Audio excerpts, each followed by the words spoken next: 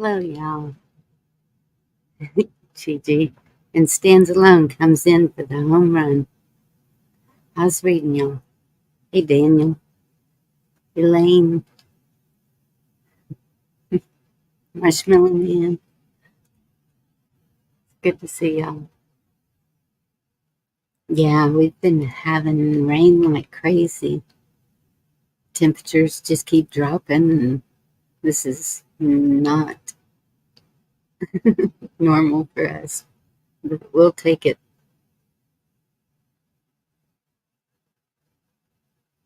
Yes, Gigi, you did a great job.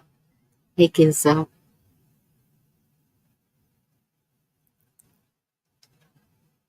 How's your Benny doing? Mm, I'm hanging in there. That's all I gotta say.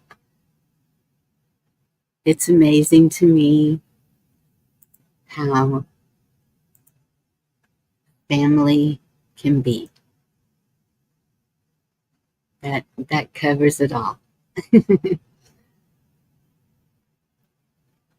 Um, Now I know what a lot of people have been talking about.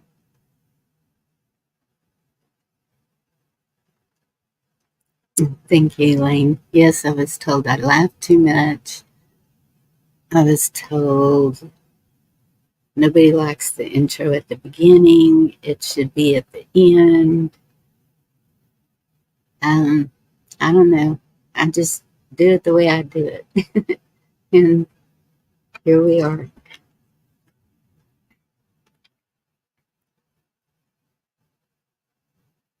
Yes, laughter is the best medicine.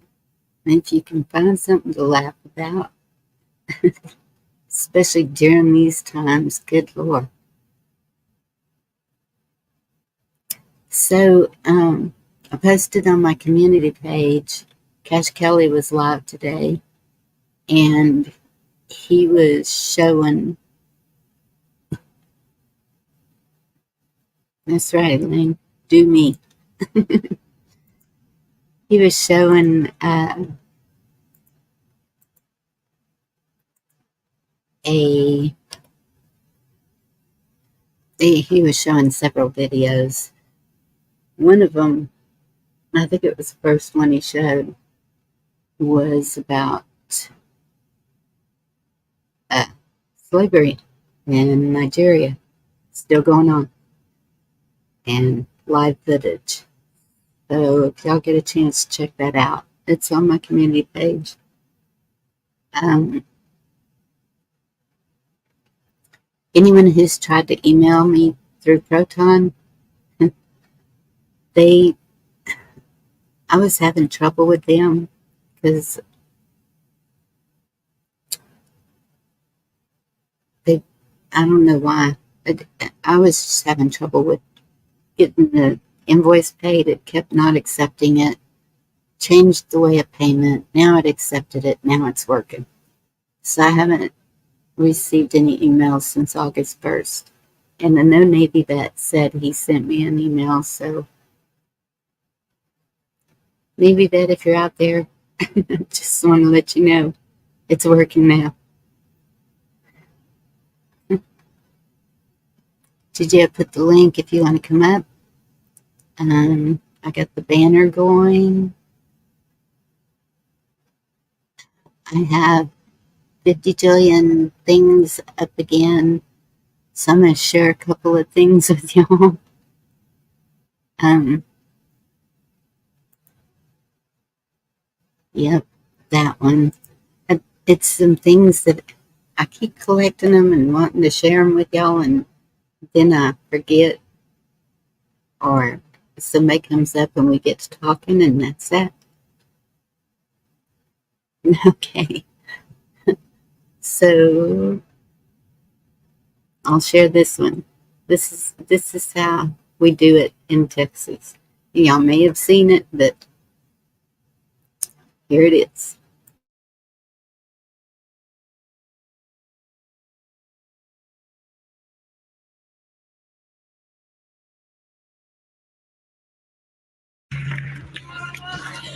I proclaim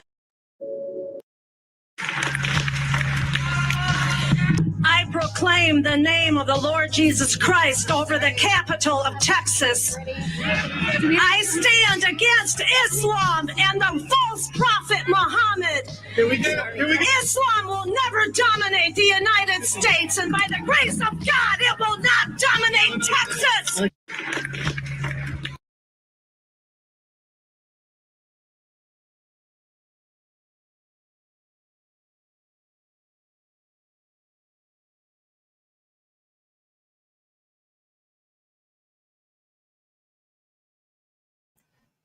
I couldn't find my way back. Yep, she just laid it out there, didn't she?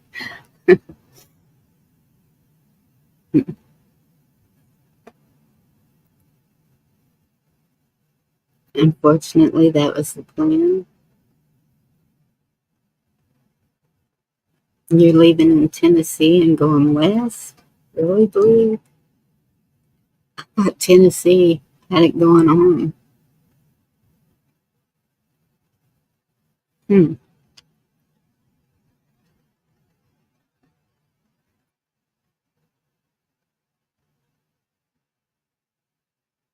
Fortunately, that was the plan.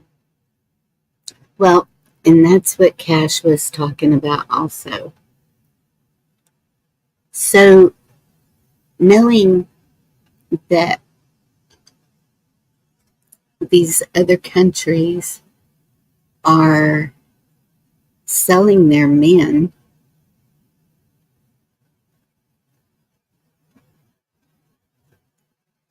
wouldn't that explain a lot of the men coming here from other countries? And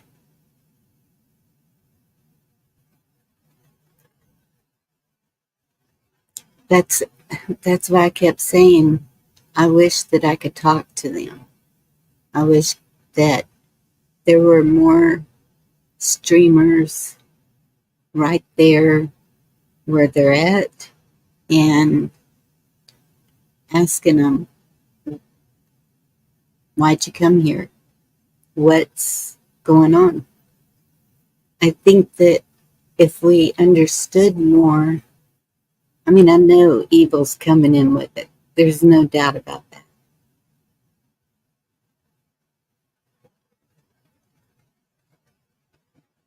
Oh, okay. Goodness. Um, well, they're trying to change ours too. I hope all the men just be as masculine as they can be. Just be strong and masculine, and we as women have to respect that. Have to we have to help them keep that going. And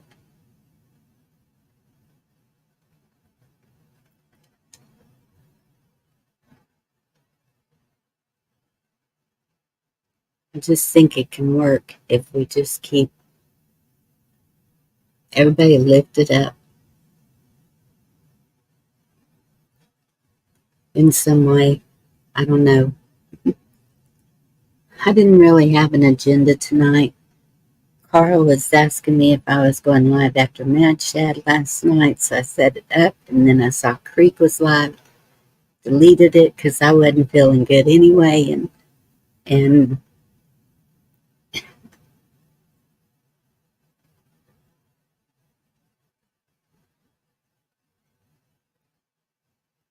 Elaine, yep, I heard that too.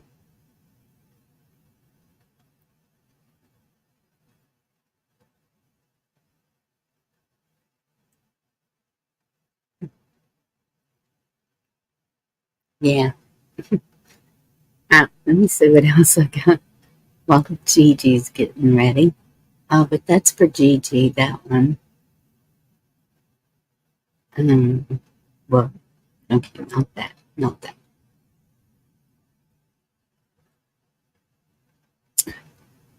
I know what these are. A lot of these are the songs from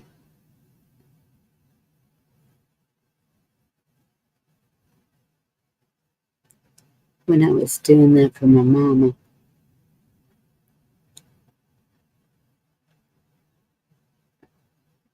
They are really good. Oh, here's another one. I know how everybody feels about Matthew McConaughey. Hey, Cheryl. I feel the same. Well, he's, yeah. Um, his brother lives close by. He's,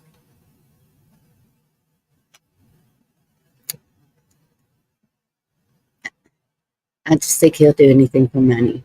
But when I heard this, it really made sense. So I'll share it with y'all and see what you think.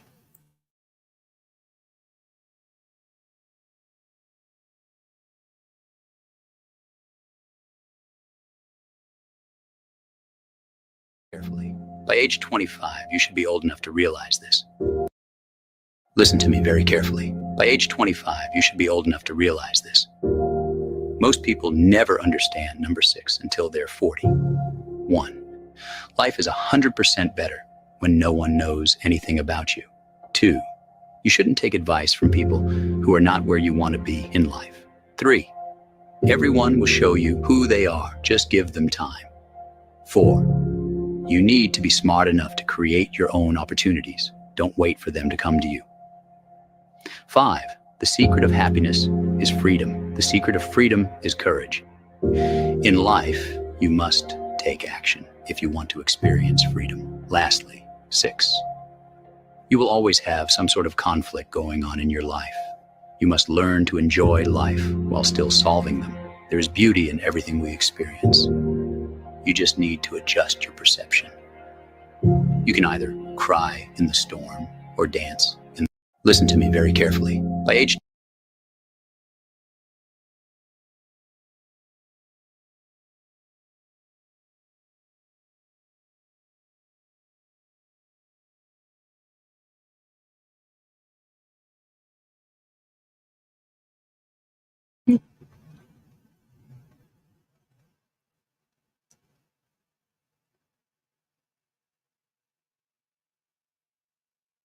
Thank you, Cheryl. I just thought that one was really good. It a lot of the stoicism techniques I don't believe in. Um, I think that they are cold-hearted. I think that they make people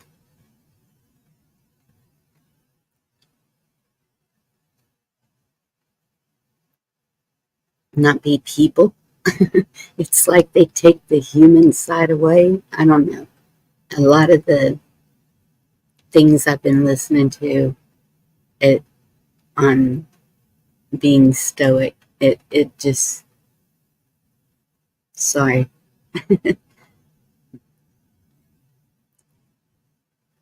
Amazing new beginnings and promises made, promises kept by the real president, not Mr. T or Joe Shot and promote, and I think that's propaganda noise.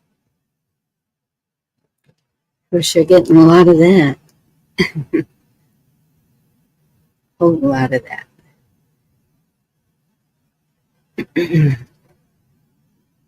Sent the link out to a couple other people. Haven't heard from them.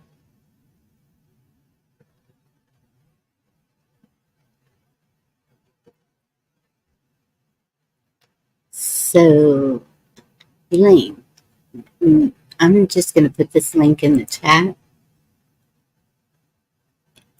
And I don't know if y'all have seen this, but then I can put that where it goes.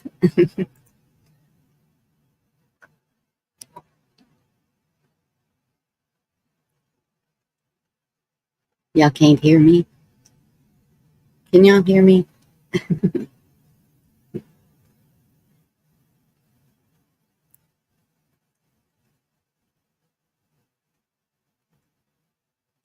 Can anybody hear me? I see the thing going. Okay, thank you, Cheryl. I was going to say, am I talking to myself? It wouldn't be the first time.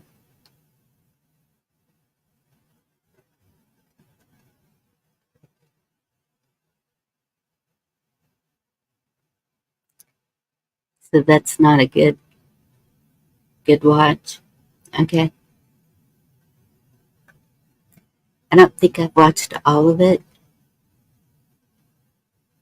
I don't know. I'm gonna leave that one there, just so I can.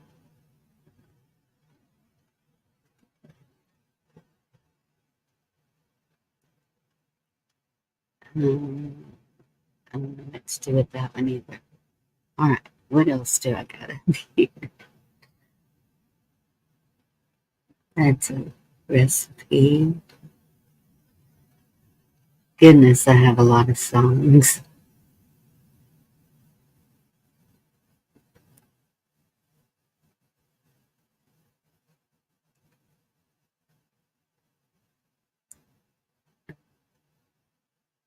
Lemon to remove ivy, and I keep meaning to do that because I've got ivy growing all over my fences. You can't even get the gate open.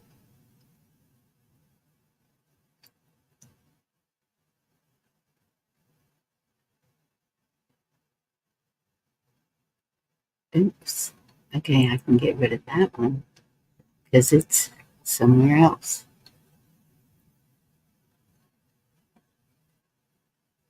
Got the common sense. I gave y'all that one.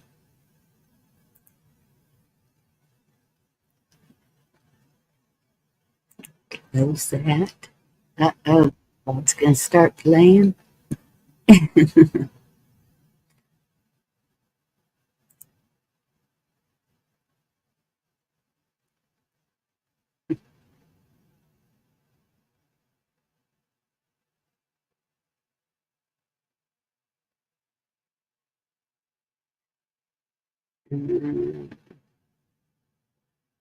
Every cop in America needs to see. I think I've shared that with y'all. All right, we're good.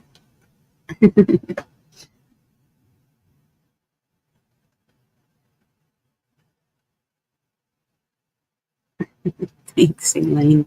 I don't know what you're going to listen to me about. You know, um,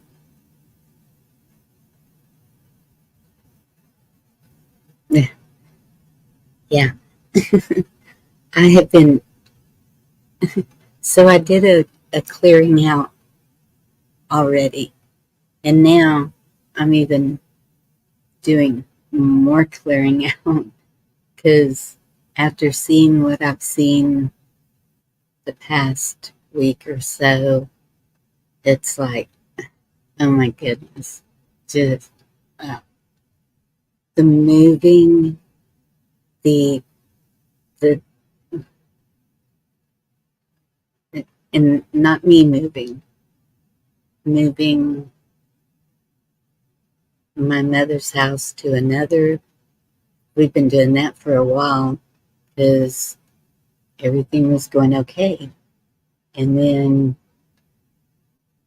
my daughter and her family moving into the big house, and they just took the U-Haul truck back today. She was doing it all by herself, poor thing. She's a workhorse, no doubt. She's got a little SUV. Well, not little, not big either. It's a midsize. And she was trying to move that house, making a million trips. And thankfully, my brother said, that's it. Get in the U-Haul. This is ridiculous. Even with 3 SUVs, it's not near enough. So they finally got it done. And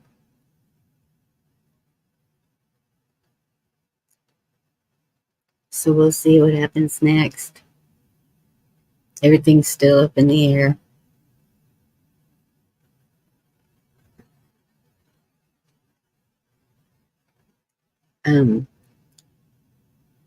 Yeah, everything's still up in the air.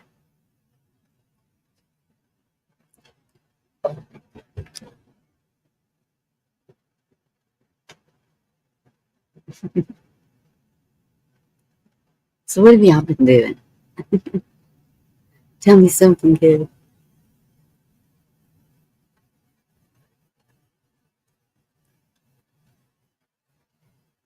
I was over there listening to Mad Chat last night, and he was talking about the tipping point. When is the tipping point? Well, I think it's past that.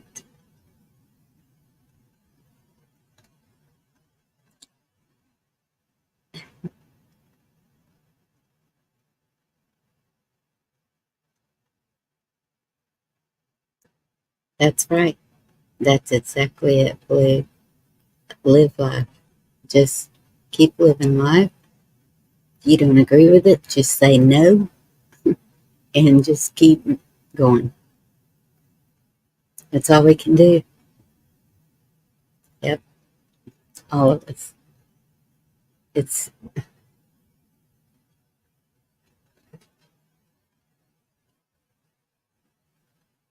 don't know. I mean, things look good around me, except for those incidents I told y'all about.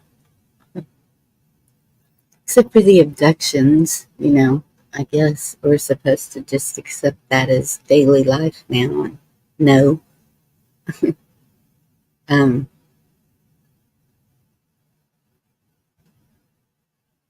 Thankfully, around here, when women carry and arrests are made, they don't let them get away with it. Our judges have been pretty good. So we'll see how that all turns out. Hey Sharon, good to see you again.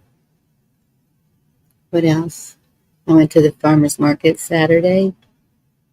I took baby girl with me. We loaded up on peppers, every kind of peppers that I couldn't get to grow this year.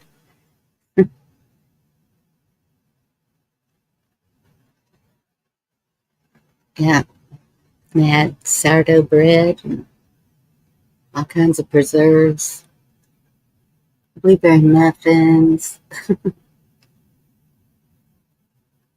lots of good stuff, live music. Food truck had blueberry French toast. It was a good day.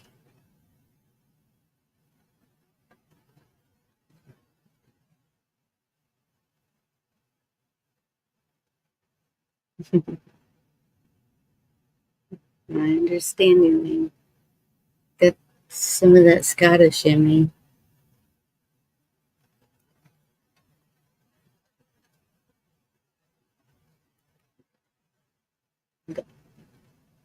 See, Elaine, I'm not seeing that here. I mean, yeah, I'm seeing it in YouTube. I have seen a lot of division, it seems like. All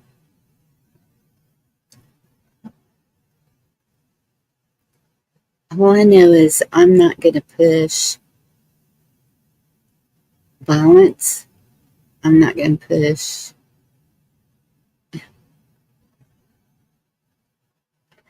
a lot of the things that are being pushed.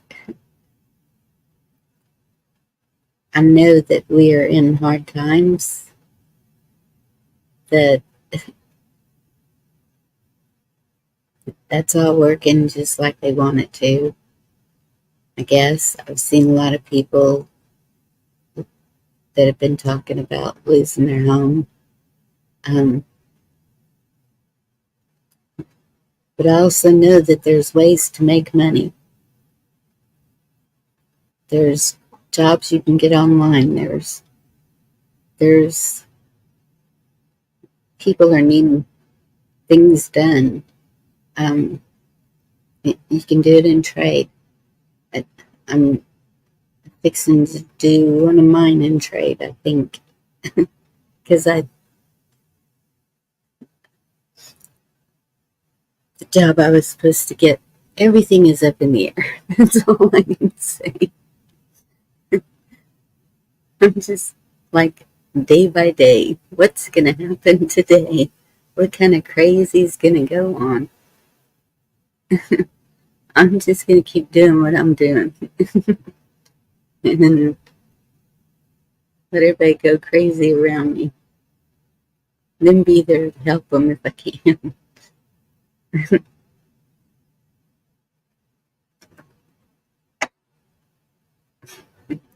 I used to let it drive me crazy. I used to let it affect me a whole lot. And the past few months,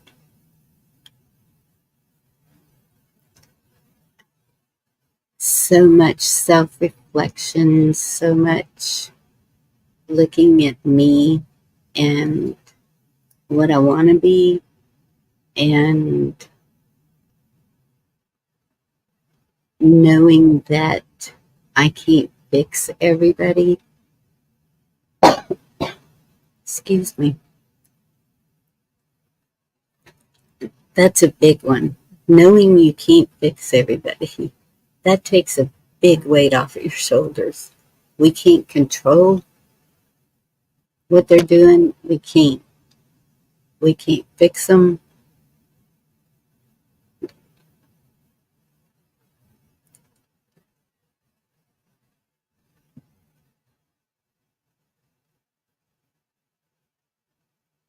Soon people will know.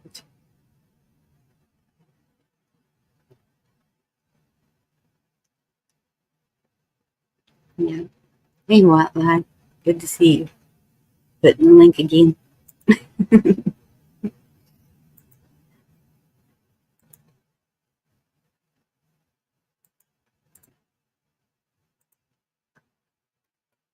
There you go. Where did I see Wildlife? Are you up on Creek Squads? No. Where did I see you yesterday?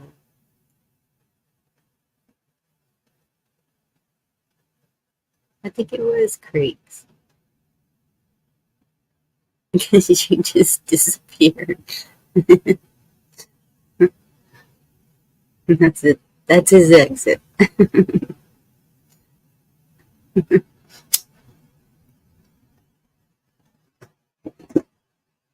You should give us a warning. So I can at least thank you when you come up on panel.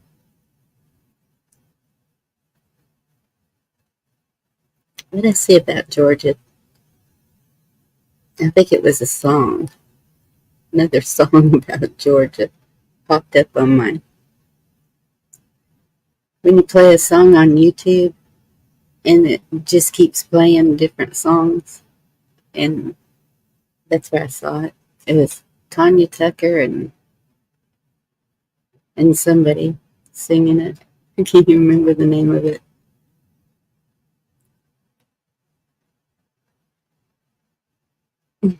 You got tossed out. I'm sorry, Blue. It wasn't me. Yep.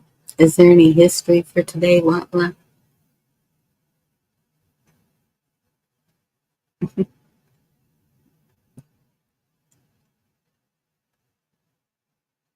Today's the 2nd. Did y'all have a good weekend? Did you do anything for Labor Day?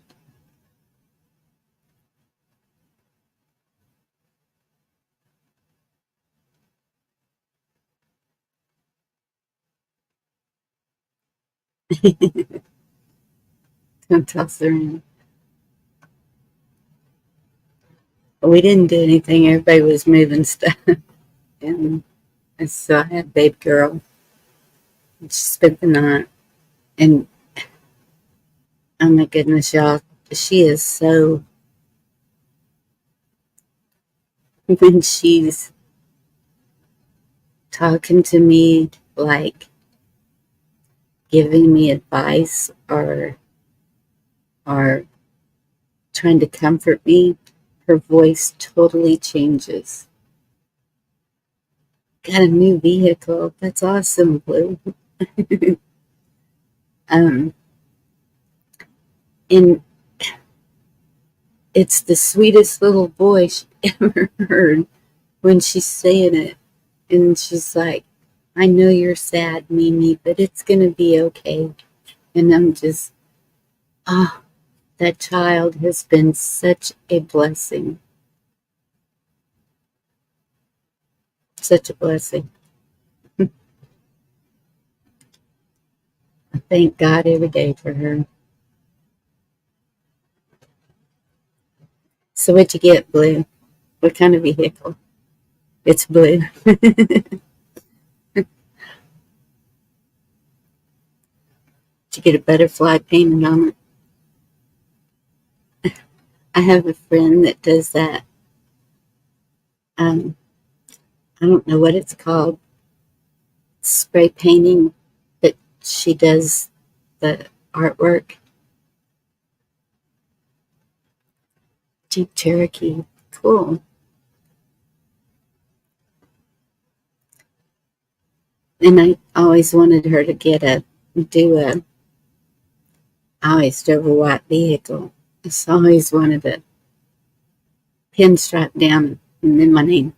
And then I started seeing, what people were doing if they saw your name on a vehicle. And I was like, okay, no name. Hey, Lauren, good to see you. Happy Labor Day to you. Today is Labor Day. I'm thinking it's the 1st. And my friend told me yesterday, you can't wear white after today. No white. And I said, it's hot. If I'm going to wear white, I'm going to wear white. I said, that's an old.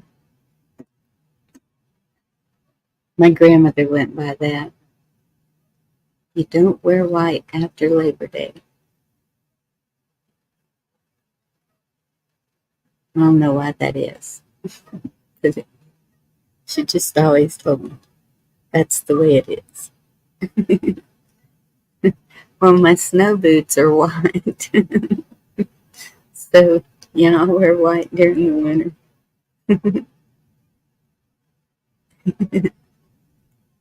Yes, it is nonsense.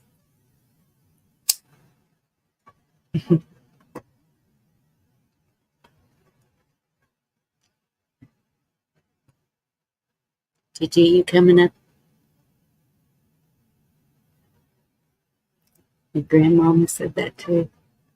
Yep. I think back in the day, they were really.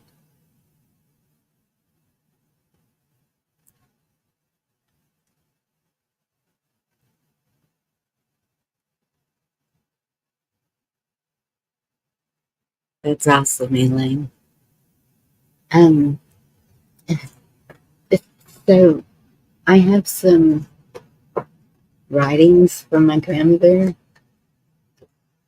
If y'all want to hear what life was like during that time, I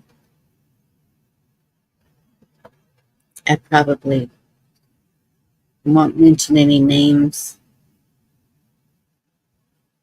or towns because this is the internet. So this is my grandmother. I had 6 brothers and sisters. One brother died when he was a baby. I had 4 brothers and 2 sisters. My youngest brother was killed in 1948 in a plane crash. And that was after he had been in World War One. He came back and he seems like he was flying to Mexico. I can't remember where he was flying to. And he had a crash. It was just him in the plane. One time we had a phone. That was when I was 7 or 8. It was an old crank-up phone on the wall, and we were on that 13 party line. I can't imagine a 13 party line, because when I was young, we had a 4-party line, and that was bad enough, but people talked on the phone a lot more then. They didn't back then. Of course, I never did talk on the phone. When they built the store, they put the phone down in the store. Going to school, we were always late starting and early stopping in the spring. We had to work in the fields. It was hard work, but I'll tell you one thing. There wasn't a problem eater in the bunch. When we went to the table, we ate. There were several nights when we come out of the field, we worked from can see to can't see. I would sit down on the front porch and I'd wake up the next morning laying flat on my back on the front porch. I would just fall over backwards and go to sleep. We had to harvest everything by hand back then. We always planted at least an acre of peanuts, and we had to pull them out of the ground by hand. We pulled them out, shook off the dirt, and turned them upside down so the nuts would be in the sun to dry out. We always planted about a half acre of tomatoes and a big patch of sweet potatoes. They all had to be planted by hand. Some was sold in the store, and we took produce up to another town when the oil came in there. We'd take truckloads of produce up there and sell it. Watermelon, cantaloupes, peas, whatever we could transport easy. Mother would stand in that kitchen all day canning. She always canned 100 quarts of tomatoes to use all year, put up pickles, made jams and jellies out of any fruit she could lay her hands on. She helped keep food on that table. We always had what they called beds of potatoes and sweet potatoes. They put them in the ground through the winter, then put straw over them, then dirt. We had to go out there and dig them out of that when we wanted to cook some.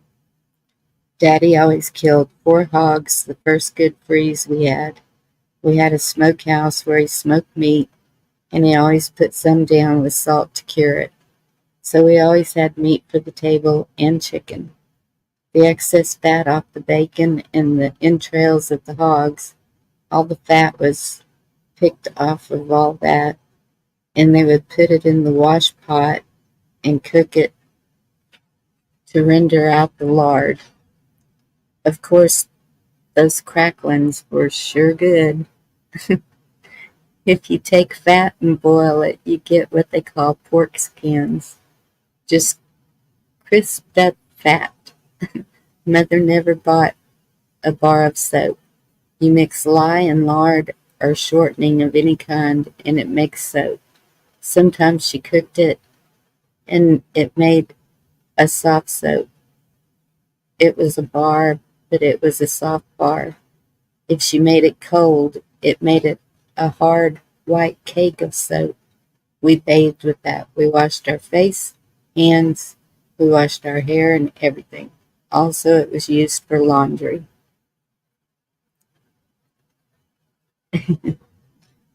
Yeah. Of course, doing laundry, did not have a washing machine. We had a rub board. It does scrub your knuckles. By the time I was 11 years old, on some Saturdays, I did the family laundry. That was sheets for 4 beds, overalls for 5 males plus the females wear. I mean, it took me all day long to do that. Sure enough, I had to do it. And then her sisters never did it. One of them was constantly ailing because she was premature. So her mother gave over to her. All she had to do was have a headache or a bellyache or the monthly, and she didn't have to do nothing. She laid up in bed. You can tell there was a little bit of sarcasm there, huh? I was big and healthy, so it didn't make any difference. And then this is one of the things that she lived through that was a miracle. There was a couple of things, but so she said when I was 13, her and her sister went riding on some horses. We were riding down the hill west of the house when a car come along. It came down that hill from the west. We noticed she was going pretty fast, and a calf started across the road.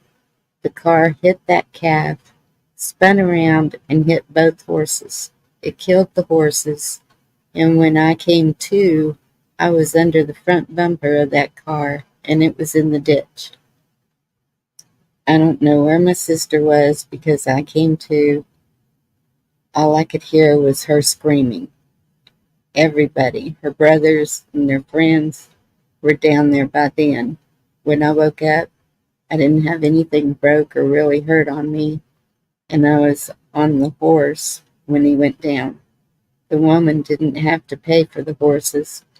Back then, you just accepted that that was part of life. The 2 horses belonged to 2 boys who were visiting my brothers. Isn't that something? And you just accepted that that was part of life. Now, people would be, give me the money. There was one, oh, here it is. I guess I ought to tell about when lightning hit me and my brother and knocked me unconscious. I was 10 or 11, but it was before the horse. It started raining when we were in the field. We were barefooted and we ran home. We ran down in the ditch before we got to the house. Lightning struck the rock wall and broke up in balls. One of those balls hit us on the head. I saw it coming and stood there and watched it hit me. I came to lying in the ditch. My brother was laying there too. Mama was on the porch having a fit when I came to. It didn't take us long to sprint up there to the porch.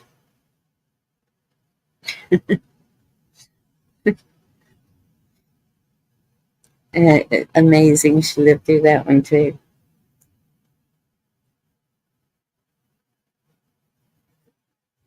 My grandmother passed when she was 88 years old. She lived a very full life. And this is a long story. And she even gets to where, the fireplace. Anything we did when we had the fireplace, we made syrup candy. You just cooked it until it spun a thread when you tested it. When it was cool enough, you pulled it taffy style. We'd sit around that fireplace popper. Whoops, nope. We'd sit around that fireplace making candy or popping corn in the fireplace. Her brother made a popcorn popper out of screens, a big container, and Daddy raised the popcorn. Sometimes we'd be making that candy and we'd make popcorn balls with it. We didn't put butter on our popcorn. We'd just salt it and eat it. We always had syrup of some kind. Sugar cane or molasses. I never did like molasses.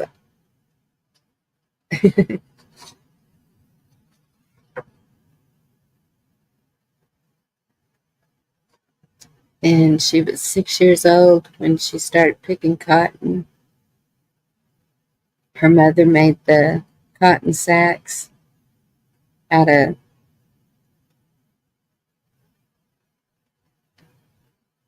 old heavy canvas. When she got a big one, they'd hold over 100 pounds of cotton.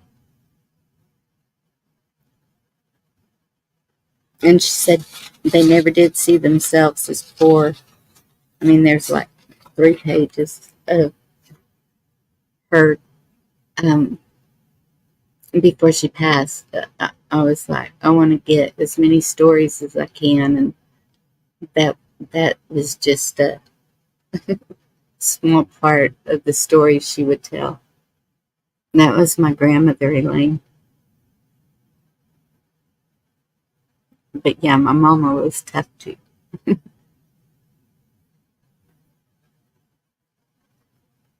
But my grandmother, she was a workhorse. And because of that, because of growing up in the fields, because of, you had to be strong or you didn't make it. And well, that one sister that was born premature, she lived a long life too. I had an uncle that I remember celebrating his 101st birthday. I come from sturdy stock, so hopefully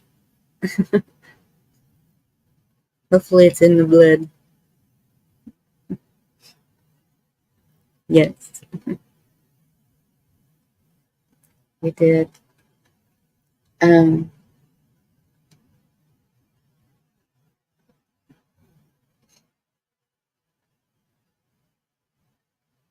and it was just the way of life back then. And so I know a lot of people don't want to see it going back to that. But at the same time,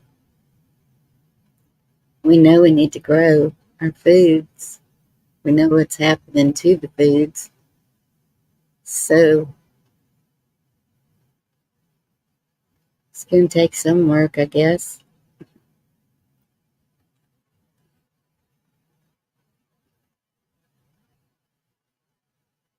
I don't know.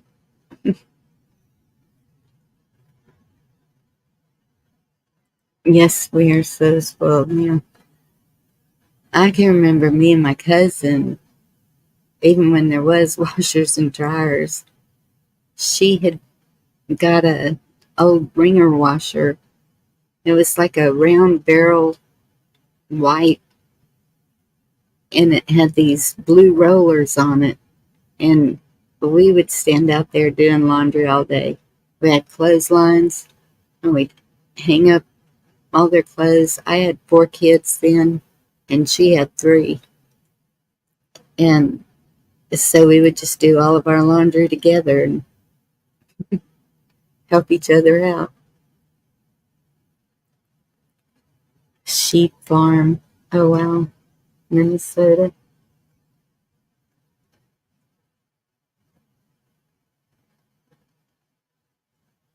I think that's where my sister-in-law's from.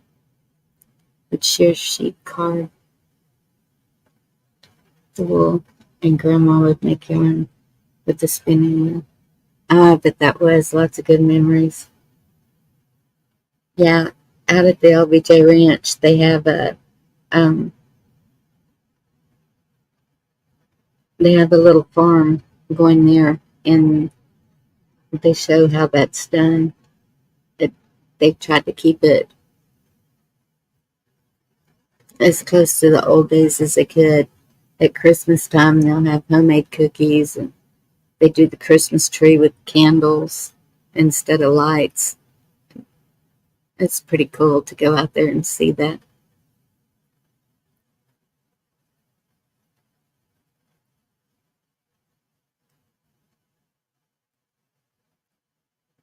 Yeah, Elaine.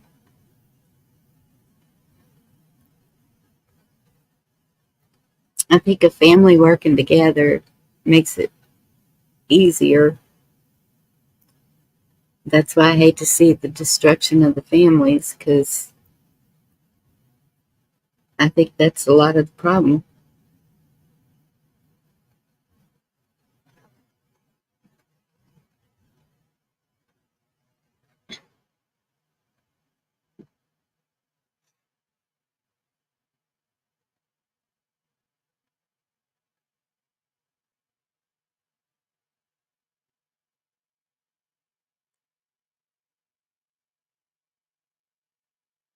But everybody's got to move off somewhere else. It's so much better out there in the world than living in a small town or whatever. Everybody just moves in different directions. Well, even when my grandmother,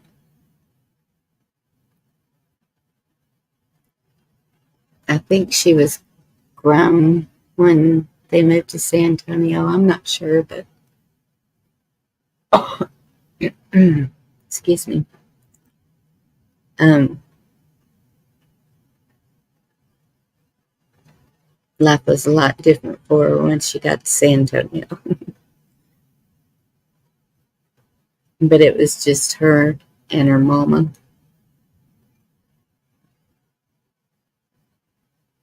that lived together. One of my uncles, he traveled all over the place. He never married, and so he would travel around. He's the one that would bring us I don't know what they're called, dirt devils. It's those, they're evil looking, little spiky looking things. I can't remember what they were called. And he would bring the geodes with amethyst and split them in half for grandmother.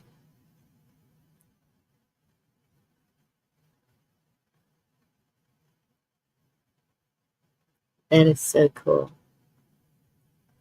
Wood. Okay.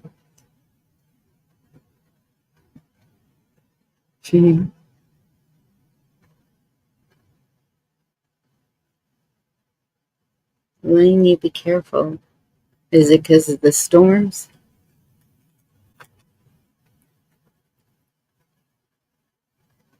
I saw where there are 3 hurricanes brewing. Well, not hurricanes. They haven't even called them tropical storms yet, I don't think. What are they calling them? What comes before that?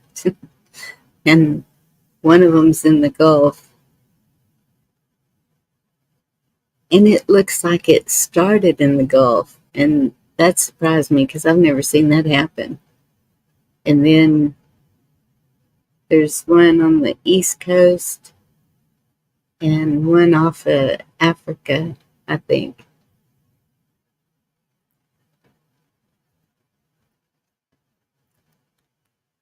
And so I thought maybe that's where we're getting our weather, but when I looked, it's not.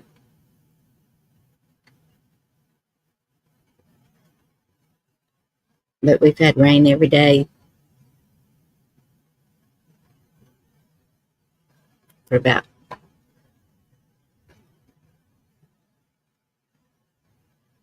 ever since my mama passed, the 26th. Oh my goodness. I know people don't slow down.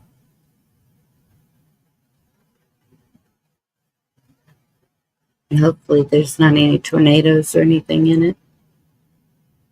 And if it's anything around here, people don't slow down when it starts storming. They just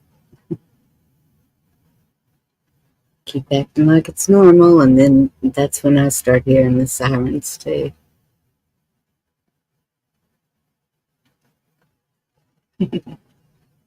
Hmm.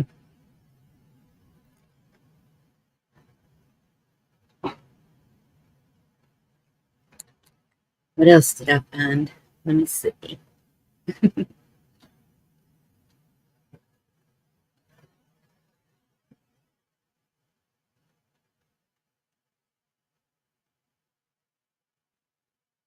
Oh, lake rescue. That's bad.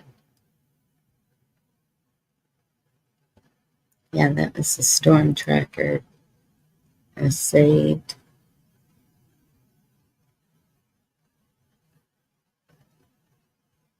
Full Moms for Liberty March for kids in DC.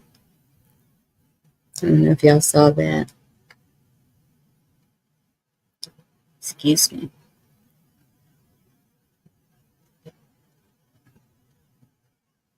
And I told y'all about the ban on the foods. I haven't been looking at a lot of news. Hey, Ann, good to see you.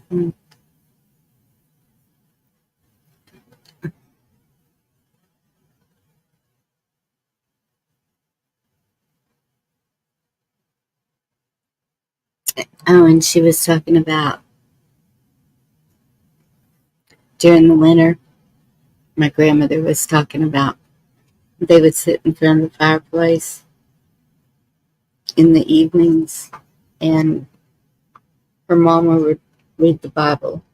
And she said she went through the whole Bible 9 times, I guess, in 9 different winters. I don't think all at the same, I'm sure not at all at the same time. But she said that that was what she believes caused her love of reading. She was the only one out of the kids that loved to read. She said before she even started school. And that's what I have a ton of books that I've gotten that were hers.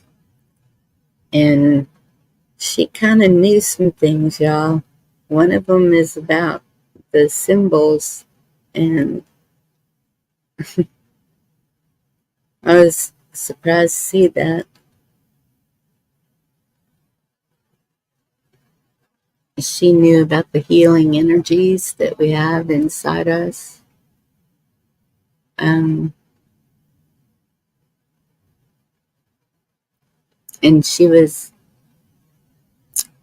her mama was devout Pentecostal, and that's how she grew up, and she definitely taught us to follow it. Hey, Indy, good to see you. Are you able to come up? I'm just sitting here telling stories.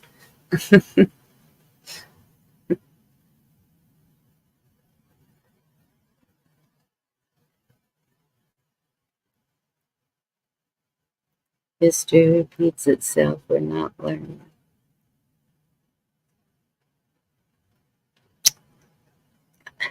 I keep hearing people say history repeats itself.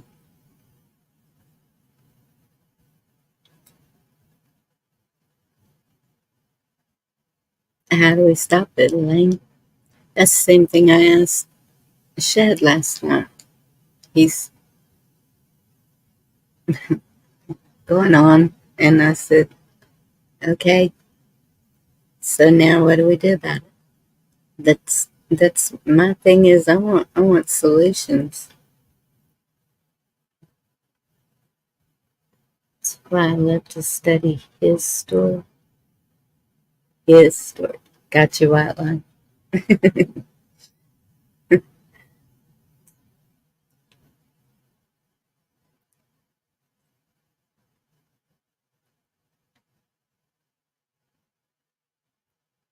And no, the thing I got out of it is live life.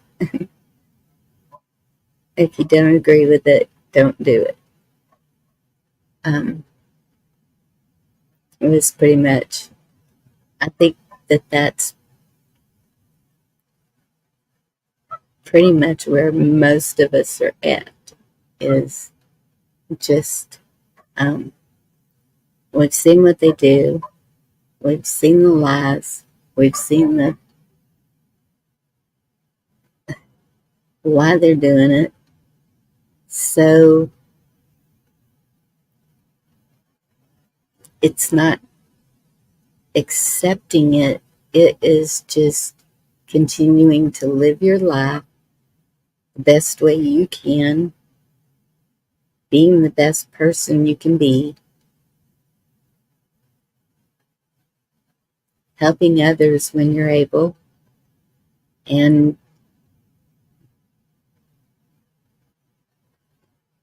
that's the only way I know to fight it, is to just, they don't want to see us happy. Smile, laugh.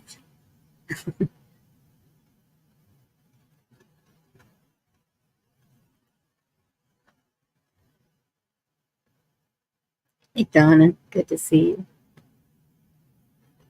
It's the best we can do, I think, is just be happy. Hey, Kiss Off, good to see you. You were here earlier. I heard you said no. You came back. Oh, excuse me. Sound like I'm getting hoarse. I don't know what's going on. Probably the rain. When it rains that many days, the leaves that are falling start getting mold under them. There you go. That's true. I think it's true. Well, and it works your muscles in your face when you smile. If you don't smile, everything's going to start hanging down.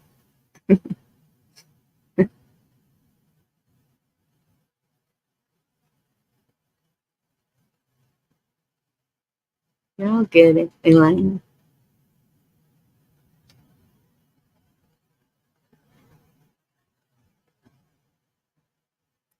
Have a good night if you're leaving, and you be careful in that storm.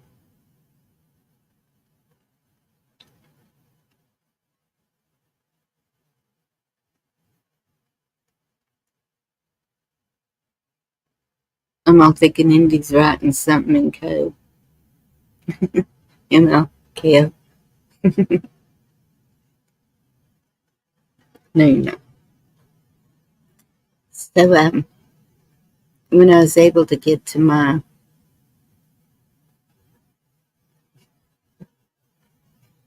proton mail this today,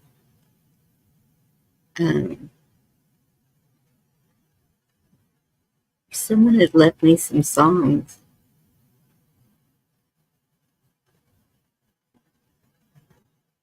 Have y'all heard of Sal Caruso? Indy, have you heard of him?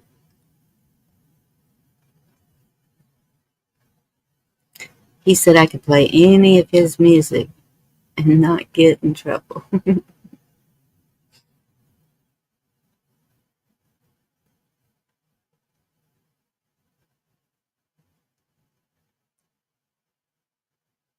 Apple pie and ice cream. Oh God, that sounds so good. Yes, that's what he said. Unshackled spirit. Okay. I figured he came from you, and we appreciate that.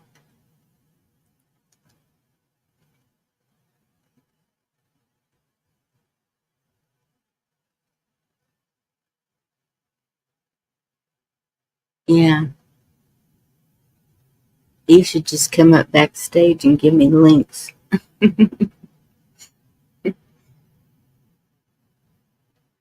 And just play some music.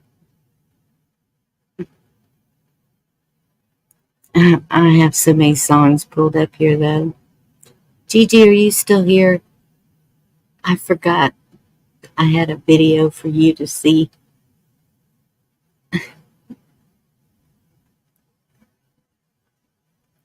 Let me know, Indy.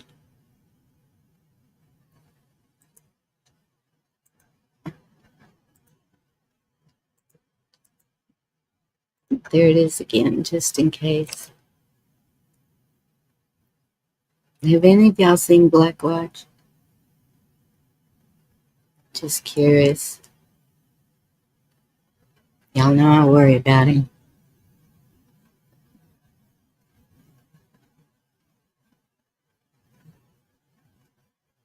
That's not.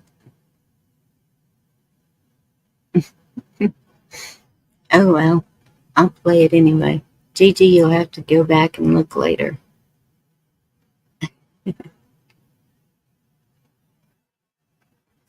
Sweet potatoes, yeah.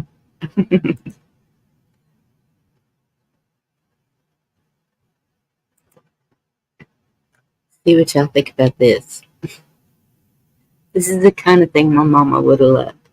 And that's why I had it. Because I didn't play everything the other night. So here we go.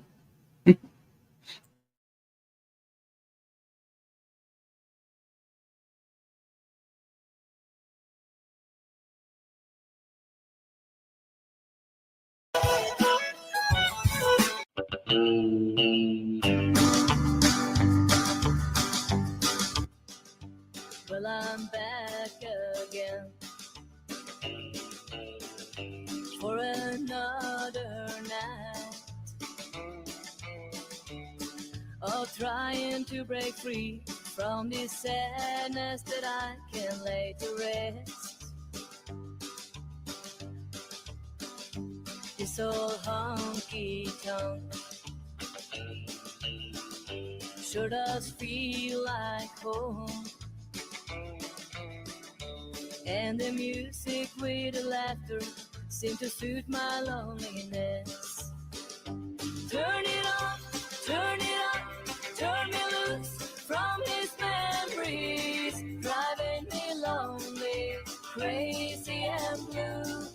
It helps me forget him, so the louder the better. Hey, miss.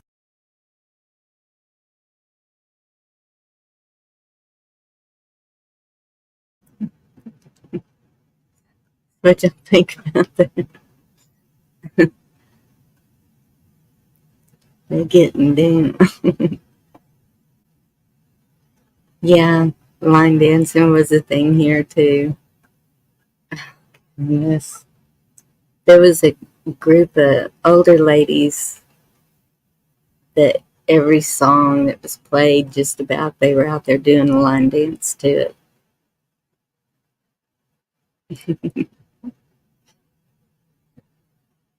Yeah, they get more competitive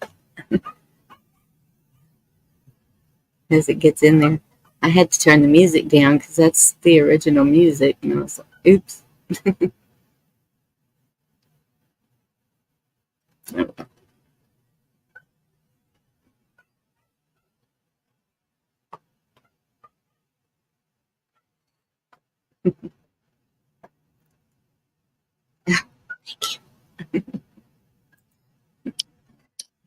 Hello, Atlas. Good evening. How are you today?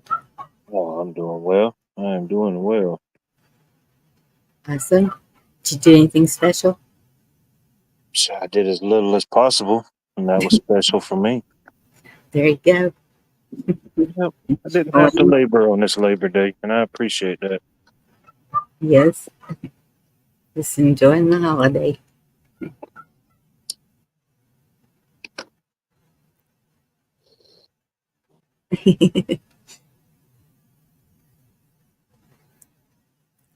Anything new going on? Oh, well, we finally got a little rain yesterday, but it wasn't really much to do anything. It was the weirdest storm because I was sitting outside, and it was like it was only raining right where I was, like 20 feet ahead, no rain. I looked to the back, no rain. It's just one huge rain cloud right where I was. Because you've been asking for it. I did do another rain dance. I don't think I did it long enough. That's why it was such a short shower. Might have to do an extended version next time. There you go. But It's it's like working here. it's like a there's a pretty good chance of rain a couple of days this week. Hopefully, we get some. Yeah. Oh, I saw that y'all got some kind of a storm out there Oh on the yeah, off the East Coast. yeah. It traveled. It stayed pretty much to the north of me. Uh, and then it mostly it was over. What was it? South Carolina and Virginia. Not Virginia, but North Carolina yesterday. Okay. Hmm. Oh goodness, boo. Yeah, that's usually this time of year. That's us. It's so hot and dry and burn ban all the way through, and it's I don't know what's going on. I think we just might have a winter this year. It's kind of Some, strange. something's definitely been going on with the weather. I can't pinpoint exactly when it started, but I've been noticing some irregularities in a while, just on the certain paths of things, and like even now, it's just the first week of September, and it's already getting darker way earlier than it normally does. Like Yes. it's getting dark at 7:30, and daylight savings fall back. It don't happen until like November. Yeah. Even certain trees, the leaves are starting to fall now, which don't happen for about another month, which is Yeah. kind of odd. Um, That's what I yeah, was seeing too. and I think you mentioned it before a couple of days ago, and then within the last couple of days, I've seen several other people mention it in different locations. Um, don't really know what it means, but I'm definitely noticing some irregularities. Hmm.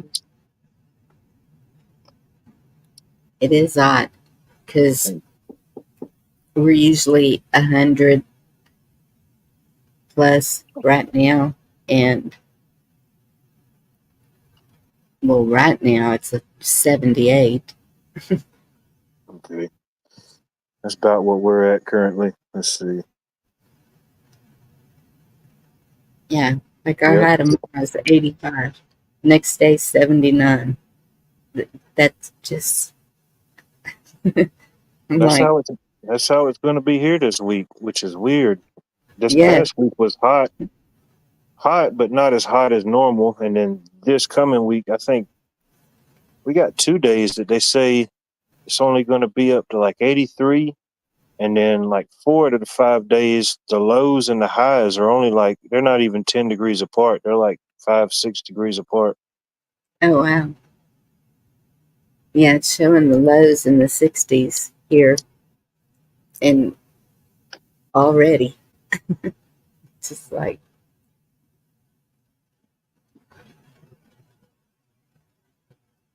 it's just different. But I'm not complaining about the rain. It can just keep on raining. Oh no. Yeah. I had these big poofy cushions on two of my chairs on the deck, and I usually get them in before the rain. And one day it rained in the morning, and then the sun came out, so I put them out there because we were sitting on the deck, and I forgot to bring them in. Now they're soaked, so I have to wait for them to dry out. Yeah. Leaves have changed color on the fruit trees. Been falling the past few weeks already.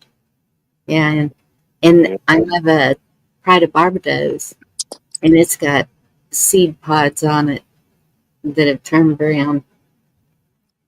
So I'm waiting to see what happens with that. I don't know if I pick them or if they just do themselves and start more bushes growing around.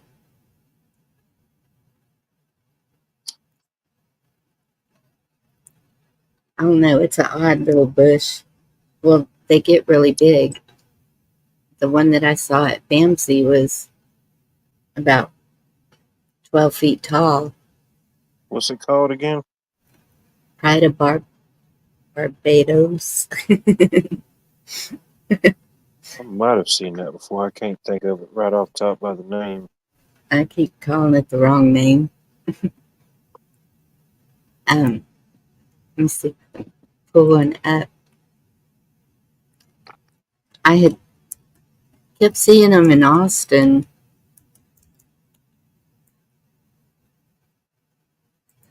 And I didn't know what they were, and I kept asking around, and finally somebody told me. So I bought one. Is it something that's native to Texas? Well, it says is a plant that grows in Texas with the following characteristics: evergreen shrub or small tree in frost-free climates, deciduous shrub in Zone 9 Rio Grande Valley, returning perennial.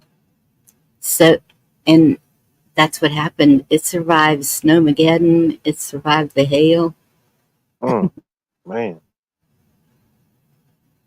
Can reach up to 20 feet tall in tropical climates. And the blooms are just so pretty. Let me see if I can. Definitely a warm weather tree, a bush. I guess a tree, really. Yeah. You said 20 something feet. Let's see if I can.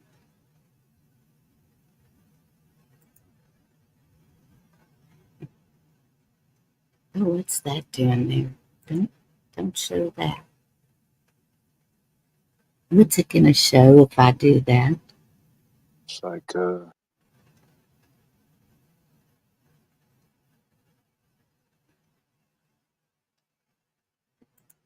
Okay, wait a minute. There's some other stuff that I don't want to show. Like that right there.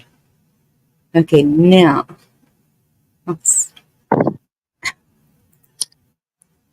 okay, that's what I'm seeing. Now why isn't that what's popping up on the oh my goodness. what? Just messing with you. No, Just testing your reaction time. You got passed. it. There it is. And then that's what that's what the blooms look like. Oh yeah, There's that's pretty. and it'll put that big old bloom out, and I was so excited when I saw it bloom. I've been waiting for 3 years for it The to pride of bloom. Texas. Huh. Oh yeah, it's definitely more suitable for southern climates. Yep, Wonder what that means. The deer, the rain, and the bee. that's I what mean, I I know was thinking too. is it I don't know what, That the deer like it, maybe it's bee friendly, deer friendly, but I don't know what the water would be. or anti, like, because I don't have to water it. Okay. Yeah, I imagine so. Probably, yeah, drought resistant, maybe. Yep, Okay, that makes sense. deer resistant, bee resistant. I've seen hummingbirds around it. Oh yeah, we had tons of hummingbirds in the area. Yeah, I still want a uh, mountain laurel with the blooms that smell like bubble gum.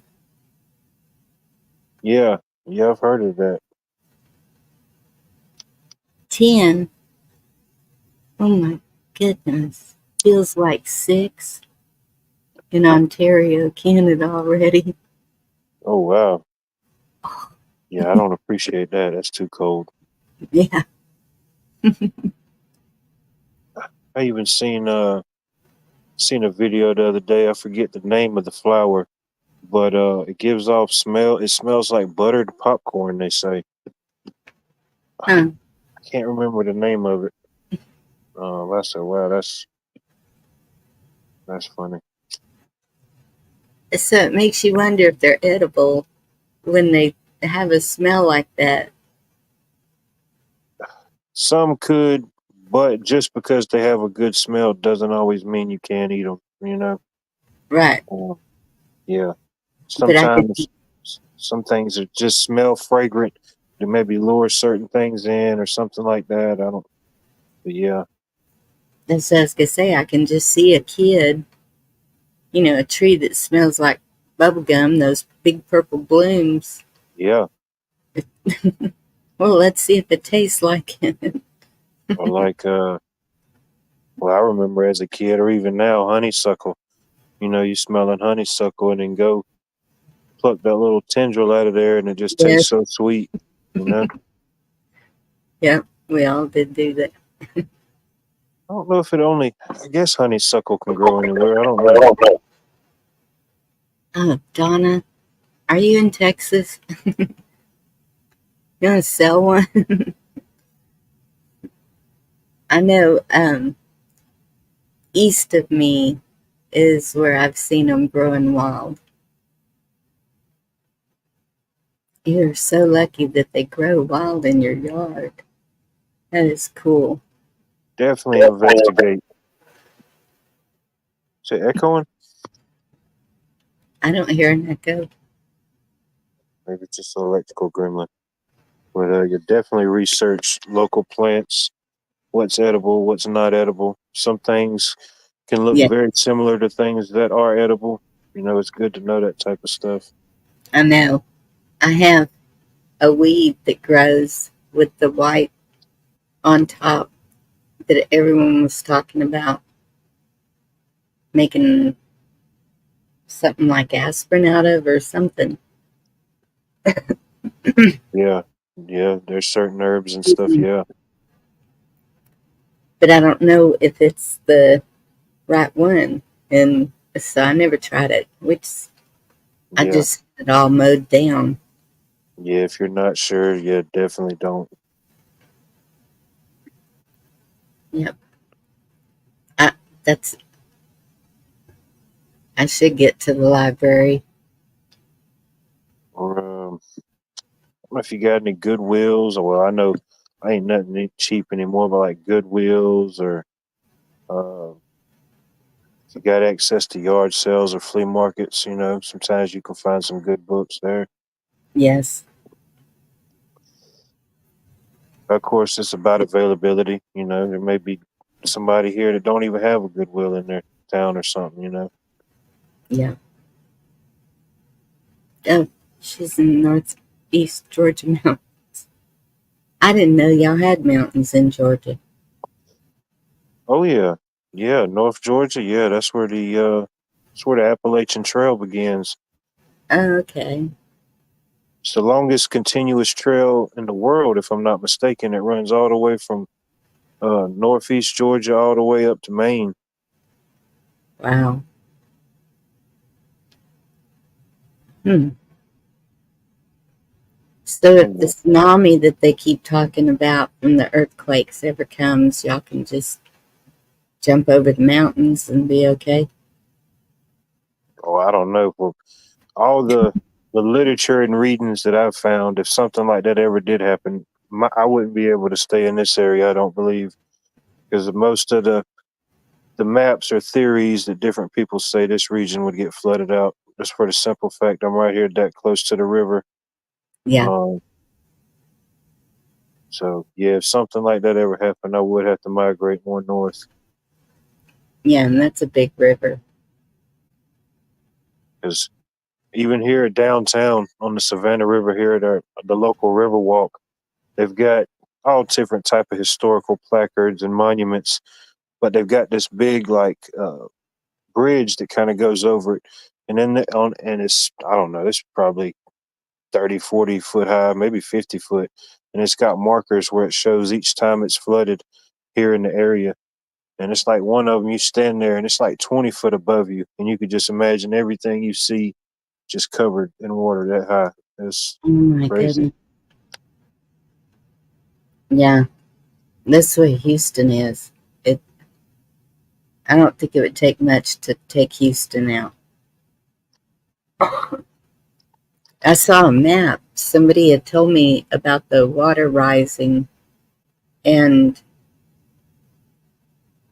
the whole coastline of Texas. It was like it moved up to almost San Antonio. And wow, that would be. But Oh when yeah. I just checked on our favorite fishing spot down there, and where you can view it, turn Yeah. around, and the beach, the water has gone back so far out that because it has a pier, and it's like, well, it used to be like a mile long pier till one of the hurricanes took it out. And so they rebuilt, and they just rebuilt it out to the jetties, and then they built a thing where you could get over to the jetty. So the water has seceded to that, to the jetties that far out. And I was just shocked at how much beach there is now. We used to fish off the side of that pier all the time, catch shark, stingrays, reds, trout when they were going through. So I said, Definitely well, something going on, because they keep talking about, like, if there's going to be a flood, and they keep talking about the waters rising. And when I say they, I mean like media, the news, stuff like yes, that. But I'm hearing these stories even here. I see it locally. I mean, we have had very little rain this summer. I mean, maybe one good day each month it rained, maybe. But I'm seeing waters shrink up. You're talking about it. I'm hearing people in other places talking about it. I'm hearing people in Ohio talking about it. It's yeah. definitely a thing. So it's the opposite of what they're saying. Yeah, it's like they're not even. Well, I mean, not really many big stories about lack of water. Every now and then you'll hear some, but yeah, I'm hearing just real people on the ground just saying it's just rivers and the streams and the creeks. It's just, yeah, they're drying up. Yeah. Where's all this water going? But that's what's weird. It's in the ocean. Our river, it's high. Um, I had put a video up of it, and someone put in the comments, river looks like it's a little high there. And I said, went back and looked. I didn't even realize it. And I was like, well, it is up higher than usual. And that was back before we had all this rain. Yes, listen to the normal people. It's like it's like not too far from me. We got Clark's Hill Lakes, and it's the Strom Thurmond Dam. They've even cut back on the amount of water that they're letting out downstream on the Savannah River, just because of the shortage of, they say. I forget, they told the amount that they decreased it by. Wow. Did you see Kiss Off was eating apple pie and ice cream? Oh man, that sounds like a good winner. Yes. I was like, oh, It's, can't go wrong with that. no. This morning in Ontario, Canada, outside my Pump gallons out of river for bottled water company also. Hmm. It's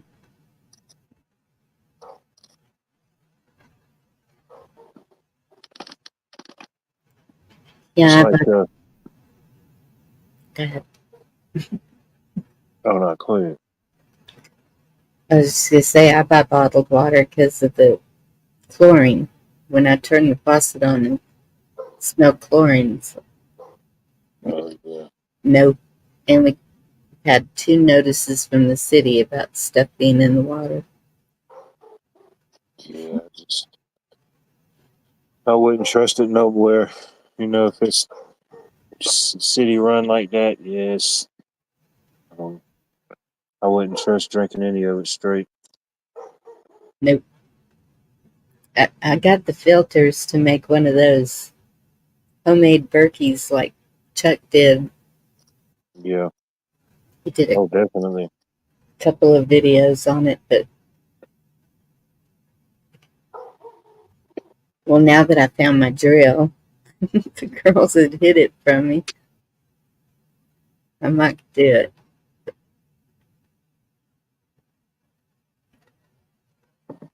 Just keep rubbing it in, kiss off.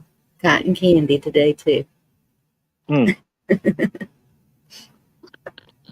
Haven't had cotton candy in forever. I was never really a big fan of the cotton candy. I don't know. Yeah,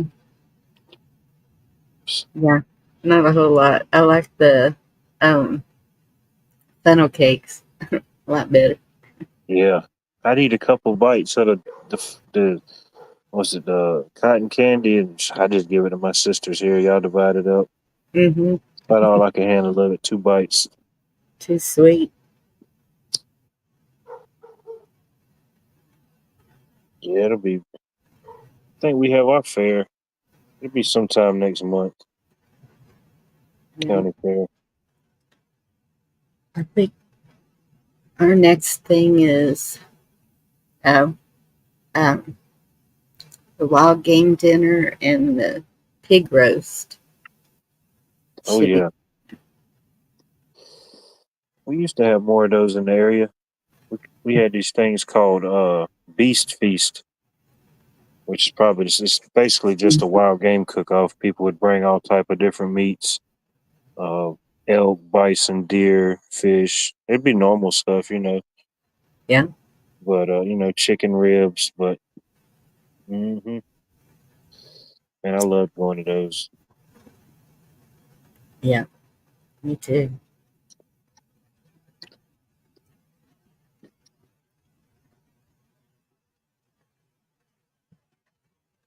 Do have I don't know if you have them in your area. We have what they call turkey shoots.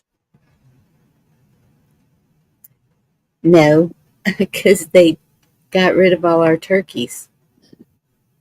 Well, it says turkey shoot, but basically it's just let's say you got 8 targets out there, and everybody gets a shot, and whoever gets closest center to the target wins a prize for that round. It might be I don't know, it might be a 2 pound slab of bacon or whatever the offerings are. Oh, cool. But one of the prizes usually is a turkey, though. One round to say whoever gets closest to the center gets a turkey. Yeah, that's neat. We had some wild turkeys here, and somebody complained. So here come the Parks and Wildlife. They said they were moving them somewhere else. I don't know, but they're Who would gone. complain about a turkey? An old lady that had pooped on her porch. Oh, man, Yes, come on now. I know. You get a hose and wash it off. It's no big deal.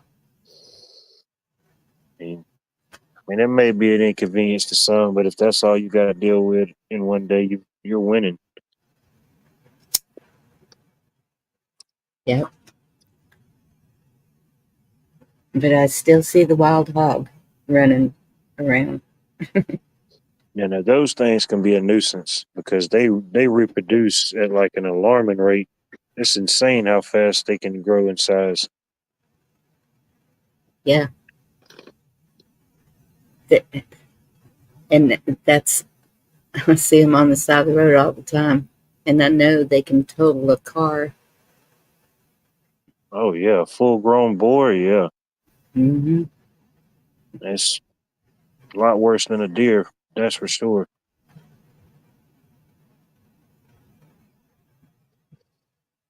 I've seen a full grown boar here locally, wild boar, total of a Dodge pickup. Yeah.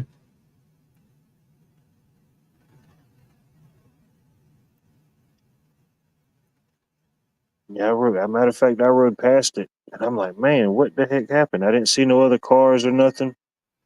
Saw the news that evening. Yeah, dude hit a boar. Yeah. Wow.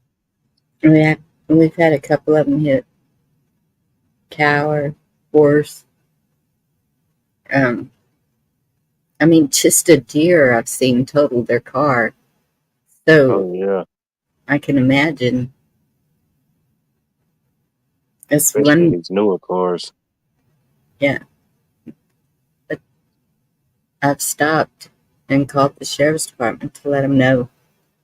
And then, because it was after dark, a black bull standing in the middle of the highway. So I just sat there with my flashes on until they came. They'll get one of the cowboys with their horse trailers to come out there and try to load it in there, get it off the road. We definitely don't have a shortage of deer population in the area. They're everywhere. Yeah, same Oh here. man. I mean, there's some little not even back. They're not even back roads no more. But there's some roads you can ride down at night, and you can't go through a mile stretch of road without seeing about 15, 20 of them just on that Yeah, one road. yeah.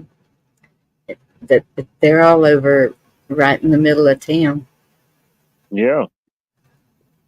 We see them here. So the highway to Fredericksburg goes through there, and they'll run right out in front of you, just everywhere.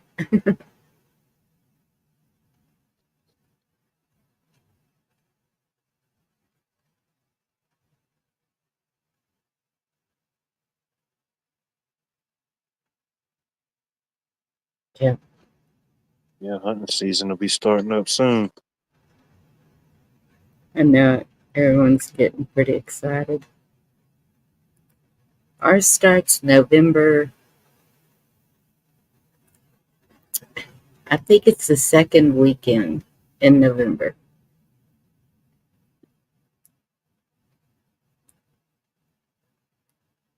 because it changes every year. So it's according to the weekend, I think, and it's the second one because my son was born on Veterans Day because the doctor and my father wanted to go hunting. Husband, they all wanted to go. So they set the date I was going to have my child.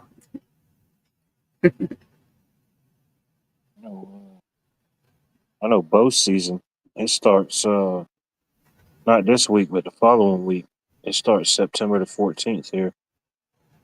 Yeah, yeah, we have bow season earlier. I'm not sure But when it starts. even at that point, you got to be a diehard hunter because even in this area, that early in the morning, it's still pretty warm. Yes. This time of the year, it's only cooled down at that point. At 7 in the morning, that's the coolest it's got from the night before. Excuse me. Yeah, November 1st it starts. But isn't y'all's really short? And I know some people I've heard only get a week of hunting, and I said, what? We go from November to January something. Ours runs from September the 14th through January the 31st, and that's you can do archery anytime through that period. Yes. And then you got like black powder, and then your rifle season. It starts next month here. Um, but yeah, you can pretty much hunt from uh second week of September to the end of January here.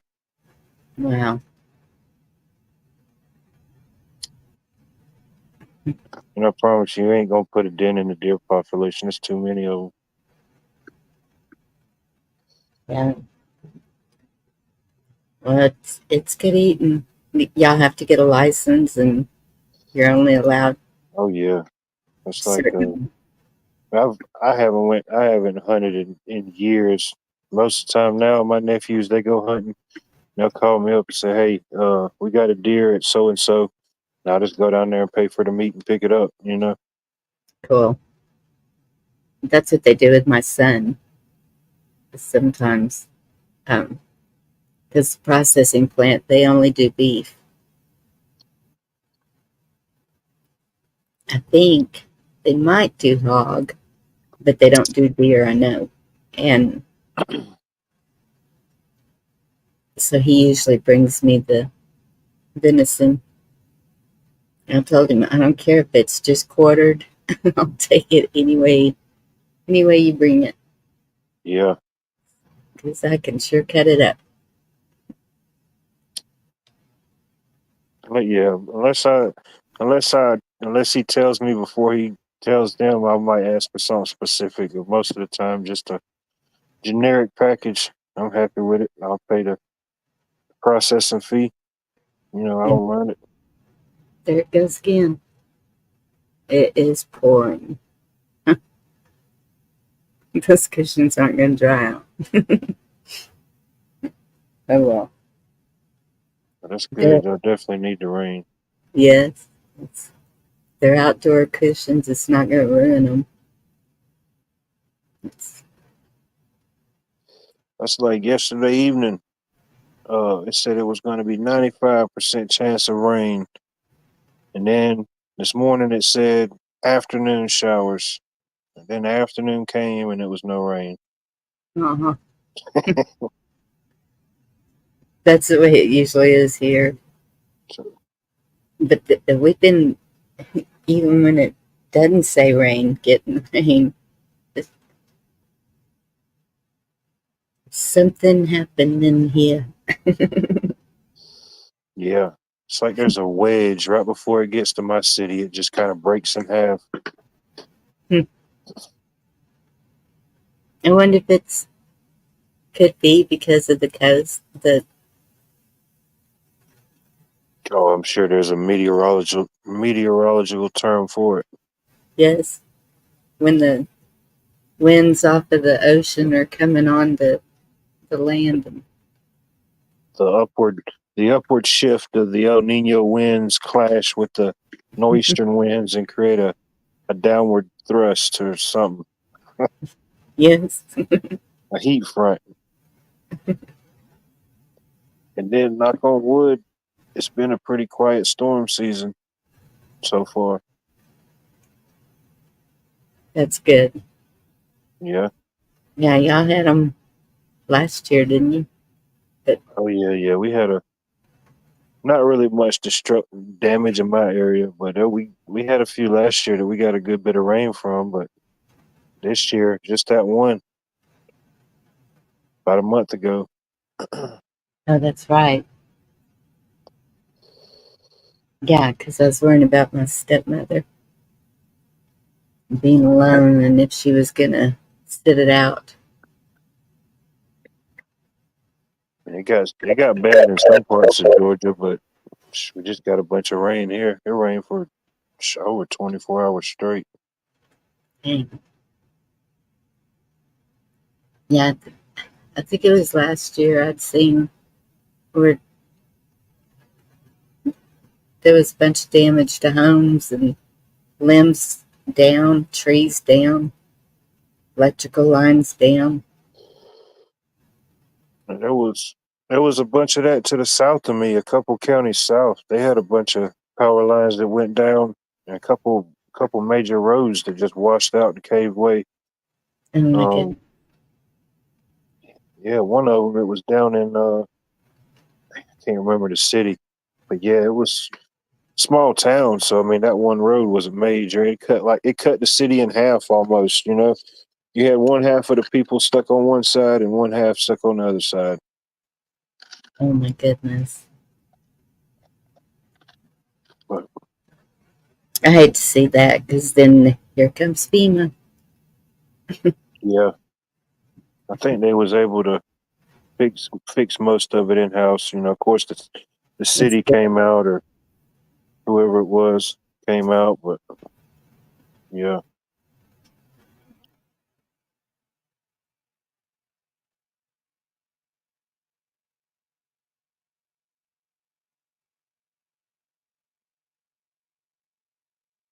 good.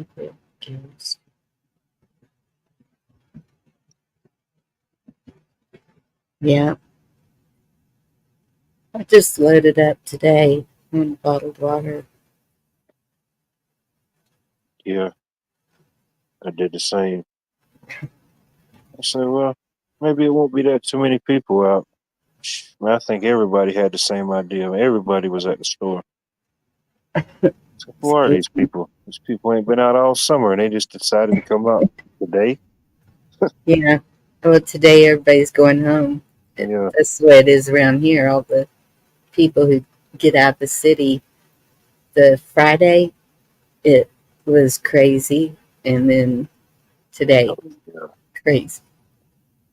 Saturday, there was no traffic when I went to the farmer's market. I was shocked. Saturday. Yeah. Hmm. Guess everybody was at the lake or somewhere. I did see a few places closed today that I didn't even know was going to be closed. It's like, what was it? O'Reilly's. O'Reilly's Auto Parts. I passed by them today. They were closed. Yeah. It was something else. Some restaurant. They're usually open. It don't matter. If they're not open, something ain't right. And they were closed today. I said, well, dang. Maybe they just finally had enough. They needed a day off on Labor Day. Yeah. So, what do you think about the fiber optic cables? What about it? Is it a good thing or a bad thing? Mm, Excuse it's, me. I don't know enough. I definitely need to do more research about it, but uh, I don't know. It just don't seem natural. Um, Right. it almost, I don't know if you ever seen the movie, but it makes me think about, remember the movie Avatar Yes. with the giant, like blue people? Remember when they would like sit down at a tree and there were like all these cables flowing, and that's how they would like communicate or uh, heal themselves or something. It almost kind of seems like a man-made version of that. Yeah. And I don't care what they say. It definitely gives off some type of energy reading, decimal reading, something. Uh, it's- a lot of the technology we have out now has been around or in the works for a while, but all that stuff, it just creates another unnatural electrical field that's around us. And besides all the stuff that we see happening on the news and TV on politics, I think that plays a big role.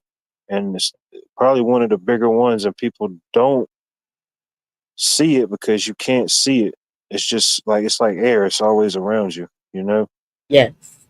Um, Anyhow, you didn't and that, grow up with Wi-Fi and Bluetooth and all that type of stuff as a kid. right. It seems like another way to interfere with nature. Yeah, your natural system and rhythms and cadence and decibels and stuff that just happens naturally. Yep. That's why I keep watching the wildlife around here. The birds, the deer, anything to see if it's unusual. Um, the one thing I noticed a couple of years ago, squirrels. I just quit seeing them. I haven't seen a squirrel in quite a while here. I think they all moved to Georgia. I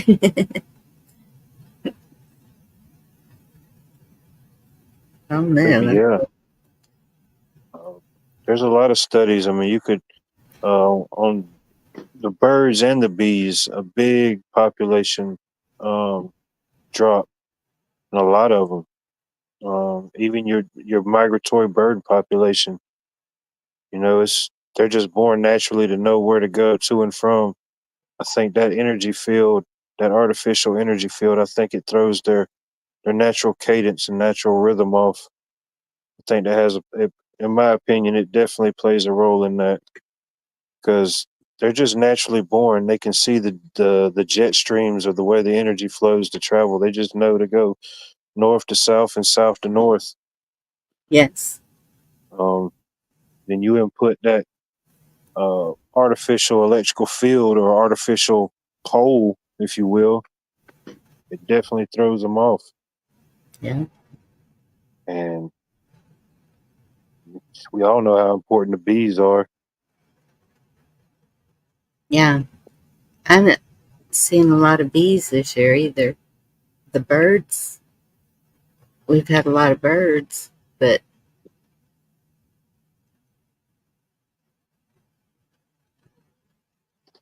just the little honeybees, I guess is what they Yeah, are. I haven't seen those. I we haven't had seen those yellow and the jackets. we had those and the what are the big ones? The carpenter bees that like to chew on the wood and get in wood. We had tons of those. Oh yeah. Is that a mud dauber? No, it's a no, it's a little bit different. It almost, I mean, it's you probably seen one. They're like a bee, but they're huge. They're like Hmm. I don't know, 4 or 5 times the size of a honeybee, maybe. Maybe not quite that big, but they're definitely bigger. But their jaws are so strong, they'll get up and they will literally gnaw a perfect hole right in wood. It don't matter what kind of wood it is. Yeah.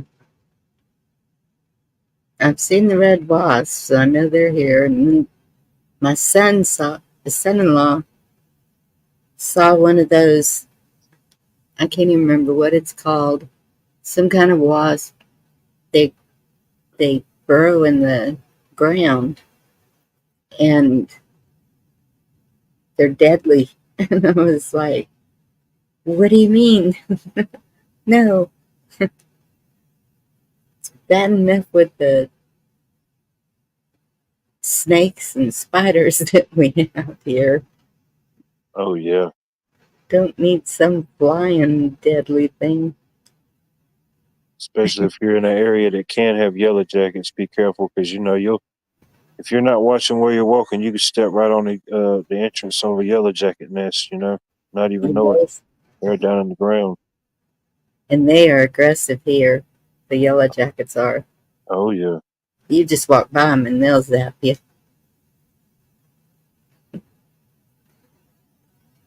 Oh yeah. Yeah. I learned that as a kid. Man, I think I took on about half a nest of them one time. And it was like a cartoon. Me trying to run back to the house. Well, those legs was probably just spinning. They weren't running. It was just. I wasn't allergic. They didn't bother me. I didn't have to go to the hospital, but I probably it stung me probably about a dozen times before I could get back to the house. Dang it. That's good that you're not allergic. Well, I'm not allergic to yellow jackets. That surprised me.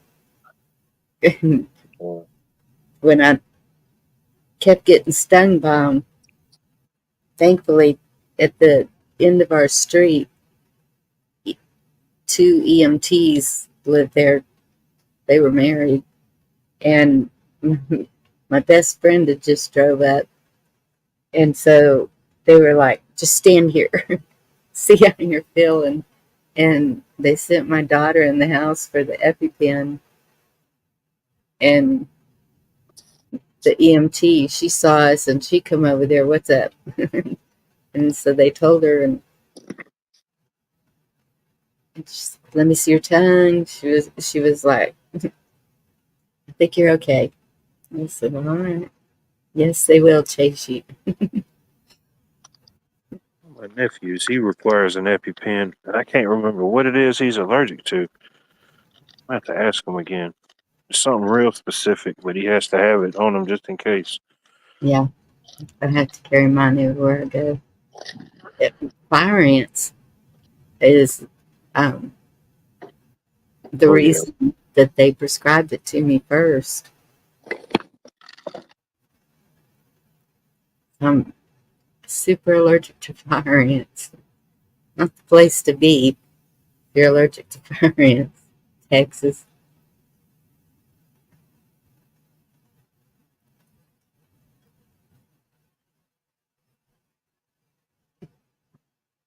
definitely have them in my area. Them and the I don't know what some people we call them cow ants. You know what I'm talking about? Or bull ants or something like that. Mm, They look like they look almost like regular ants, but they're a lot bigger. are they black and red? Uh, Mainly just solid black. They could have had a little red, but I know the ones you're talking about. Not those. No, Oh, okay. it almost looks like a uh the other red one. It almost looks like a black widow and an ant combined, kind of. Is that what you're talking about? Yeah, sort of. They're yeah, the black part's bigger, and then the red up, up at the front. But I haven't seen those in a while either. Actually, I think the kids come over here and spray. Maybe that's why I'm not seeing nothing. Because they will use anything, and it would not surprise me if they were using stupid Roundup or something. And that would explain some of my plants. Hmm. That son-in-law of mine, he'll just come and start spraying anything. When I was at their house, he'd do it, and I'd be like, "Is that? Are you kidding me? You're spraying that right here beside my chair where I'm sitting? Get away from me!" Yeah, and in some areas, they'll come around with the trucks and mist people's neighborhoods and stuff. Come, they come around with the mosquito misting truck. Yeah, There ain't no telling what it's putting off. that's true. I haven't seen that truck around here. Well, it could Good. be out on the other side.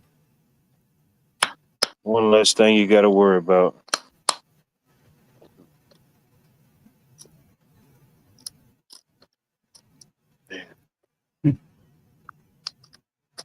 That's why, like some weekends, I go stay with my grandma. She stayed in town.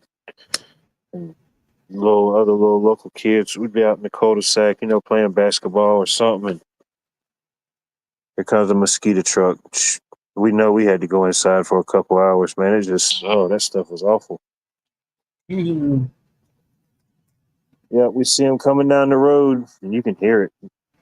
It's time to go inside. It's lunchtime, everybody. That's what my family says down at the coast, that they spray a lot down there for mosquitoes. Yeah, on some of the beaches and stuff. Yeah, Yep. it's ain't none of that stuff good. I don't care what they say about it.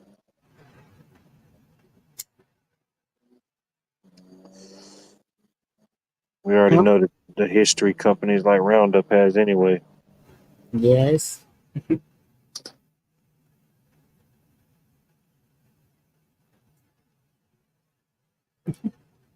Al, are you having a bad day?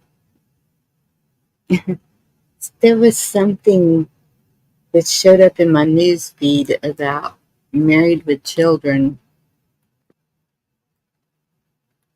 and it had a little skit from that show. I don't think I watched that a whole lot.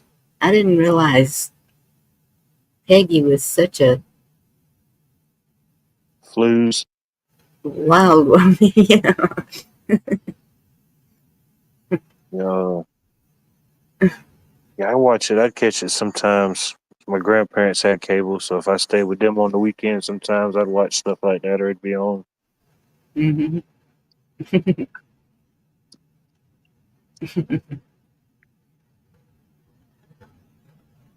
Yeah.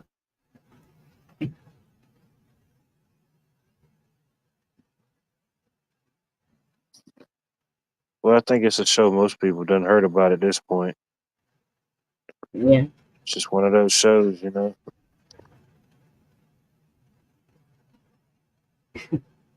Yeah. The article was about that Al and the daughter still have a relationship to this day. Not a weird relationship, like a, Friendship. yeah, they're still just, she thinks of him as like a I can't uncle. remember, but I thought they could have had two different people play the daughters. It seemed like one of the characters in that show changed. I could be wrong. Yeah. But this, I think it Christina Applegate? That sounds familiar. I can remember people's faces like that, but not necessarily their names. Yeah. And she's a pretty little girl. Well, I don't know what she looks like now, but Uh, but even the lady that played the mom, she went on to play in a couple other series, shows and stuff. yeah.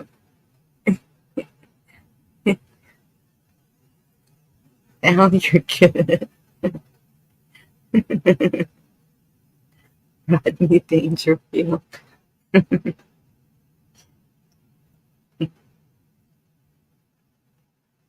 So,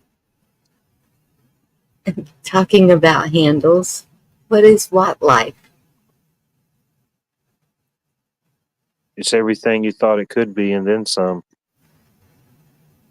Okay. No, it's just Watt Life, like dealing with electrical. I do electrical by trade, so Like it's Watt electric. Life. Okay. I thought maybe, but I wasn't sure. Some people usually guess electrical, but I've heard all type of guesses. I was like, look at this guy. He doesn't even know how to spell Watt right.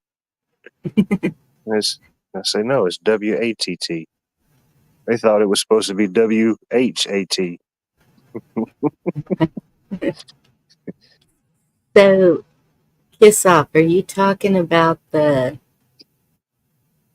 Hell, wherever the Hells Angels are meeting up somewhere?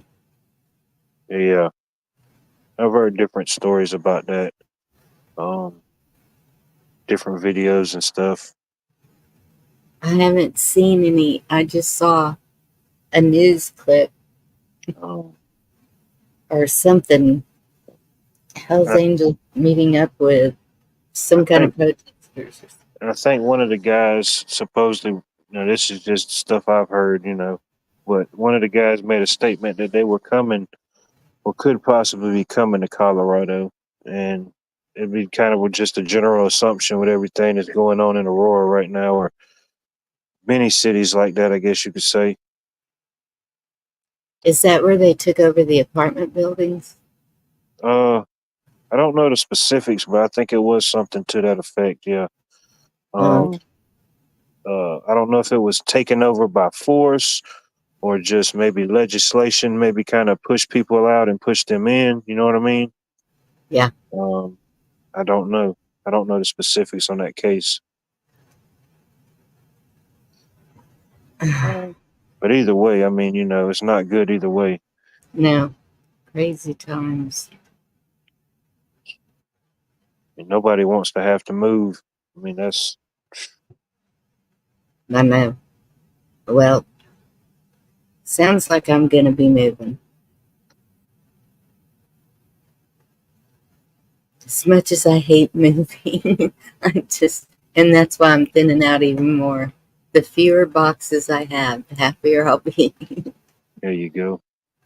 Yeah, it's a chore. It's a chore in itself. It is. But darn it, I don't want to get rid of my craft stuff. And that's what, that's one thing I'm not going to thin out. No, can't do it. No, you got some more crafting to do. Yeah. Well, because I have everything to make whatever we might need. I mean, blankets are always needed. Sometimes rugs. I mean, winter floors get pretty cold. Oh yeah, any of those type of skills, it's more Yeah. valuable than it's very valuable. The jewelry stuff, I don't know about keeping it. It's if if things get bad, I can't see people needing jewelry, but then at the same time, it could be an extra income if I can do it good enough. I Well, don't, if it's something you can enjoy and maybe make a few bucks on it, hang on to it. You never know. You may get a found interest in it. yeah.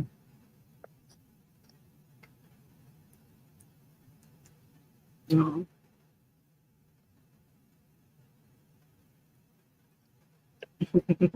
That's like me. I always buy weird stuff at the flea market and think, yep, in about 40, 50 years, this will be worth something. You know, I'll buy some old Coca-Cola merchandise or something. Yeah. That's I need to find a supply of leather.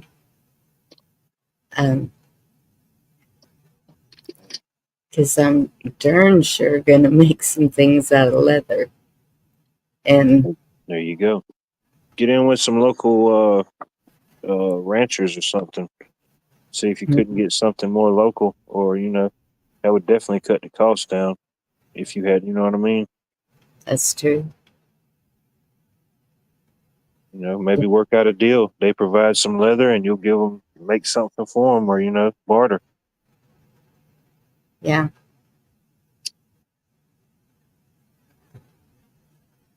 That's true, Blue. Wintertime project. That's what I'm looking for. Things to do through the winter that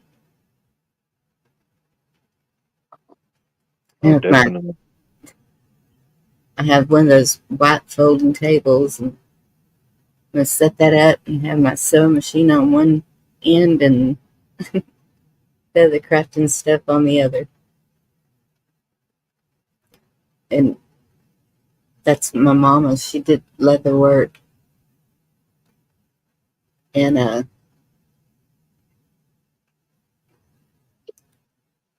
so I have all the tool and die stuff to do it.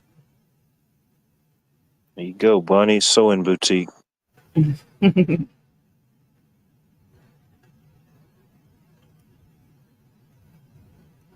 Yeah, and leather's easy because you use the cord. It's thicker, less holes. It's yeah.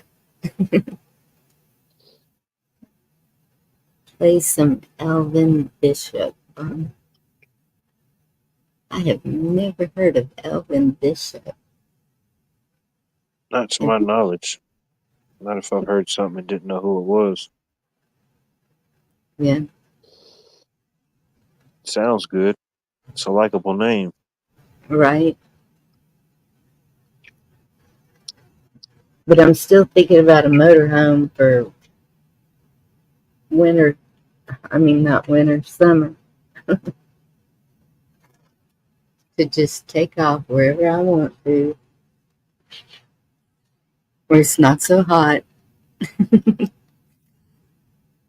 If it's something you want to do, make it happen. Beaches. All I've ever seen is the Gulf of Mexico, Texas, and it's not clear. I have seen it clear a couple of times, but it's usually not. And I mean, don't the know. water.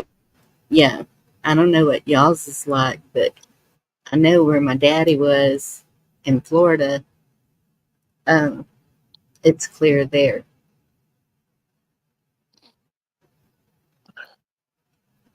Oh, and my slow winter hours. Okay, gotcha. Elvin Bishop. I'm writing that down.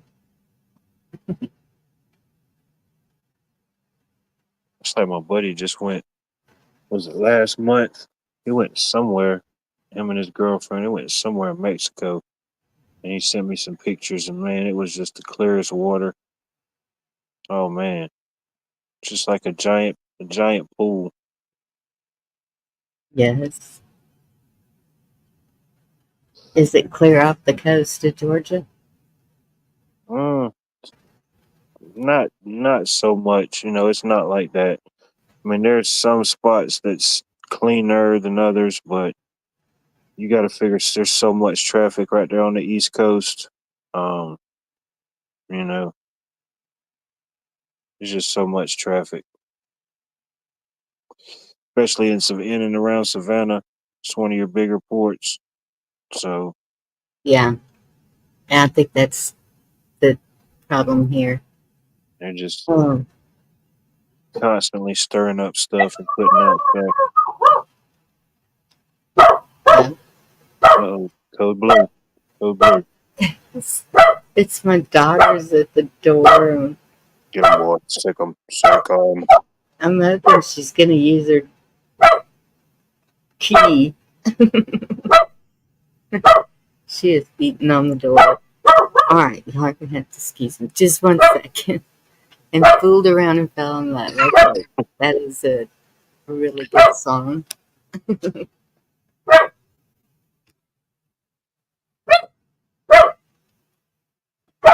Let me shut her up.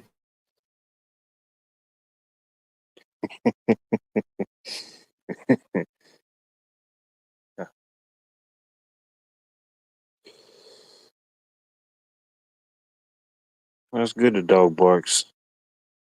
If you got a dog that don't bark, you should have just got a cat. You know what I mean? It's like half the reason you get a dog. You want to bark. Just want it to be a controlled bark.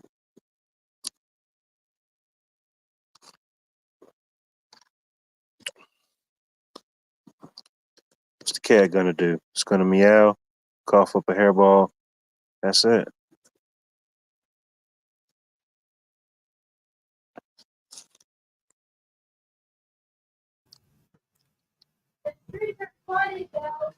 The streets Stand are by. flooded. Okay. Wow. I guess the hole like underground for the water depth, I guess it's all clogged up, so like a lot of water is filling up. It's because we've had so much rain. Yeah. Well, I'm glad you're back out of town. So she's not getting flooded in town. Yeah, this is my mama's dog, and I am glad she barks. Because yeah, what good is a dog that doesn't bark? My daughter's dog does not bark, and On the fourth try. so I'm glad we have her. Check this shit out, Mom. Look at this shit.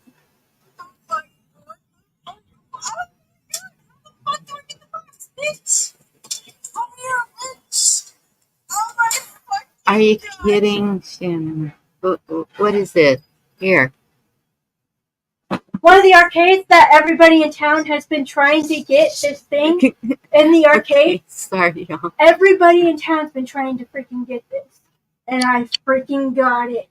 I got the $300 mini pad for $5 in the freaking game machine. That Wow. nobody could get. Everybody was like, oh, I know who I'm stealing from now. And I'm like, I want it. So what does that do? What do you mean, what does it do? Well, you have to have an Apple account, obviously, to work on it. But it's like a mini pad, like How the fuck do I describe it? It's okay. You can tell me later. I'm live. Well, I want the whole world to know that I won it, and everybody in chat's gonna be mad at me. Like, damn, hula hoop girl won it. What the fuck? Oh, Congratulations. nice. Thanks. That's what. I didn't win anything today.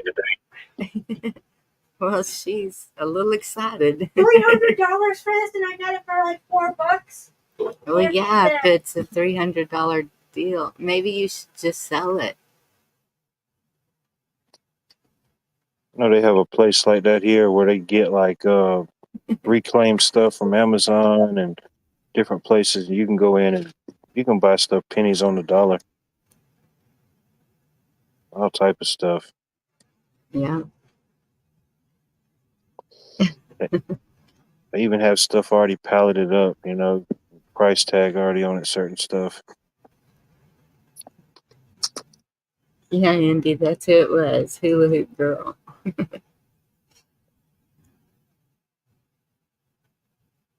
It's like, what was it?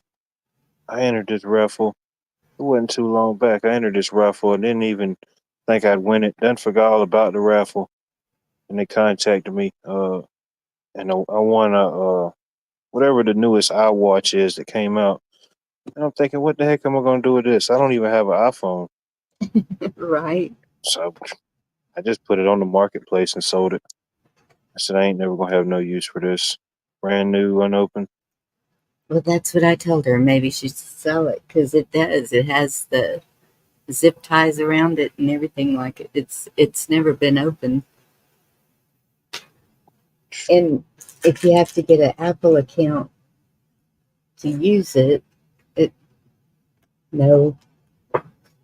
And I saw in Hawks the other day, might have been yesterday, someone they took steel wool and put it in a square, and then they put an iPhone in the middle of it, and that steel wool caught on fire when that phone started ringing. Some type of heat or frequency that's being put through there that just kind of lets you know, because you can take steel wool and just kind of take you off a little piece and you can light it on fire, and the oils and stuff that's on there will cause it to just kind of burn up. Really? Mm-hmm. Yeah, if you were just like in a pinch and that would be the only thing you had, I mean, yeah, you could start a little fire with it.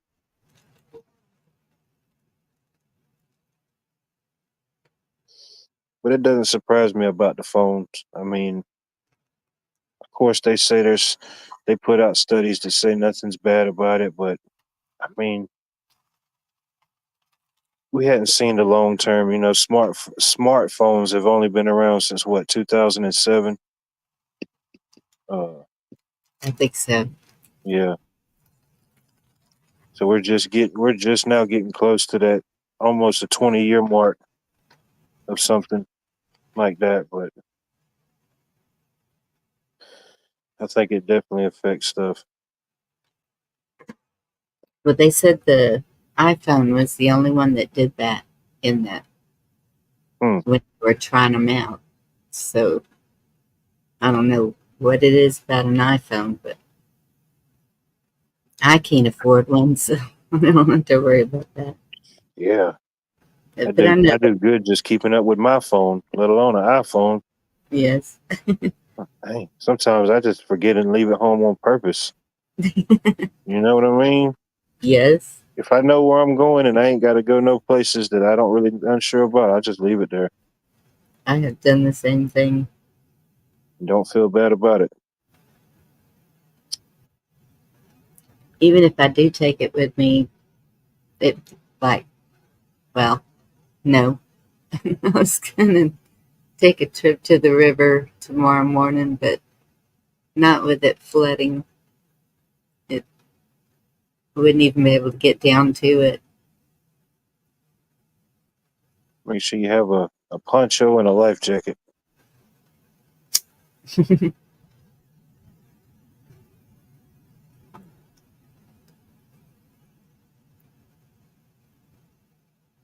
Yeah, I know that's what when that storm passed through here about a month ago, I know some of the neighborhoods in town where they have like the natural little flows, I know a bunch of them got it was one neighborhood, it was some houses people was posting pictures and video, water was up 2 foot in their garage. Oh my I mean, goodness. that's a good look, that's a good bit.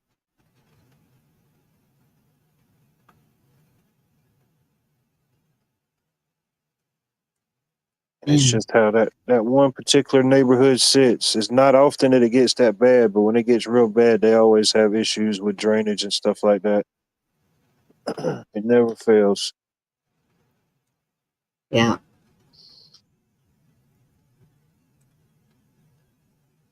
Yeah, I couldn't live up there where it's all cold. It's nope. Yeah.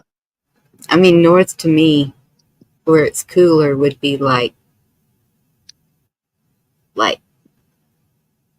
Kentucky or Tennessee or Anywhere Missouri. north of the Mason Dixon line, Yeah, give or take a few hundred miles. Either way, yeah. Missouri seems like a pretty good state, but get a good all around mix. They get cold, hot, rainy, you know. I know my friend, she used to send me pictures and they would have just snow. And I said, no, can't do that. Especially out there when they call it the Ozarks. Hmm. Yeah. Yeah, and she was close to the Ozarks. I mean, it's people you don't see for half the year out there, you know, they're just snowed in and secure. Yeah. Yeah, I'm glad I don't have to deal with snow. Just How one you more going thing. to the Ozarks, Blue? I think that's where Rabbit is. I don't know. I know there's some people on YouTube. The guy Or, rabbit, did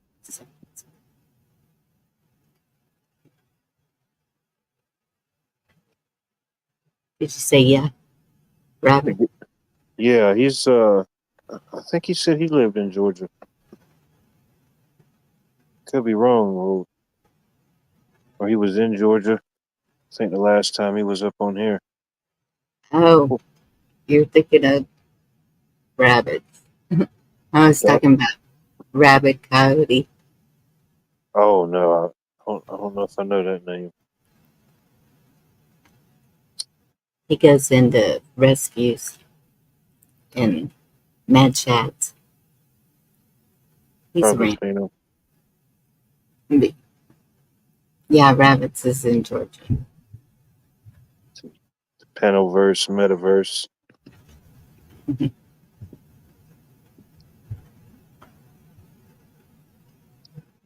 But I mean, they can get some snow and some snow flurries up there in Atlanta sometimes. Definitely in North Georgia.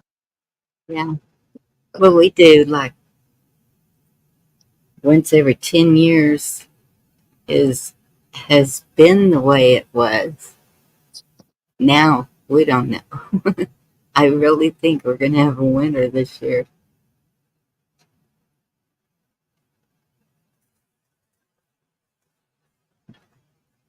So I need to get something built, put my plants in. And my son was just telling me about a YouTube channel where the guy was showing how to build a greenhouse under $100. Oh So yeah, he's going to get me that link. there's definitely ways to cut costs and ways. That's what I do. Hey, Tuck. Like when I'm doing electrical work and it's like new home construction, and man, they're just throwing away wood and it's usable. I'll get it. I might not use it right then, but I'll have it for something. Yeah, but I've got a pile of, it's probably about 3 foot long wood out there, but it's not enough to make anything really. I just kept adding to it, but it's out in the weather.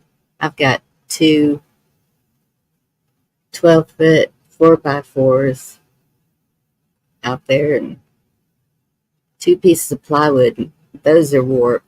They had them leaned up See, against the house, and I think they're pretty useless. I don't know what I could do with them, but you could, if you got any of them that was kind of somewhat straight, you could cut it up and make like a small picture frame and make that like a border and then paint a picture.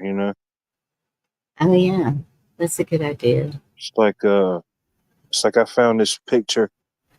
I seen some stuff, and the picture was inside the cabinet that I grabbed. I didn't even when I seen the cabinet, I didn't even see if it had anything in it. I just seen it was where I could pick it up, throw it in the truck, got it back, and there was this picture of like this it's like a little cabin out in the middle of a prairie, and it was kind of all beat up. And I said, you know what? I could take it, dress it up with some wood like that. I've got some scrap barbed wire I could run across and make it look like it's, you know. Mm-hmm.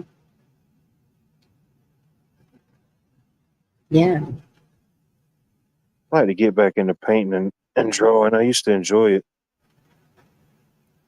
yeah, it's a good stress relief. That's for sure. That's the Mama had sent some stuff with the girls, and it's been in the back of my car, and I hadn't even looked at it. And today I was out there, and I was like, "What is back here?" And so I opened it up, and um, there's a wooden box. I opened that wooden box up, and pastels and oils and brushes, and I was like, "Oh my goodness." Oh wow. I'm not letting my daughter see that. How old do you She's think that stuff is? That wooden box looks like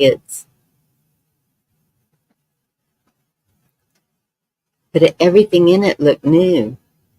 So she may have restocked it. I don't know, but because I know she had gotten back into painting a few years ago.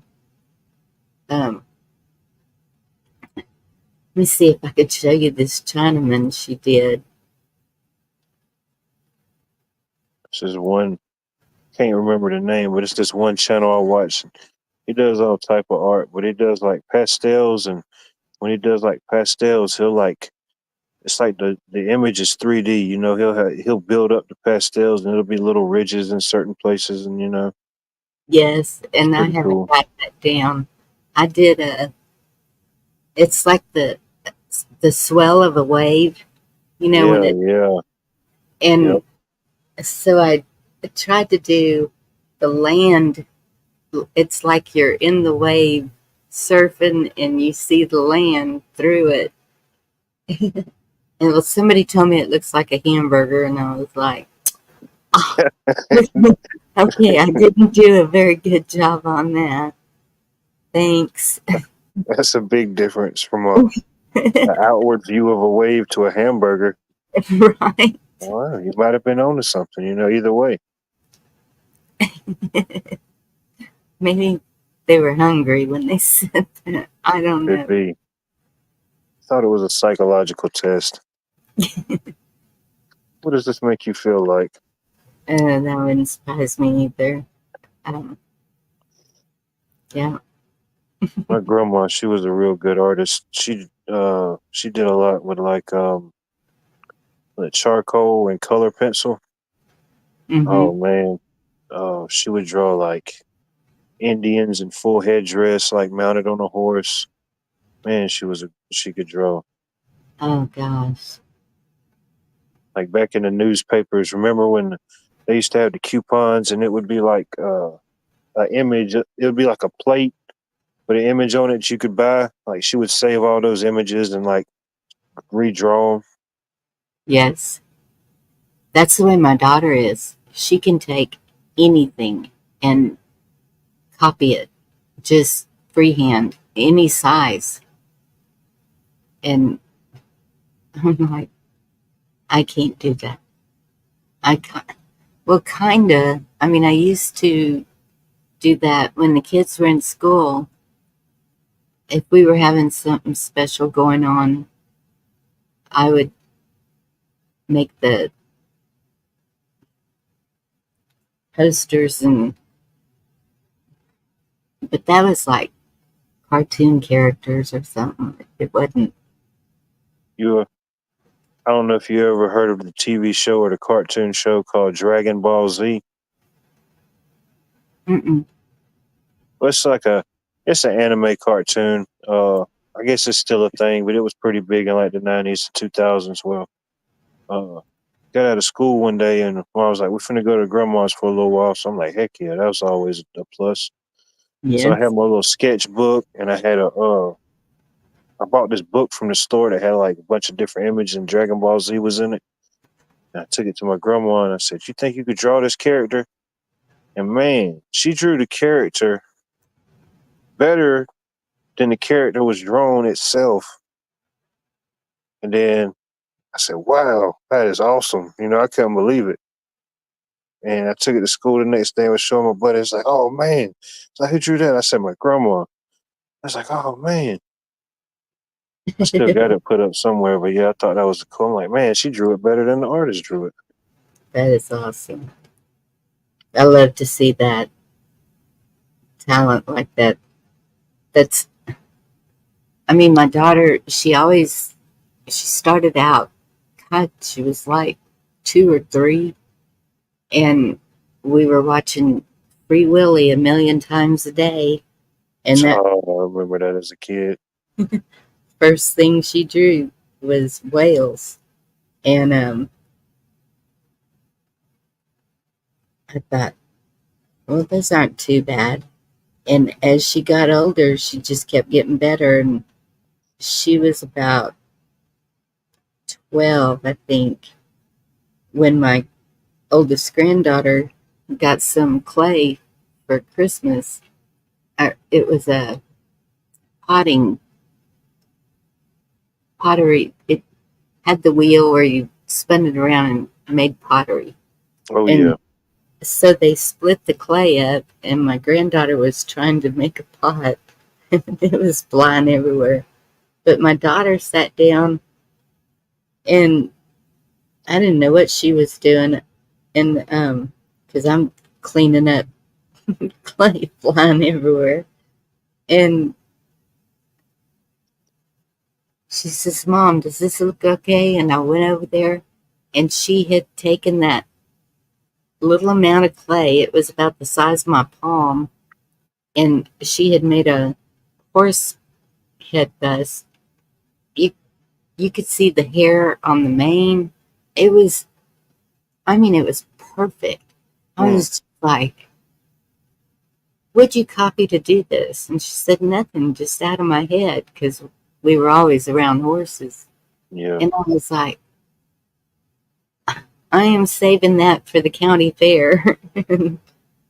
Well, one time when she got mad at me, she broke it to pieces. I was so mad at her for doing that. Yes, that barrier of being able to, because we can all see something beautiful in our minds, but that break that barrier to, you know, to make it happen or create it. Yes, So it's something else. to just do it freehand. It's Yeah. like how children view things when they're little. Like you see pictures of, grandkids or little kids draw pictures. Sometimes you might have to ask them, "What is this?" Their view and perspective on things, or how we view things as a child. We're seeing all this stuff, but you know, you know what I Yeah. mean, the images and stuff. Yeah. Like, oh, that is a cute cat. That's not a cat. That's you and mommy, or something. Like, oh, thought so. Yeah, you're right. Yeah. That's when she had the flu, and so she was quarantined to her room, and she asked me if she could paint the wall, and I said, what? You're sick. And she said, I don't feel sick. And so Mom, she, you see my key on your bed? I don't, Can you move your feet? I don't know where I put my key.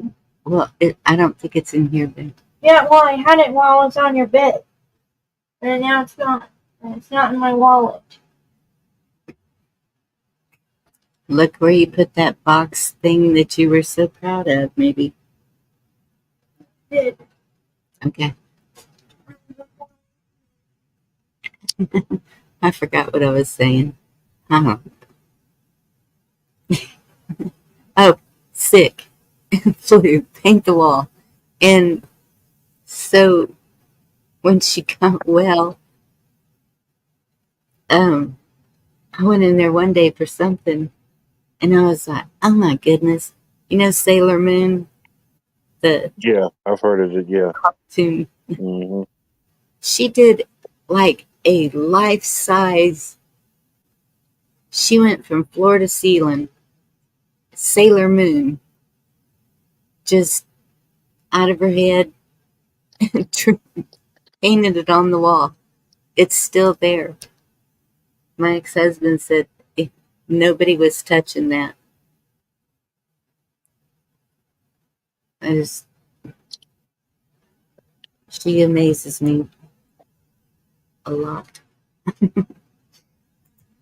like I seen this video. There's this guy. He's a doodler, and it would drive. I couldn't live in the house. It would drive me nuts. It probably would make me dizzy.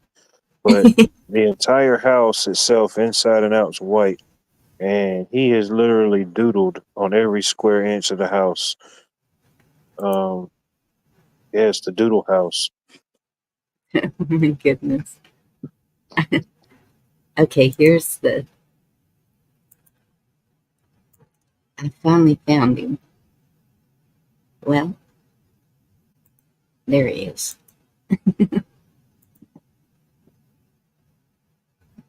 That's, it's, it says his name is Juan Su. I think it's pronounced Sue. It's TSU. Yeah, And Wansu. Yeah, I think the date is 1968. That's the one my mother did. Uh-oh. it's a good image. No. What did she paint it? Yeah. And this is just a reflection. That's not I part of got you. it because it's framed in glass. It's hanging over my dresser now. Priceless. Yes. And there's another picture. I'm gonna show y'all. This is I love art. I do too, but this isn't art. Depends on the perspective. Anything could be art. No, this is a picture of um. This is at the LBJ Ranch, Air Force One. I guess I don't know how he got it. I don't know if it's a fake. Well, inside it looks pretty real. You can it when you tour the ranch, you can go inside of it and What look ranch is this? the LBJ Ranch. Lyndon B. Johnson? Hmm. Could be, yeah. Yeah, it's probably, yes, probably some type of museum or something, yeah. They probably Yeah, would have certain things like that. they've got so at the house. Well, so the airplane's in the hangar, and um, then he's got a garage and a whole bunch of old cars. And one of the cars, there's a river down below the Texas White House, is what they called it. And he has this car, and when the dignitaries, is that what they're called from other countries, that Yeah. when they would come to the White House, he would tell them, let's go for a drive. And he'd get them in that car and he'd drive off into that river to scare the crud out of them because it floated. Oh, he had one of those amphibious vehicles. Yes.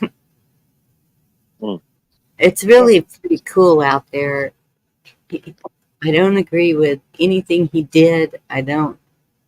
He was not a good person, but I really liked Lady Bird. She was such a sweet lady.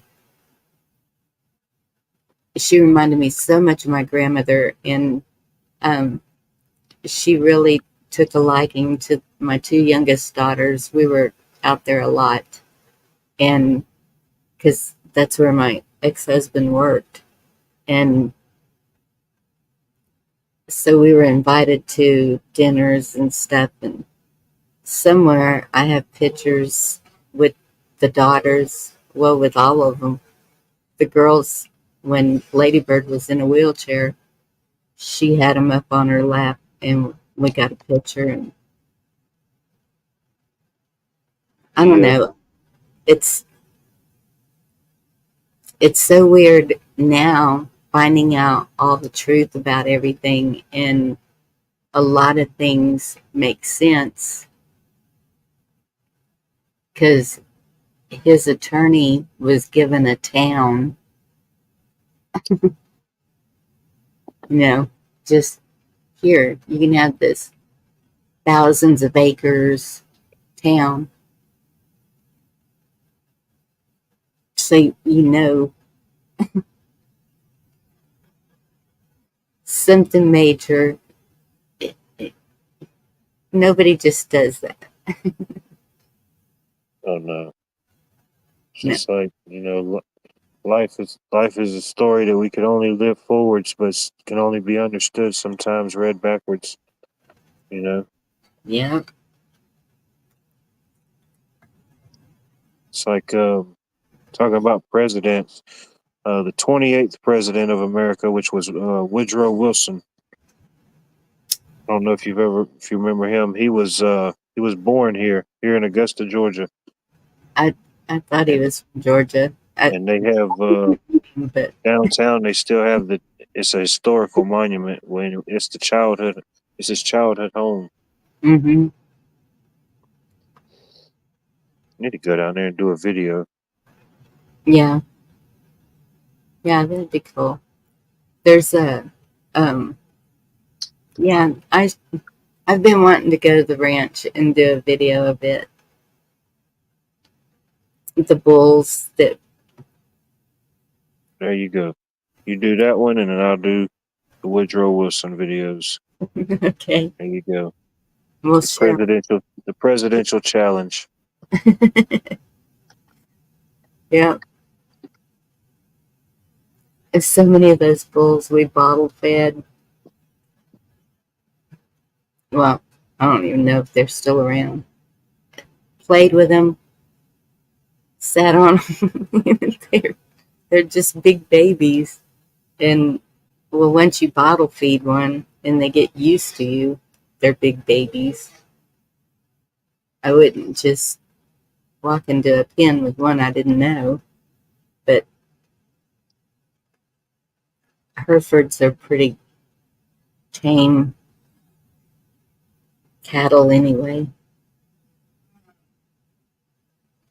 Like here in Georgia, there's an island called Cumberland Island, and there's still remnants of wild horses out there. Still, population is very small compared to what it used to be, but there's still wild horses out there that, That would be so neat to see wild horses. They have they try to have as little interaction as possible. They still just feed off the land, live off the land, but they'll go out there and check on them, make sure they're all right. But yes, the Cumberland Island horses. If you ever want to look that up, beautiful horses. Have a good night, Tuck. Thank you for coming by. Cumberland Island. Horses. Writing that down. I'll never remember.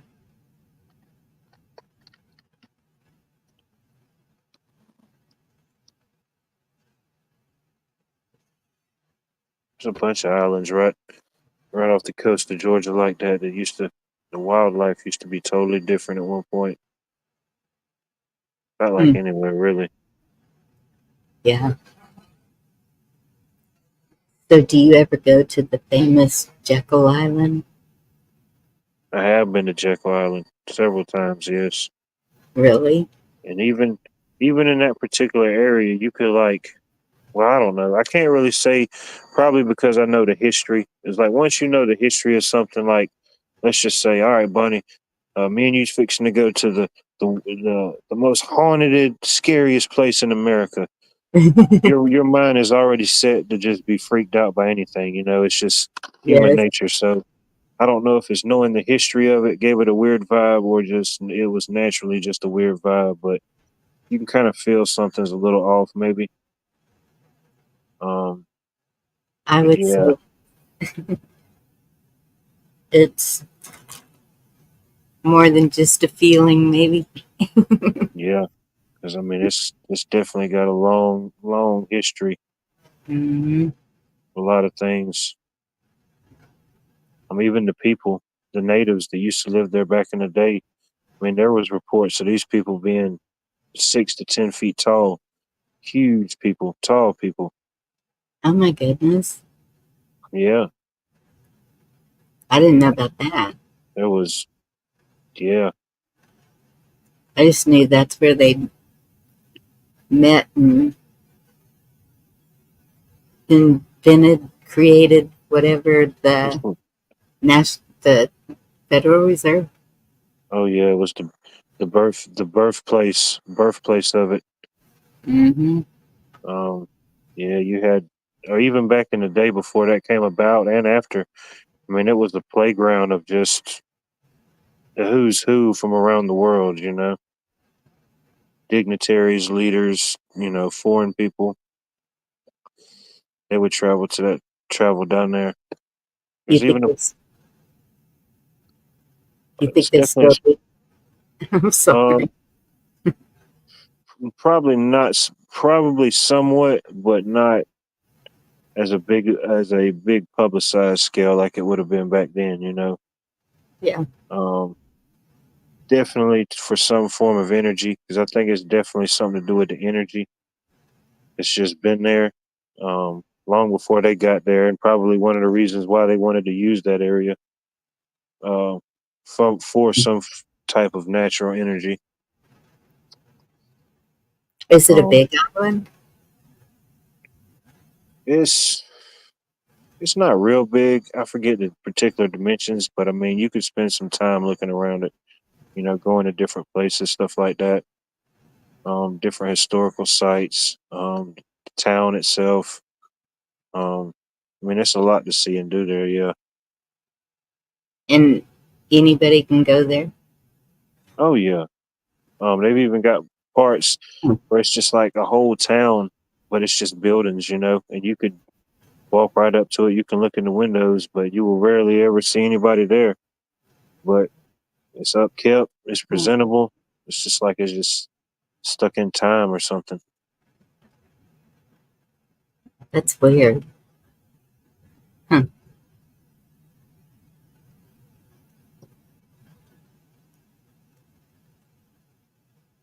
We don't have any place like that. Well, the ranches, but if it's public, it's being built on.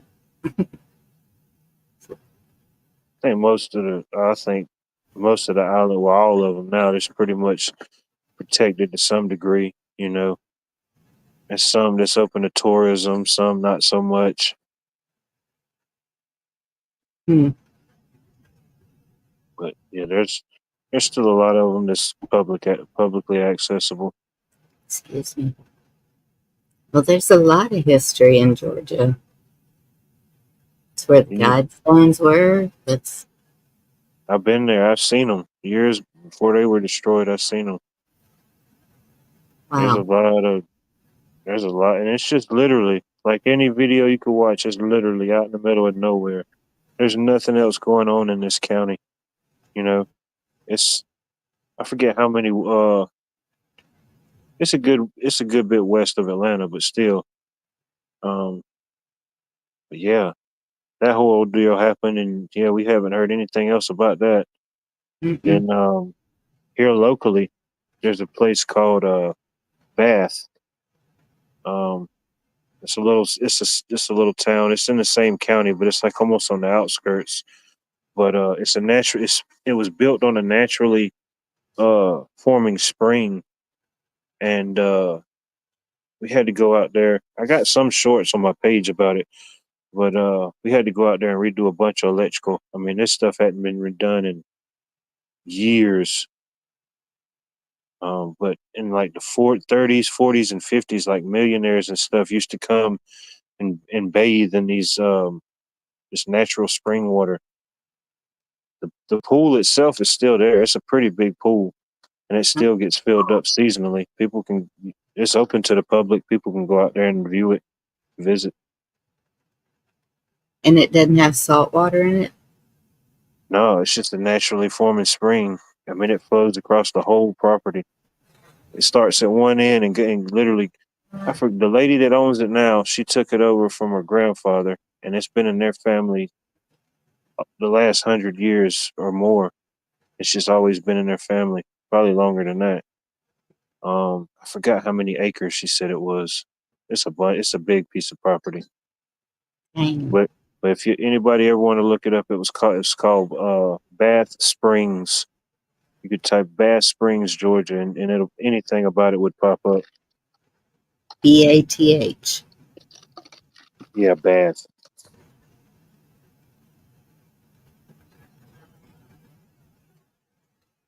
I'll be darned. And now I've seen some pictures of beautiful buildings there. I love architecture. And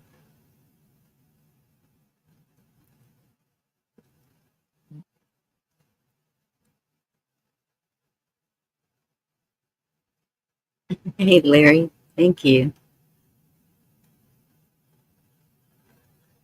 But I've seen some pictures of really pretty buildings there. The red brick with white trim, and I don't know, just different from what we see around here.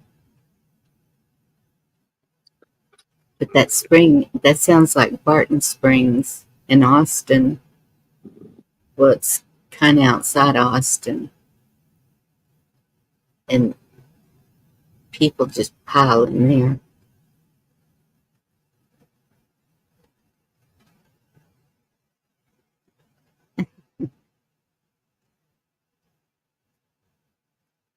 So Larry said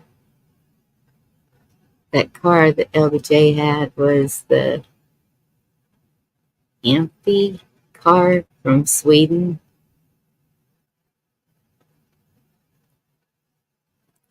Interesting.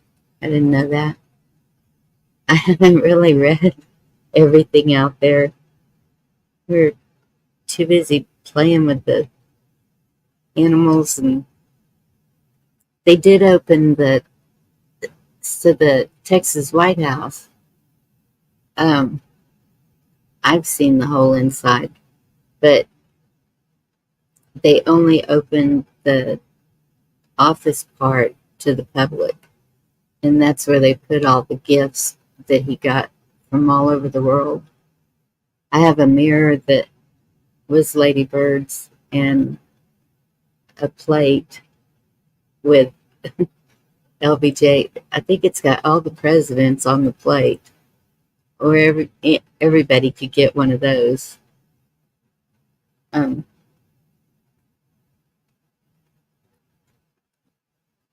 but yeah, the mirror, it's ugly, but because it was hers, I kept it.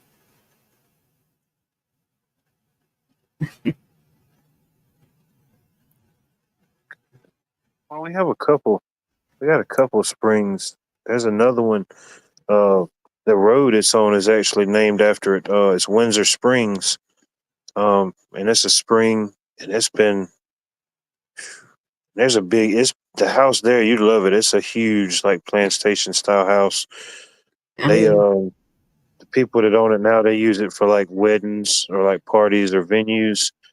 But yeah, yes. the spring itself is still open to the public. And it was actually, it was in the 1800s maybe, that it was the guy who took over the property.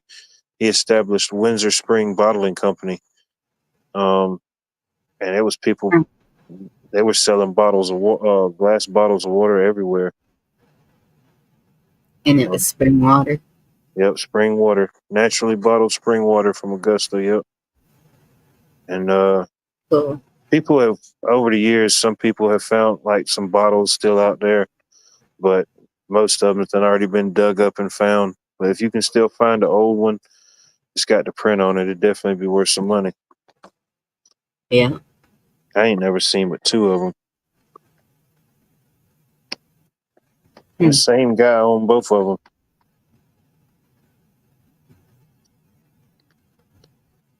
Yeah. It was dang, I had to go grab it, but I can't remember. But I went to the flea market a while back, and this guy had a bunch of Coke bottles, and I said, "How much you want for all this Coke stuff?" I forget what he said, but I bought it all. And one of the bottles was an old school Coke bottle, and it was from a someplace in Texas. I forget the city. Oh, Monroe, Texas, maybe. maybe. Uh, there's so many towns here. I can't. I don't know them all. I can't remember. It might have been Monroe. I could be wrong, but it was from a city in Texas because they used the old Coca-Cola bottles. That on the bottom it would have the city and the state it was made in. Yes, and that's when we were in Corsicana. There's a brick wall, and it's like ancient old. You can tell mural painted on it for Dr. Pepper, and so we were taking pictures of that. I don't know if they made Dr. Pepper there. No, Waco. Well, that's close. Could Um, be. They probably had a bottling plant there. Is it like a yes, big? Is it like an old brick, like warehouse type building? yes, Probably, yeah. That probably was an old bottling company there at one point. yeah. In Waco, we went to the Dr. Pepper Museum there, and the kids were getting free Dr. Peppers. I bet that was cool. Yeah, it's kind of neat.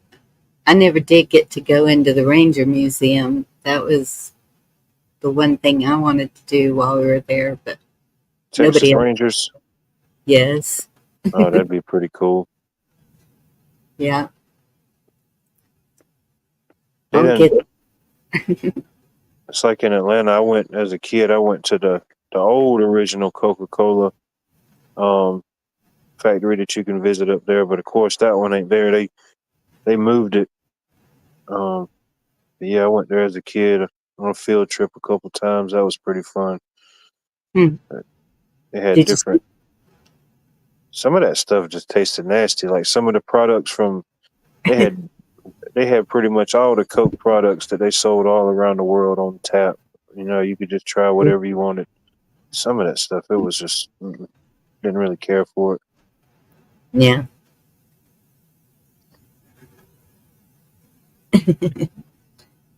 yeah. Willie Wayland Boards. Willie's Ranch is about 30 minutes from me.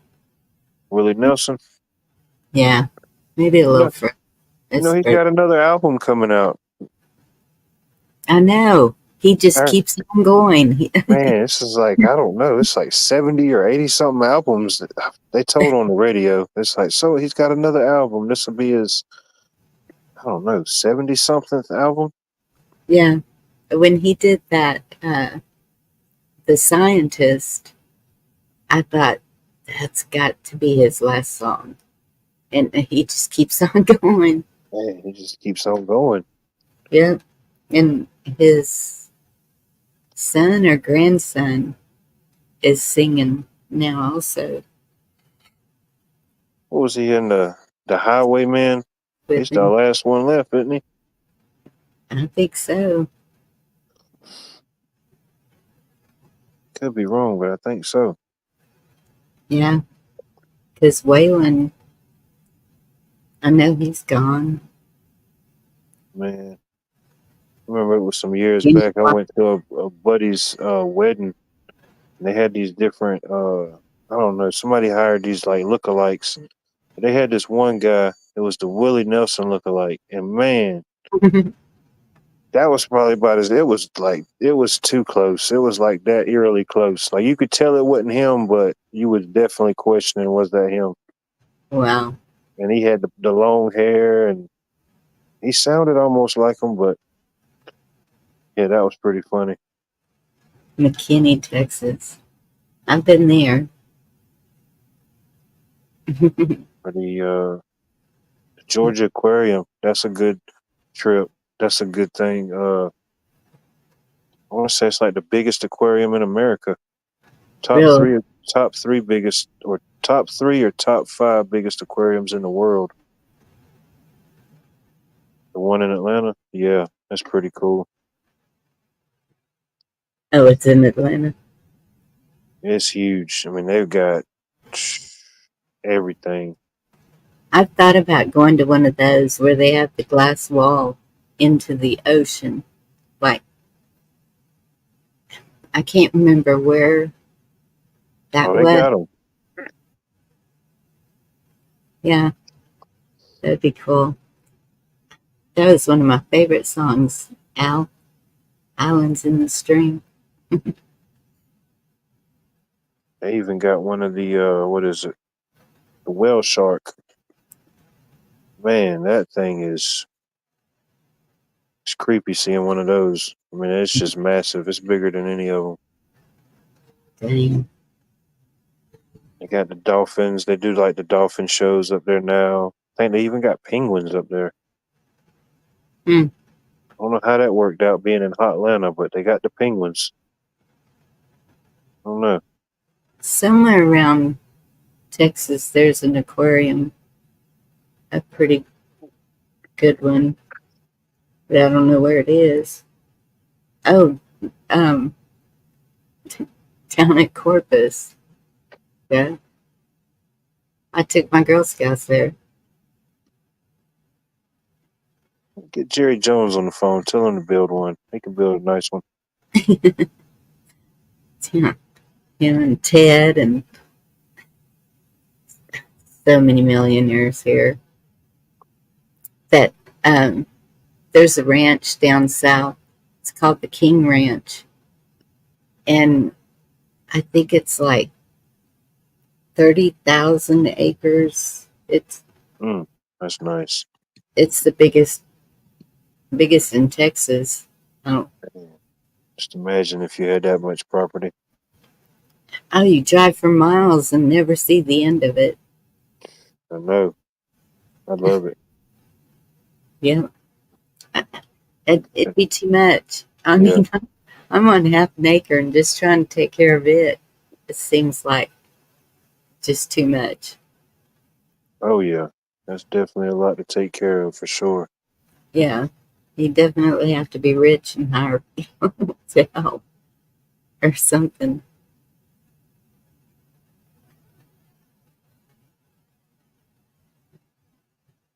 Still some. There's still some old school money in the area. There's some people here that's got a bunch of property they still hold on to. Shit, we did a job for this one guy, and he said there's an older guy. We was building a house out on his property for his granddaughter, and I forget how many acres. He's got close to 3,000 acres. He said in total he owns. Dang. Still, he said his family had more at one time, but that's how much he's got left. Yeah, that's one of the guys I know. That's the way it is. But they sold off some and divided it up. People bought, um, what do we call it? They bought portions of it. Like And plots. yes. And I think they're about 20 acres each or something. They're pretty good size. Oh, shit, yeah, even 20 acres is nice. Yeah. And my friend was just telling me that there was a place out there that they were, I guess it was like a bed and breakfast or something with a bunch of yurts. And she said they're for sale. And I said, check it out and let me know. Because she's closer to it than I am. And I said, because I wouldn't mind getting one of those yurts. I know what you're talking about, yeah. Because if we're moving out to my mama's, that'd be for my daughter. No, got it. When he first had his channel, that's what he was living in. And well, his was pretty nice. He had it decked out pretty nice, but he was living in a yurt, just kind of living off the land. Yeah, and they're more wind resistant. It's pretty cool. When I Oh, showed yeah. my son-in-law, he's from Hungary, and he was like, "Oh yeah, I'm familiar." And he said, "I wouldn't live in one of them." And I said, "You can make it however you want to. I would." Yeah, he had a wood stove and everything in his, you know. Yeah, Of course, you want to be near a water source or have access to water, but other than that, you could pretty much handle. yeah. Oh my goodness, $200,000 for an empty lot. How much? How big is the lot? So that's in town, a city lot, just a normal city lot. They go for about 65,000. Just for Oh, yeah. it's so expensive all around here, all the way from Kerrville to New Braunfels, and then north to Evant. Well, land in Texas is just it's high. This could be the year for the real. You're gonna have me singing that song now. Nope.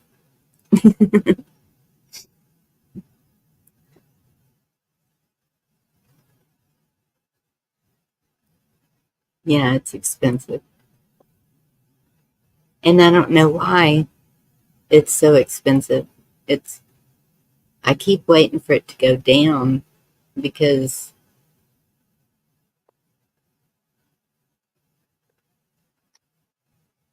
when California started moving here, that's what happened. A lot of realtors came first and they jacked up that price like crazy because California is way more expensive than here. And so they knew if they were selling in California, they had the money to buy whatever here. So they just started jacking up the prices.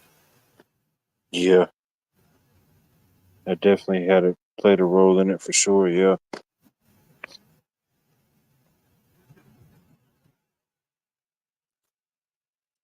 Who's just a friend? But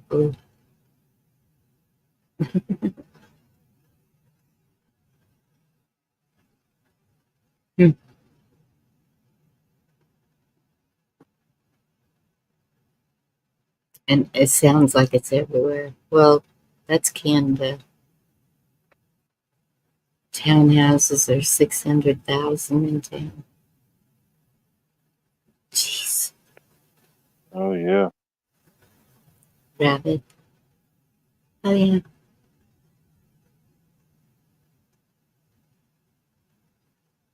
I know. Blue, you never know. Maybe it'll work out. If you can grab it, grab it.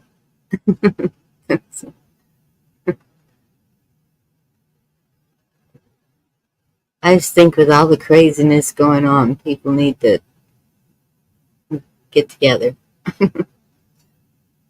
Know love before you go. Yeah, it's just like 10 years from now or 20 years from now, these will be the times right here, right now that we'll be thinking and wishing we could get back to. Yep, The best times and the best memories are right in front of us. it's true. You got the past, the future, but right now, that's why it's a present. Yeah, Definitely make the best out of it.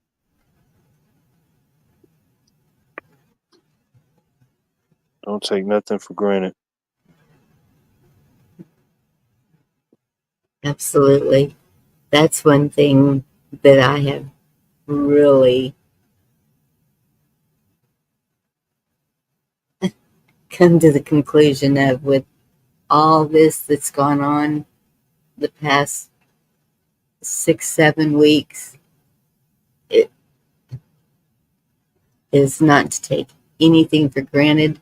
Spend as much time with your loved ones as you possibly can, because you just never know. Nope.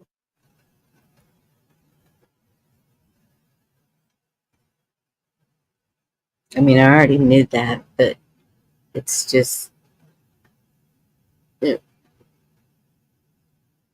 this really hit home. Oh, yeah. Yep.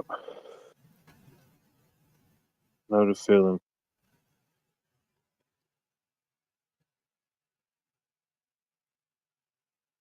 Yeah, But we're here talking about it, so we got the ability right now to make the best out of it. We survived 100% of our worst days so far, right? and come this far to give up now. Not no Mm. way, not no how. If everything's true, what they've been doing, here we are.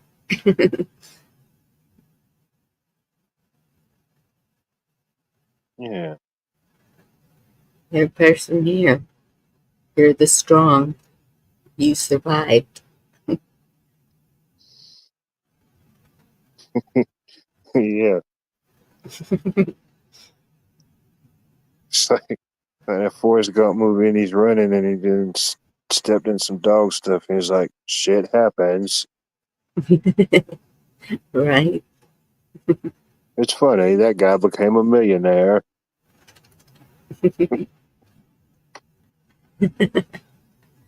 Happy look you. Mhm.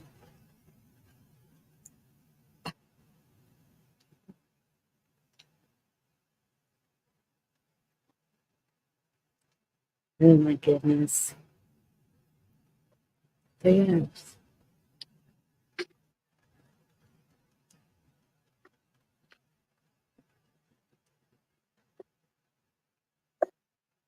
And I don't know. Future's going to be different in my family. And that's what my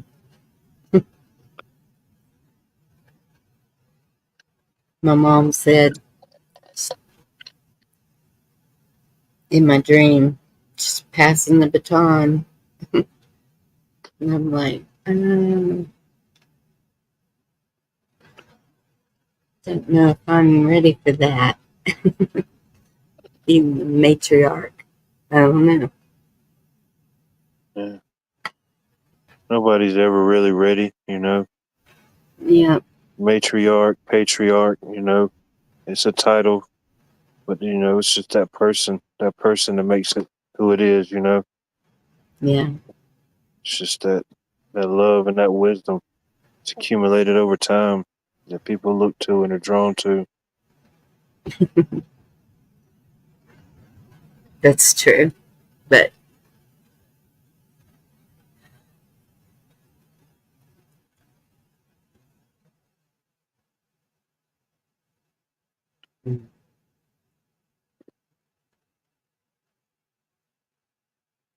kiss off. Amen.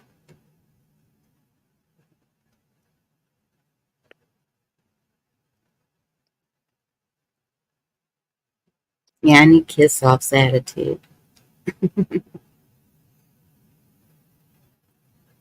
She says it like it is. There's few women I've seen like that here. Lane, they just there's some strong women and some strong men. As long as you have a voice, there's something to be said. Yeah, absolutely.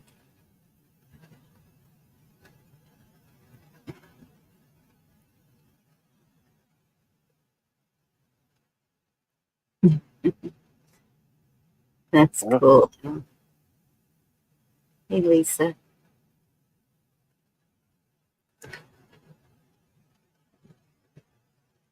Oh,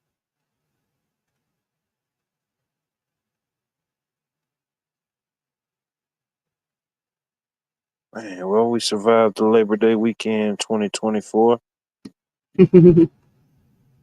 Yeah. What we got next? Oh, man, we got a Friday the 13th this month. Oh, really? Yeah. Damn. And the holidays, man, this year done flew by. I know it.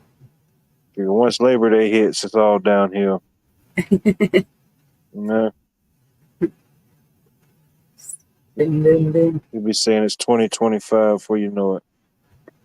Yeah. So this is September, October, November. Yeah.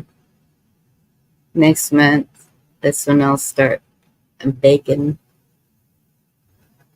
I love to bake for the holidays and give goodie bags away. Hey, Oh, John. yeah. See ya. Try out new cookies, but I still stick to the old time favorites. Snickerdoodles are my favorite. Oh, yeah, that's always a hit. Yes. And peanut butter cookies, fudge. I'm trying to make some bread this year. If I Yeah, fresh the, baked goodies are always good. yes, the two pumpkin farms that I always went to, I think they both closed up.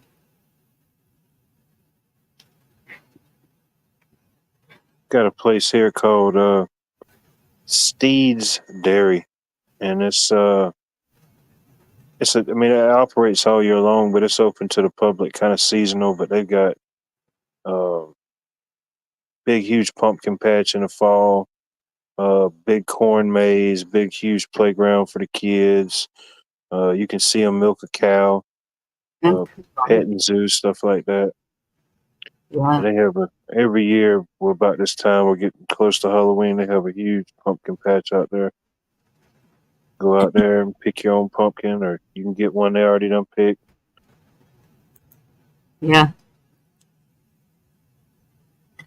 Lisa or Indy, could one of y'all drop Wildlife's channel? I My didn't know you pup got. ate a bar of Dove soap and has the cleanest butt in town. There you go. You heard it here first.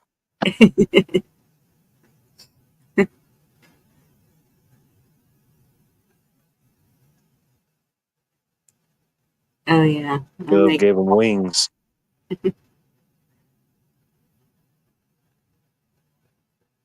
yeah, I make cobblers out of everything. I've got blueberries already ready to. Oh yeah, I love blueberries. We're having a barbecue this weekend. And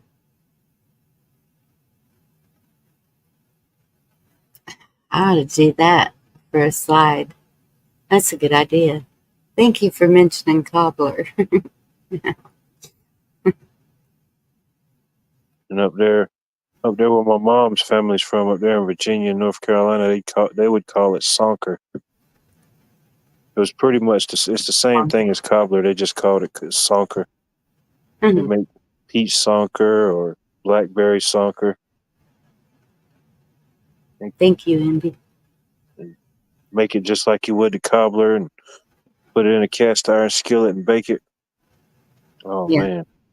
man. Sitting there burning your mouth. You just couldn't eat it fast enough. Like, oh, man. Yeah. Well, it's usually peach around here because we're in peach country, but Same here. apple, just any kind of cobbler. My favorite part is the crunchy crust.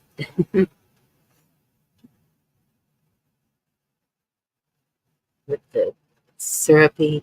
I don't like peaches, but I'll eat the crust with a little peach juice on it. I'm okay with that. I love peaches. We got a bunch of peach orchards in my area as well. Yeah, I used to like them. I think I ate so many of them. I like nectarines better. And aren't they a cross between a plum and a peach? There's some type of cross, yeah. They're in that type of family, yeah. Yeah.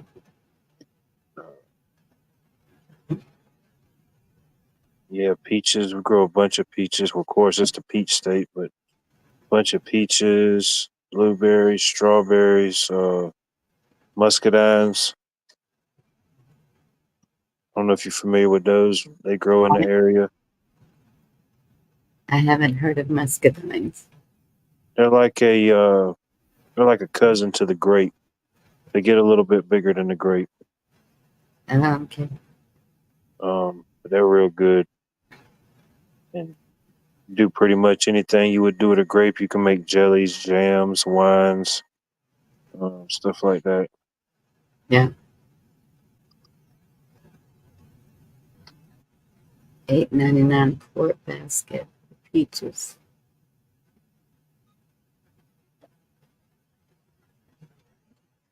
I'm not sure how big the basket is. They use these square.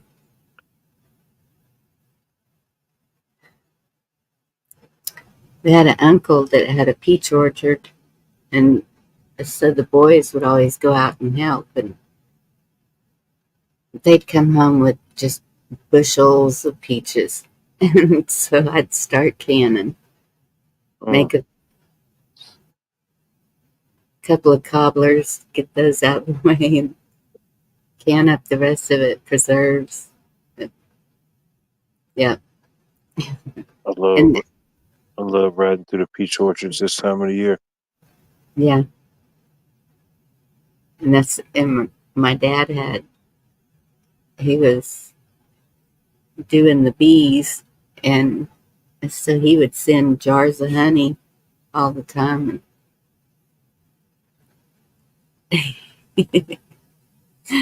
Uncle Perry, good to see you.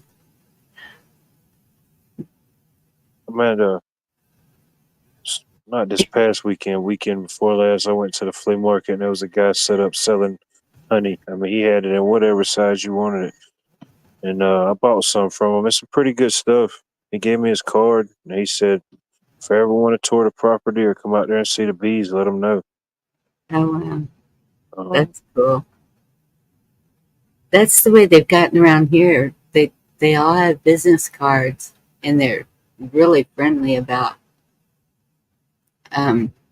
letting you come out. And there's this one girl, it's like a warehouse thing that she's growing vegetables in. And right now it's for I think she just does it for the food banks or homes or something. But she's gonna try and get to where she can start selling publicly, and she grows everything.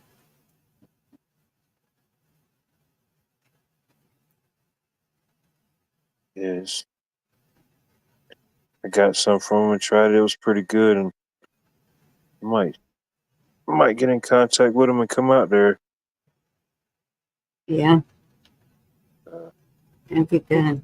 he said, "Yeah." He said, "Anybody that wants to come out and tour the property," he said, "I don't have no problem." That's cool. He he does most of the honey work, but his wife she gets she makes like the wax molds and stuff and like sells to people, and they use it. It's like 100% beeswax, and they use Yes. it to make the candles and different stuff. Yeah. She He says she does stuff like that, but she's just kind of, I guess, getting back into it. They said they're going to start offering more of that type of stuff as well. Yeah. So, well, I'm all about supporting local, especially honey. That's the best honey you can get is local honey. Yeah. We have a regular market. It's open just on the weekends, and people pay to have booth space inside. It's in a big old warehouse building, Yeah. and that's where I get my honey because it's very local, and it's not too bad. It's I can't remember how much it was. They have homemade peanut brittle in there. Yeah, they have some really good stuff in there. Oh, yeah. I love to just walk around in there, and then they got antiques. Um, just one of them is clothes. Well, there's a couple of them that are clothes, hats with Texas sayings on them. It's kind of funny, some of the sayings. There's a wood maker in there. There's all kinds of stuff. And that's every year I need to start posting it. Facebook, shop local, shop local. Because you can go into a place like that and get something for anybody. It's Oh, yeah. Hey Talk, Yankee, good to talk to see the person who's making it, you know? You never you. know who's in your community making stuff or what skills they may have. Yeah, and there's so many.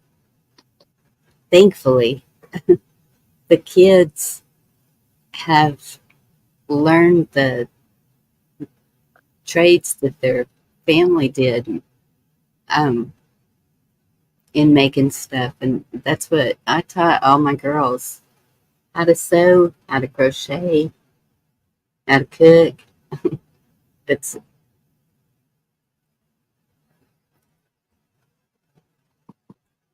we got to keep it all going.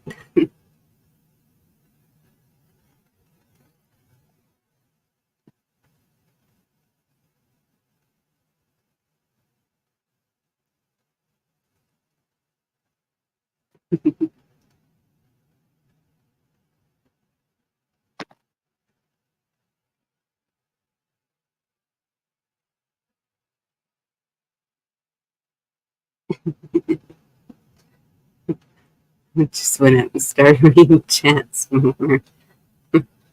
Oh, yeah. The silly boys are here now.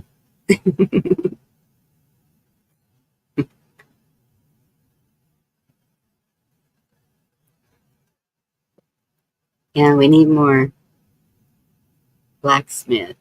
That's something that I think is gonna be necessary. Where was I at? Where was I seeing that? They Oh, were if you go to a period where it's It just said no electronical devices or anything electrical.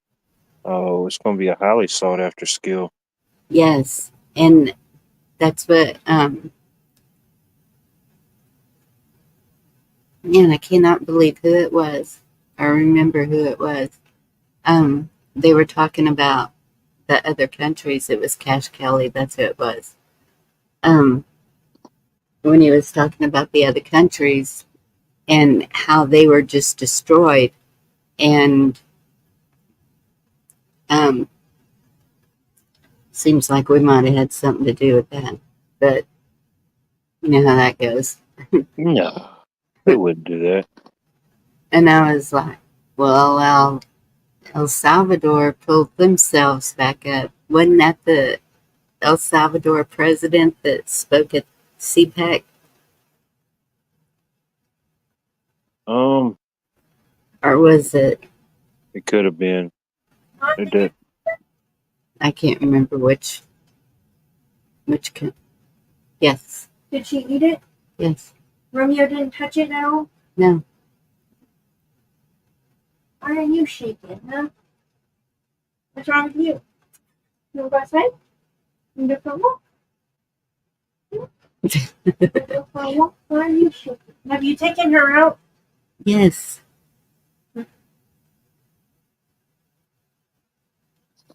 Don't worry, babe. She's being taken care of. Why is she shaking? Because she shakes whenever she just does it.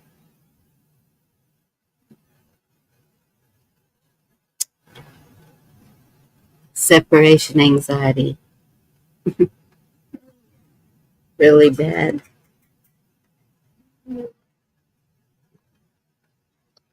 I did see this one article about countries from South America. Supposedly, they U.S. seized the plane from the president from Venezuela.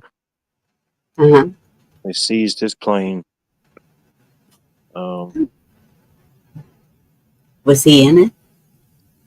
I'm not sure. I hadn't read the article completely. From what I got from it, supposedly they seized it in the Dominican Republic, and it was transferred to Florida for, I guess, investigative reasons, whatever that may be. I'm not sure. That's a good excuse, huh?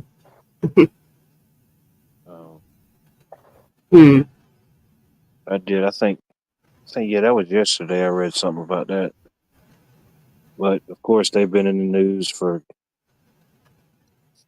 long as you could think of. They just had their presidential election about a month ago. That's good news about the plane.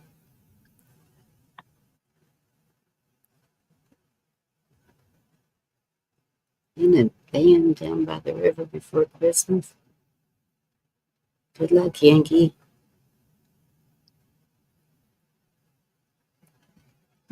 Okay, Lisa, that's fine. But that's what whatever country Cash was talking about that had built themselves back up. I think it was Germany before Hitler, whenever they collapsed, and then they just made notes, like just a piece of paper with writing on it that they were using for money.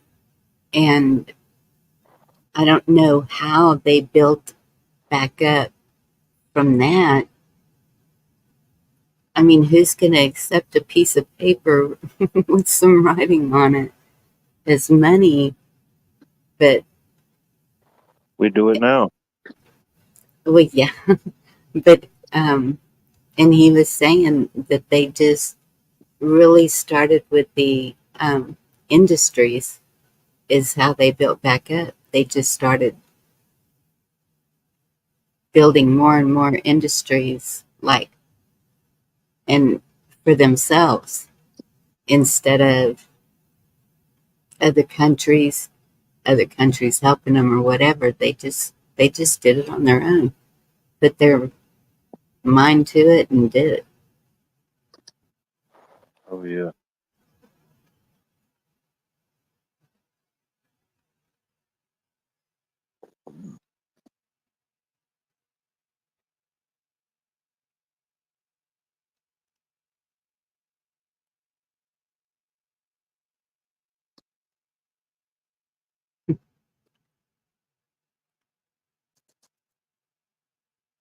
I know there's a way. I know there's a way for us to keep going no matter what they do, even if they take the money away. It's just it's just the system in itself. Because you figure, I watched this one video just on the immigration spending alone. I think it said, of course, each place is different. You know, each state's different, each county's different, but it was estimated to be around $40,000 to $70,000 per American, uh, an extra debt that was pretty much that we accrued because of that. You know, because I mean, inevitably, it's taxpayer money that funds these type of programs. But yeah, Yeah, I'm thinking, wow, an extra $40,000 to $70,000 debt per person.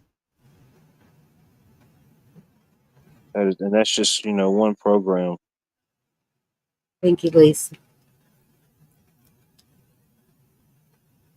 Now, I guess if there was a proper checks and balances and stuff like that, but that's totally out of the question. Yeah, I know. And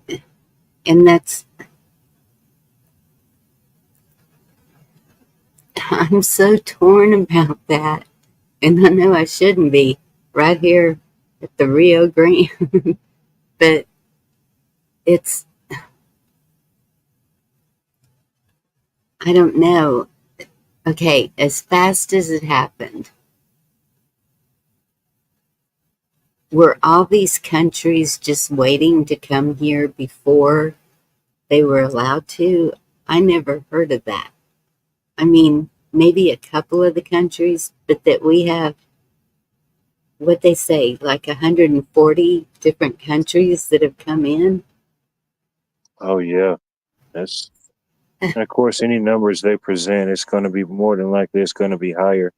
That's Yeah, just what was documented, and then what was documented and what they say, is always going to be something different. But yeah, definitely. yeah. And so, yeah, that's what I keep wondering. Why the Chinese and Africa? Africa, well, I guess there's areas of it that I don't know.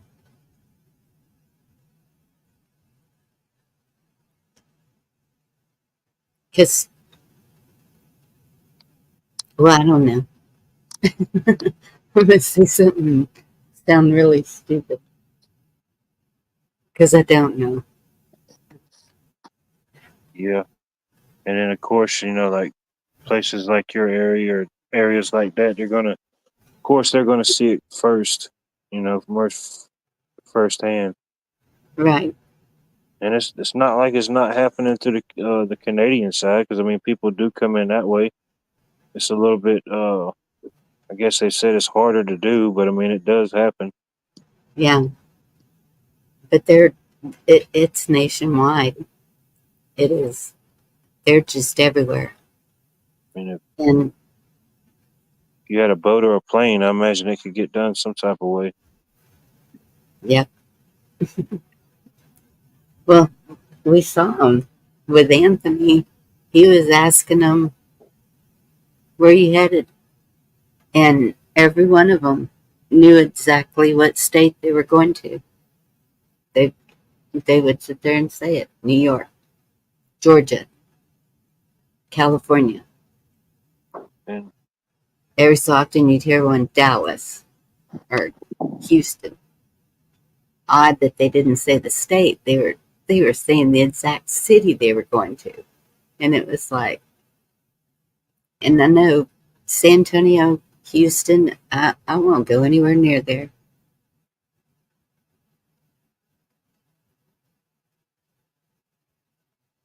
San Antonio's gotten crazy. Houston's even worse. Houston's the worst one in Texas, I think.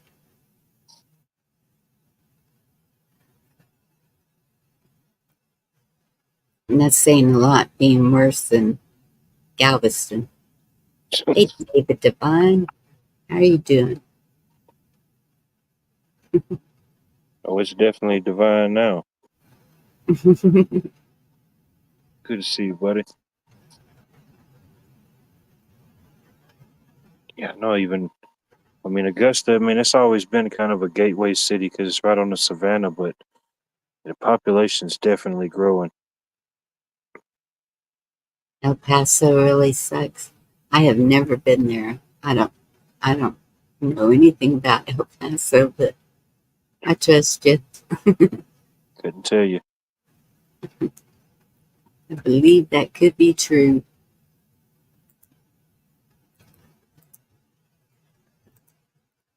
I know Eagle Pass is not doing so great. I think all the border towns, that's it. And it's so sad because Del Rio used to be the place to go. And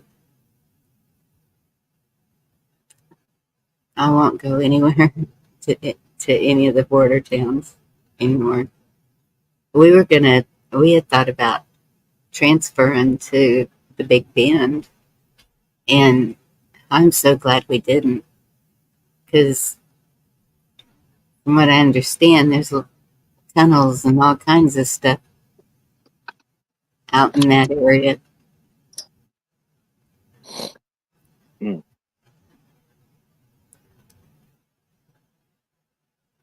But when I saw the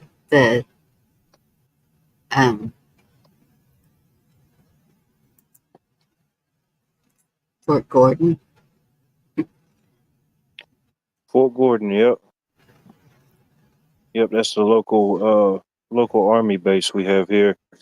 Unfortunately, they thought it was a great idea to rename it. So I think it was last November they officially changed the name to Fort Eisenhower. But I still call it Fort Gordon. huh, Yep. And yeah, with Fort Gordon being here in Augusta, that brings a big population that's constantly coming and going, military family traveling. yeah. Well, y'all got a lot of them there. Benning, is it Benning? No. Oh, yeah, Fort Benning, Yes. that's in that's more South Georgia. Yeah. Yeah, that's where Fort like your Stewart. yeah. Yeah, it's unfortunately it's no longer called Fort Gordon, but everybody from this area they still call it that. I think that's what they did to Fort Hood. I think so. Yeah, I think they did change the name of that. And Fort Sam, too, seems like, because we still call Bamsey Bamsey, but when you call there, they say something else. And I was like, I don't know what that is. But, and maybe Lackland, or I don't know. San Antonio is Lackland, I know Brooks. when they rebranded Fort Gordon, I looked it up, and there was several dozen others around the country that they were rebranding too. Yes.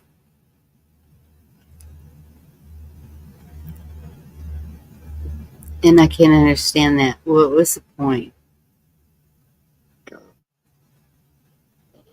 I guess maybe to, you know, history gets changed every generation. I think now it's almost got to the point where everything's so high speed and on demand. We're seeing history evolve and change in real time. I think it could be something to do with history, you know.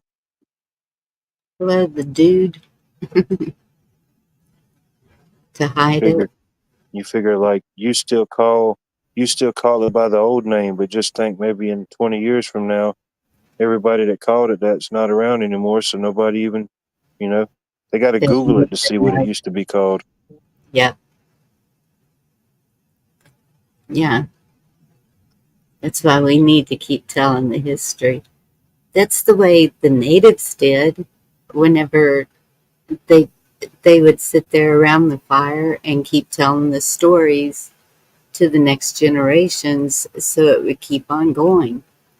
And that's where we're at. That's what we need to do because they're going to write it however they want to write it. That's why it's his story, whoever he is. Yeah. But we got the chance to be our own authors and make our own story. Tell it, pass it on. It's true. Hey, it don't really snow. It don't ever snow in my area, but I do support a good bonfire. Rainwater. I will support that. Seeing names I haven't seen before. That's cool.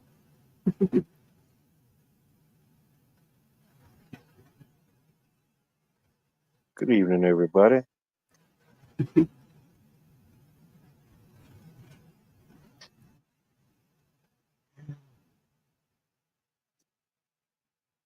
No. Go dogs. And I just don't see how they can change it that quick. Anything, What's that? better or worse. The whole country. Like, as long as we're all still breathing, we can keep it going. And that's why my grandkids know that I have a channel because I told them, I said, there's good people there and they will, John, it's showing that you're not connected. I might not be connected and don't even realize it. This whole interaction could have just been a dream.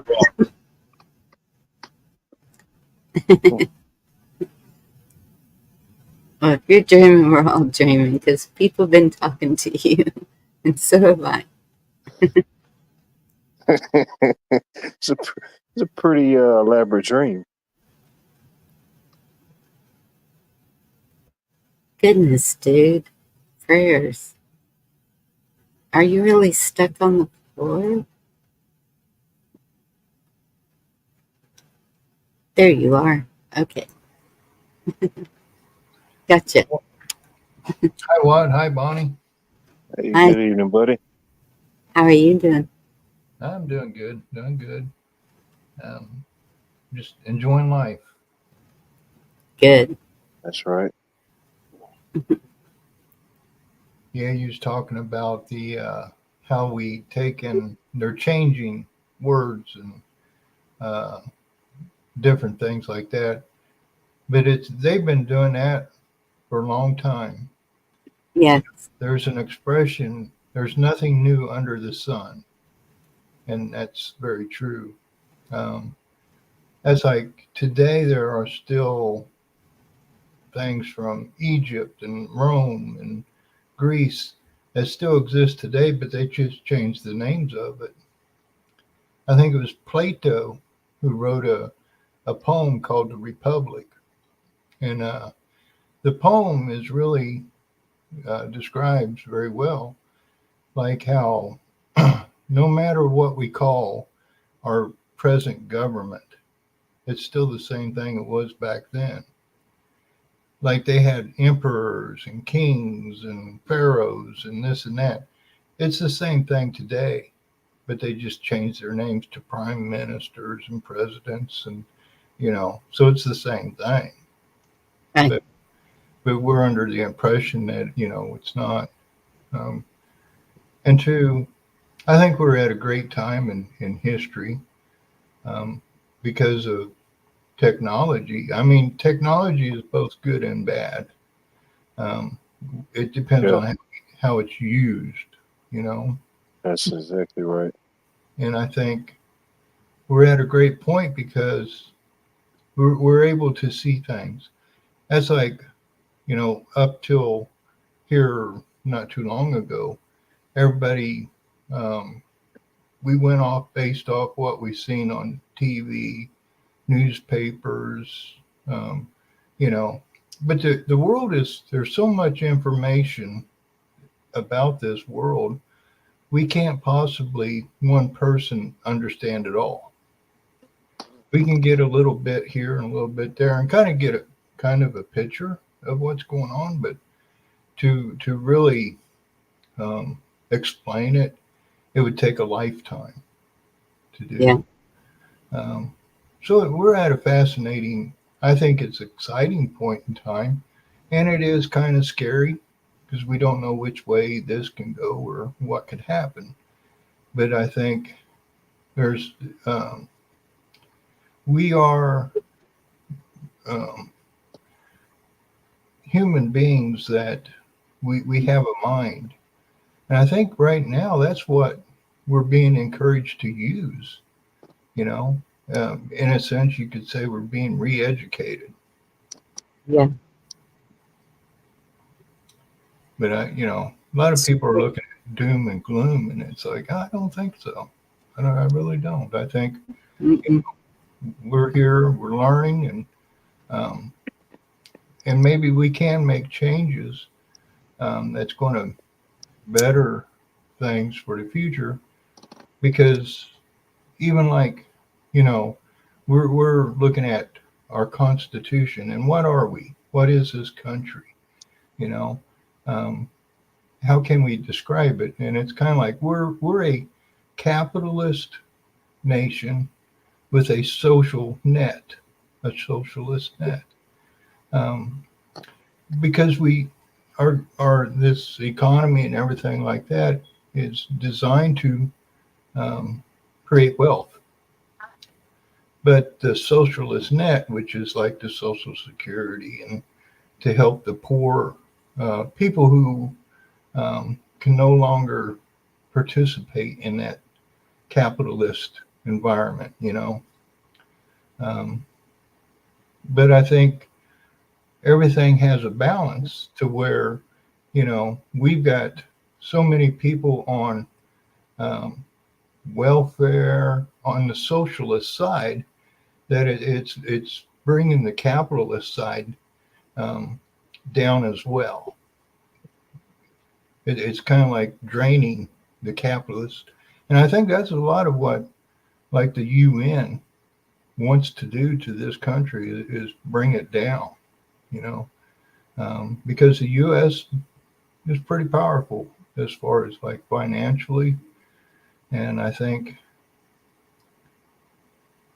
not to say the U.S. is bad, but the whole looking at things from a world view, you know, um, the rest of the world wants to enjoy freedoms and liberties and all the things that the U.S. does. And the U.S. has been trying to achieve that. And I believe they have helped a lot of countries to achieve that. But some of them take it the wrong way. You know, it's like, yeah, I mean, we should have rules and regulations because there is that desire for a lot of people in this world to overtake and to the meanings of words, like freedom's a great thing, and God gave us our freedom, you know um, but that should have limitations. Like it's like I shouldn't be free to kill people. I No. shouldn't be free to steal from people, you know so it's kind of like a lot of people are taking advantage of that word freedom to mean, they can do whatever they want, which, by all God-given rights, that's true. But you're going to end up, um, paying the consequences for that. Yeah, I think we are. We have sent so much money to other countries to help them rebuild, but the problem is the government keeps it and the rebuilding doesn't happen. When my daughter went to Puerto Rico, she saw that firsthand. And look how much money we put into Puerto Rico. And it's still a very poor country. They depend on the tourists. I think too, that's just like even what's going on in this country. You have people who are in these certain organizations that are telling the government, hey, we need more money, let's say for poor people. So the government does allocate that money, but it never makes it to the poor people. Right. It's no different than some of these, what do you call them, NGOs and stuff like that. They have a good purpose behind them, but once they get the money, the people who are actually in need get very little of that aid. Yeah. I'll plug that thing in.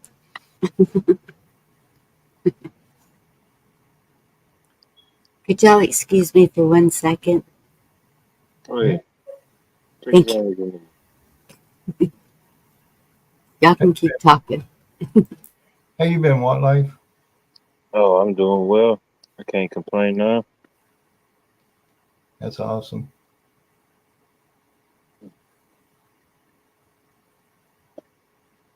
But that's just like what? It's like as you're, I don't know how old you are, but even in your lifetime, are you kind of seeing how things are changing from just in your lifetime? I turned 36 this past June, and yeah, even with a little bit that I've seen in my lifetime, it's definitely changing. Sometimes it even seems like an even faster rate at times. That's like just this internet, um, you can follow or watch other people on different podcasts and stuff like that, and everybody are discussing, different things in life, politics or finance or what have you. And I think we get I think too, some of what we want to compare the old way to now. And it's like, I don't think that's what we should be doing. We should be looking at now and what we have to work with. Because everybody wants to go back to the Constitution, Bill of Rights, and Declaration of Independence, which at that time and through time, it's all changed. I mean, as you read the Constitution, it's like what it is stating does not reflect what we have. That's like the Constitution doesn't explain, like the State Department, the Federal Reserve, all these other additives that were added on. And I don't even know if the government itself had the authority to do that. Maybe not so much uh, originally declared as as in those documents, but maybe as a corporate entity, maybe a business capacity, possibly, definitely. Yeah, I think I know what you're talking about, like the 1871, the Act of 1871, which actually created like DC as a corporate entity. Mm-hmm. And with that, it's like, okay. And, it's like, who's to say that was not like we're seeing things change. And do we, did the government adapt to these changes? And, people just weren't aware, you know. We didn't have this technology back then to where we were kind of seeing things happen in real time. Oh, definitely. It's a lot more real time now, for sure. Um, any time period before the 2000s, I mean, even 50, 60 years ago, there's some TV, not much. Most people still read newspapers. And if you lived out in the country or were a farmer, you didn't really know what was going on until you went into town for the week. Exactly.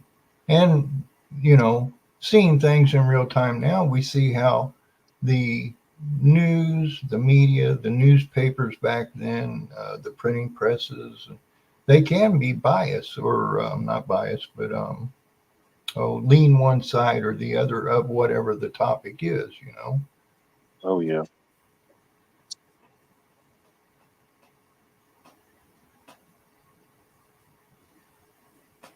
And, Can be.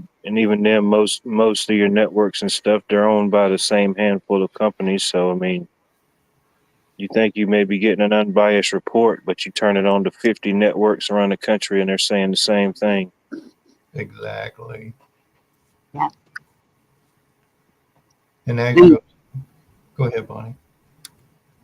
Well, what you were talking about back then, especially in the country, you didn't have time to watch TV or listen to the news or.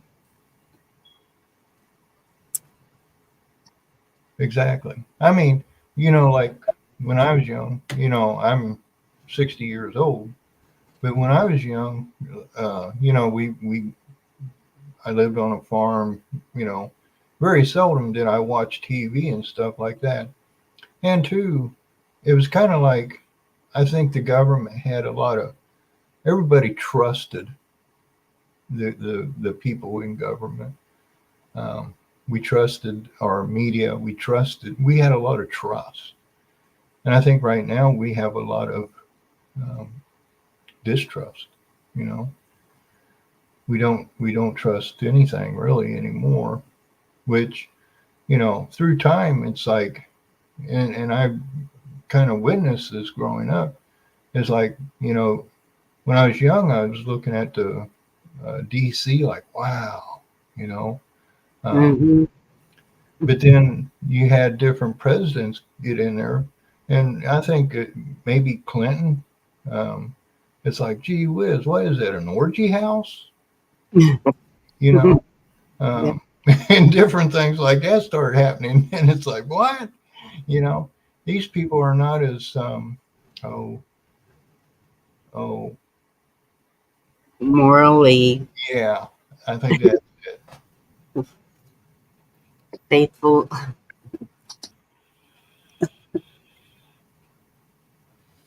They don't have a moral compass. That's it. Yeah.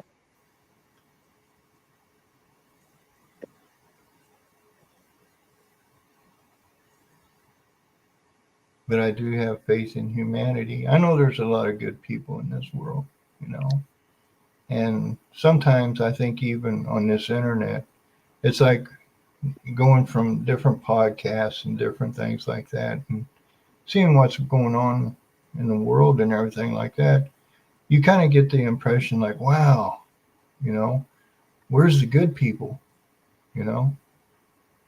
But good people don't make the news. They're showing us all the negative in this world. But I know there's good people in this world. I mean, panels or chats and different things like that. I know there's good people in this world, and um, I think some of the negativity that they're showing us doesn't really reflect the reality.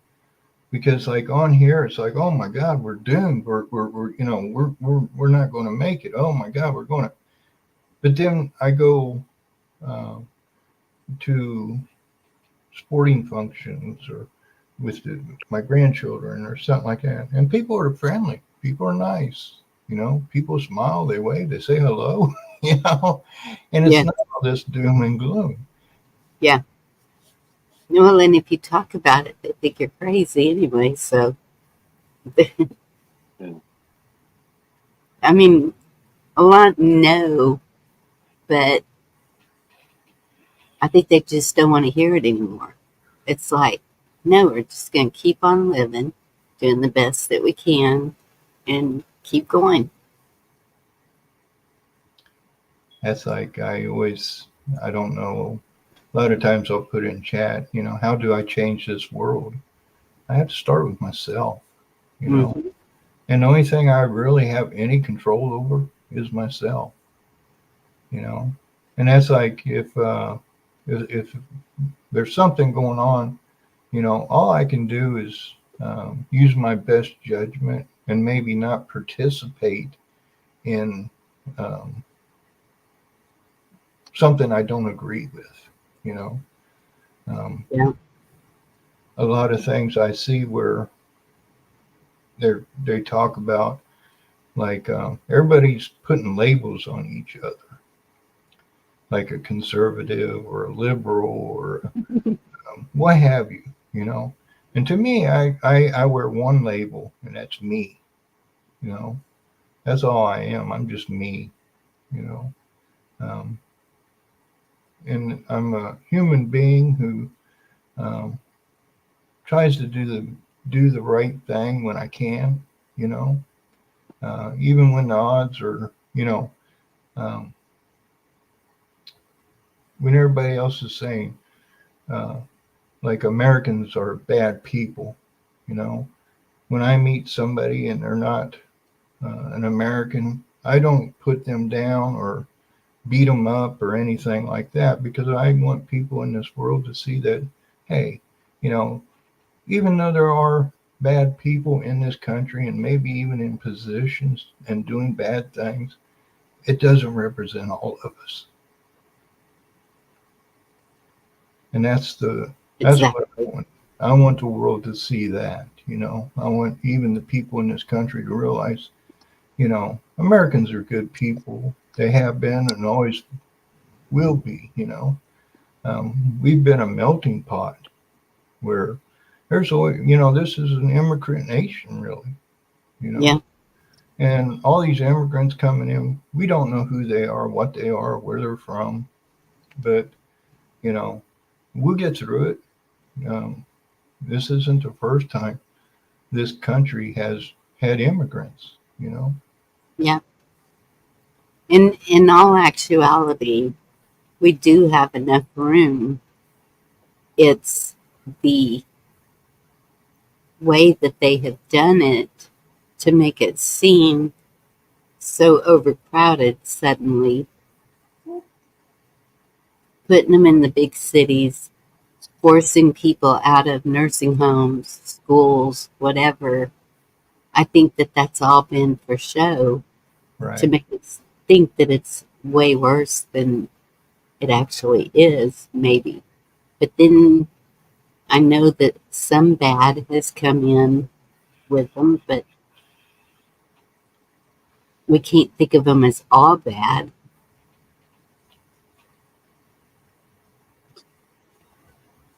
Yeah, and like I said, you know, they're the U.S. is part of the UN, and the UN, I believe, is behind a lot of this.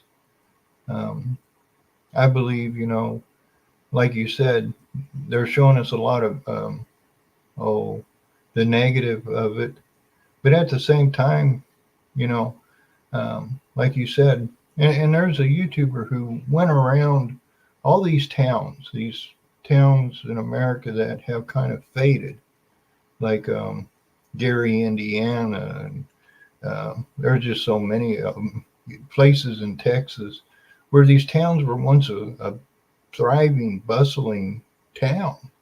And today Yes. they're almost nothing. They've whittled away. There's hardly nobody there. Um, so has this nation actually been in decline for a long time?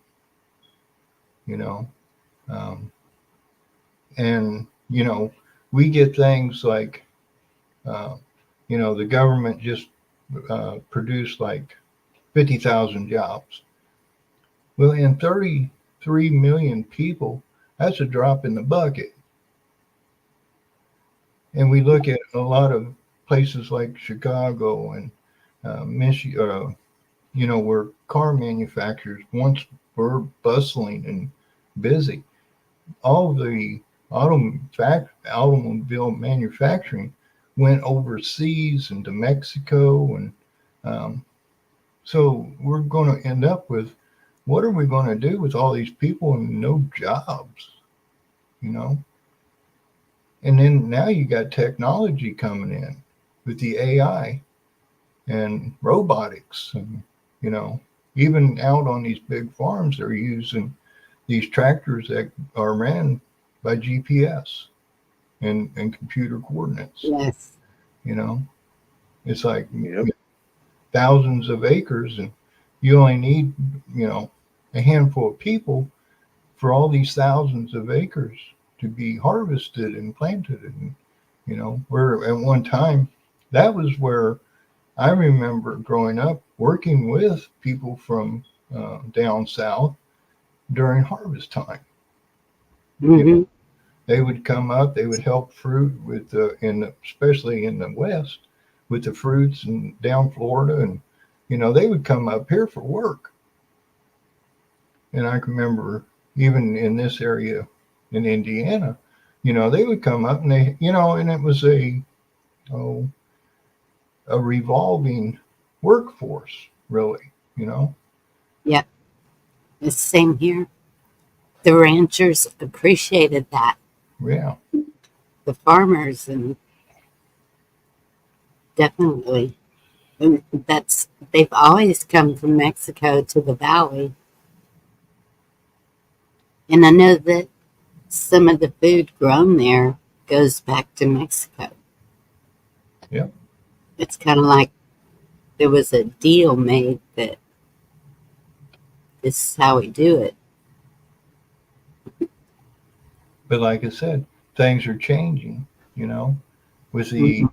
with the new equipment. Like now they got machines that can pull up to a tree and kind of wrap a tarp around it and shake it, and everything falls in the tarps, and they take it over. You just eliminated, several people in that sense. Yeah. Unshackled Spirit, good to see you.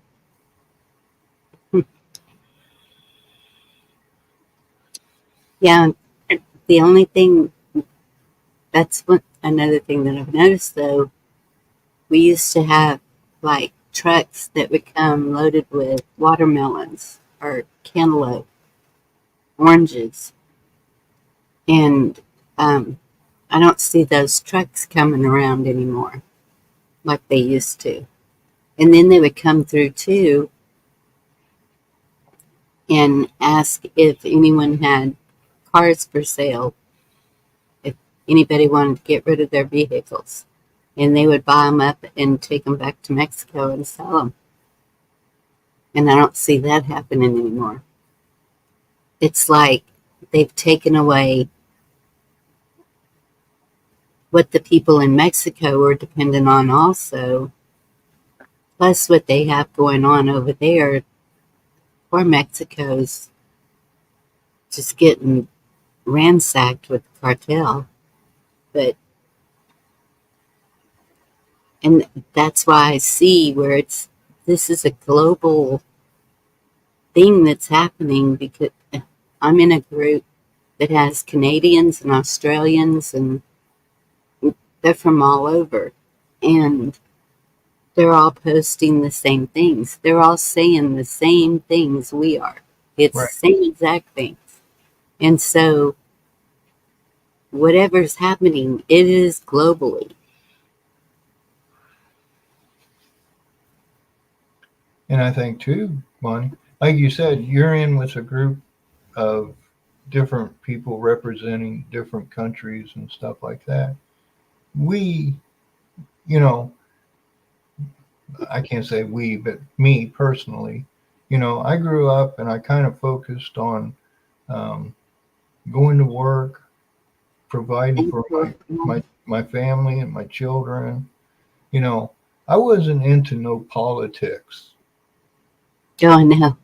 You know, I didn't really question things. You know, um, I left it up to the experts. But then as you get to looking, it's like, wow, these experts aren't experts. But I think we're in a time change now where, I think maybe every nation has said, hey, look, um, we can do something different, and um, it'd be better for the whole world. Um, Even though it's, we'd like to have this country, and I believe this country will be um, as it was, but it won't be. It will. Um, Other countries will take on some of the responsibilities that the United States has um, taken on. You know, um, maybe the U.S. has, um, especially when it gets into like the military. I remember in the military, we had exercises with other countries. Um, so the military has a lot of insight on world events and what's going on around the world. And, our military is in there, almost every country in the world, to where their perspective, their insight, and they have think tanks that, looking at different things. And I believe they are looking at things more um, like um, like even how the Bible says, we are not at war against flesh and blood. More Hmm. so, our battle is against principalities. The rulers who um, are part of the darkness in this world. So, in a lot of ways, I believe it's our mental perception or our um, oh, our mental state of mind. That's like a lot of people, and you see how they can affect that by um, the use of false flags. You know, Hmm. um, you hurt the United States, the people in the United States be like, yeah, we're going to go over and we're going to wipe you out. When, you know, who knows who actually perpetrated these false flags? You know, did the U.S. not know who was really behind a lot of this? Was the U.S. even infiltrated and fooled, deceived? Just like other countries have been fooled and deceived. And maybe that's it. Maybe the world uh, is waking up to see just how um, on a psychological um, warfare, to where they're they want to convince us um, to do things that um, wasn't the right thing to do if we knew the truth. Right. But it didn't happen. I mean, I think that they've been pushing to try to make us so mad we'll go off. And it's not accepting what is happening. It's like like you're waiting to see what's the next move. Right. So do you believe that our military are with us? Oh, but it's like everything, you know. I believe that the whole um, everything in life can have a dual um, appearance, good and bad, um, or but there's always that, and this gets into like how the ancients and stuff perceive things. That's like, Yeah. if why do we have two parties? You know, you have a left and a right. You know, over in Israel, they're wanting a two-state country. Um, Ukraine, uh, they're split. You know, and Yeah. this is how everything works, is to try to divide people.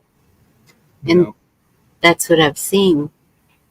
I remember, I don't know how long ago, it doesn't seem like it's been that long ago, when we get a ballot, everyone was on this ballot, and you just decided who would be better for the position. You didn't really pay attention to whether they were Republican or Democrat.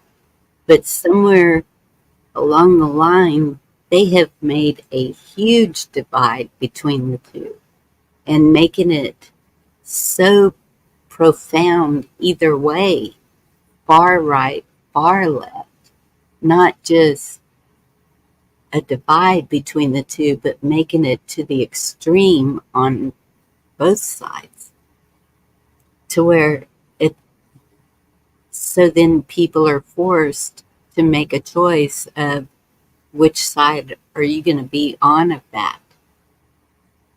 And we see what one side seems to be more against us than the other, but in the end, when I watch anything that they're doing up there, it still seems they're all of the same. All. two sides of the same coin. Yes. And that's why I say, I think that is, that's a psychological, um, oh, how they actually, a lot of things work in this world is to keep us divided so we never can actually address the issue at hand. You know, we're too busy fighting each other. Yeah.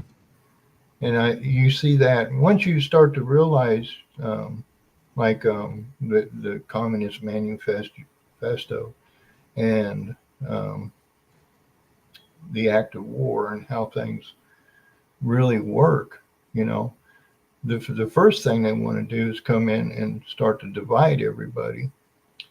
But even through time, even in peacetime, we have been divided. We've never actually came together as human beings. You know, even you see a lot of the issues that are pushed today, they are um, kind of like illusions. That's like um, different rights.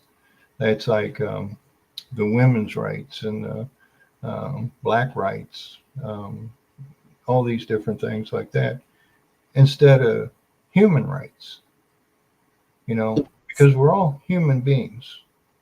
Even though, yes, we are individually different, we are all still human beings. So why can't we have rights that are equal for all human beings? That would include women, blacks, Hispanics, every human being. Humanity. Yes. Because by allowing it to be a separate issue, you just divided it. You made it a separate issue. Yes. I was filling out something today, and it makes me so mad that when they ask you your ethnicity, why you can't just say American. The French can say French, the Asians can say Asians, any other country can say it. Why can't we? No, they have to divide us by um, white, Caucasian, or Native American, or um, African American, Hispanic. Everything you fill out, they already have it all divided up. Yeah. That's the systematics. That's the way they've done it. It's, that's like I say, why can't we have one, even if we have just one party, and Yeah, that's the human party, and we're going to do what's right, morally right, and what we feel is best, um, and even to the point for every human being. I think that's kind of what we need to um, try to be. You know, they say the U.S. is the beacon of the world. We should actually not only make America great again, but make this world great again. You know, yeah, to expand it to include everybody. I mean, we're all human beings and do, what's best. And I think there's a lot of groups out there that, humanitarians and um, people who think outside of the box. yeah, You know, that's like, I've been to Germany and different places in the United States, but I'm not a well-traveled person. I don't, some of these people who go have been around to different countries have seen just how, you know, what's really going on, you know. Um, and like me personally, I'm limited. It's like I only know what the news will allow. And we do have people from different countries, and I appreciate their input in the chats. What's going on over in Britain, what's going on in these different countries. And two, even with YouTube, there are YouTubers who are showing us um, what's going, what different countries are like. Um, there was uh, a documentary on China and how the corporations, not, the investors and the corporations built China up to what it is now, you know. Uh, yes, and is China the same thing Russia is by having us believe we are, they are our mortal enemies? I think most people in most countries are just like we are. They just want to live and have a family and, you know, um, yes, but it's their governments and these people, their corporate leaders and different things like that are calling the shots. And I believe they want to keep us to where they have um, or they can use that division amongst us as leverage. hmm, I totally agree with that. And that's how I think we win, is we just keep on. We have always heard love conquers all. I don't think that that is totally false. I think that that is, how many times does it say that in the Bible? It's, I think that that is the route to getting where we need to be. And I know that's hard for a lot of people. It's, you know, especially when you have evil attacking you in every direction.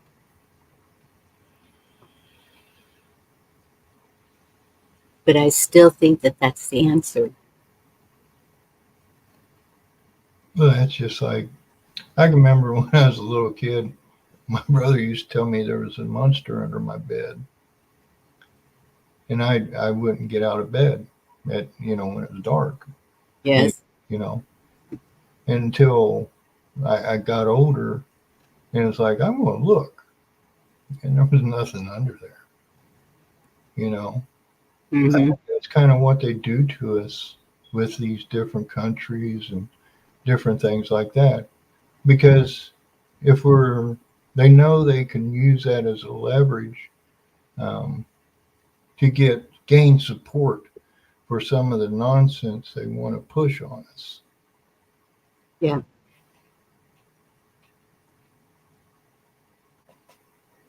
No fear, no matter what. We walk in the Creator. Amen.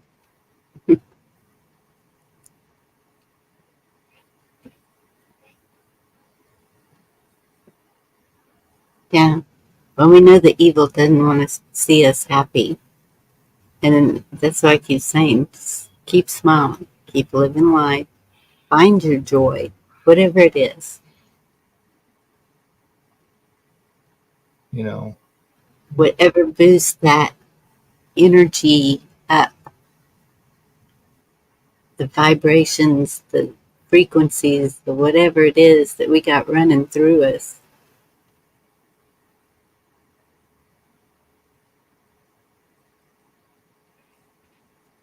we're all human beings, and that's like when you look at like some of these filthy rich people, and they got these multi-million-dollar yachts and jets and palaces, and it's like, oh my God, how these people get that much.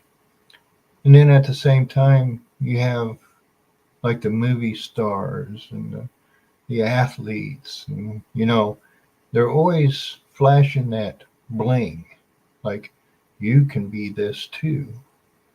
Yeah. But it, just like George Carlin said, there's this club, and we ain't in it. And I believe that is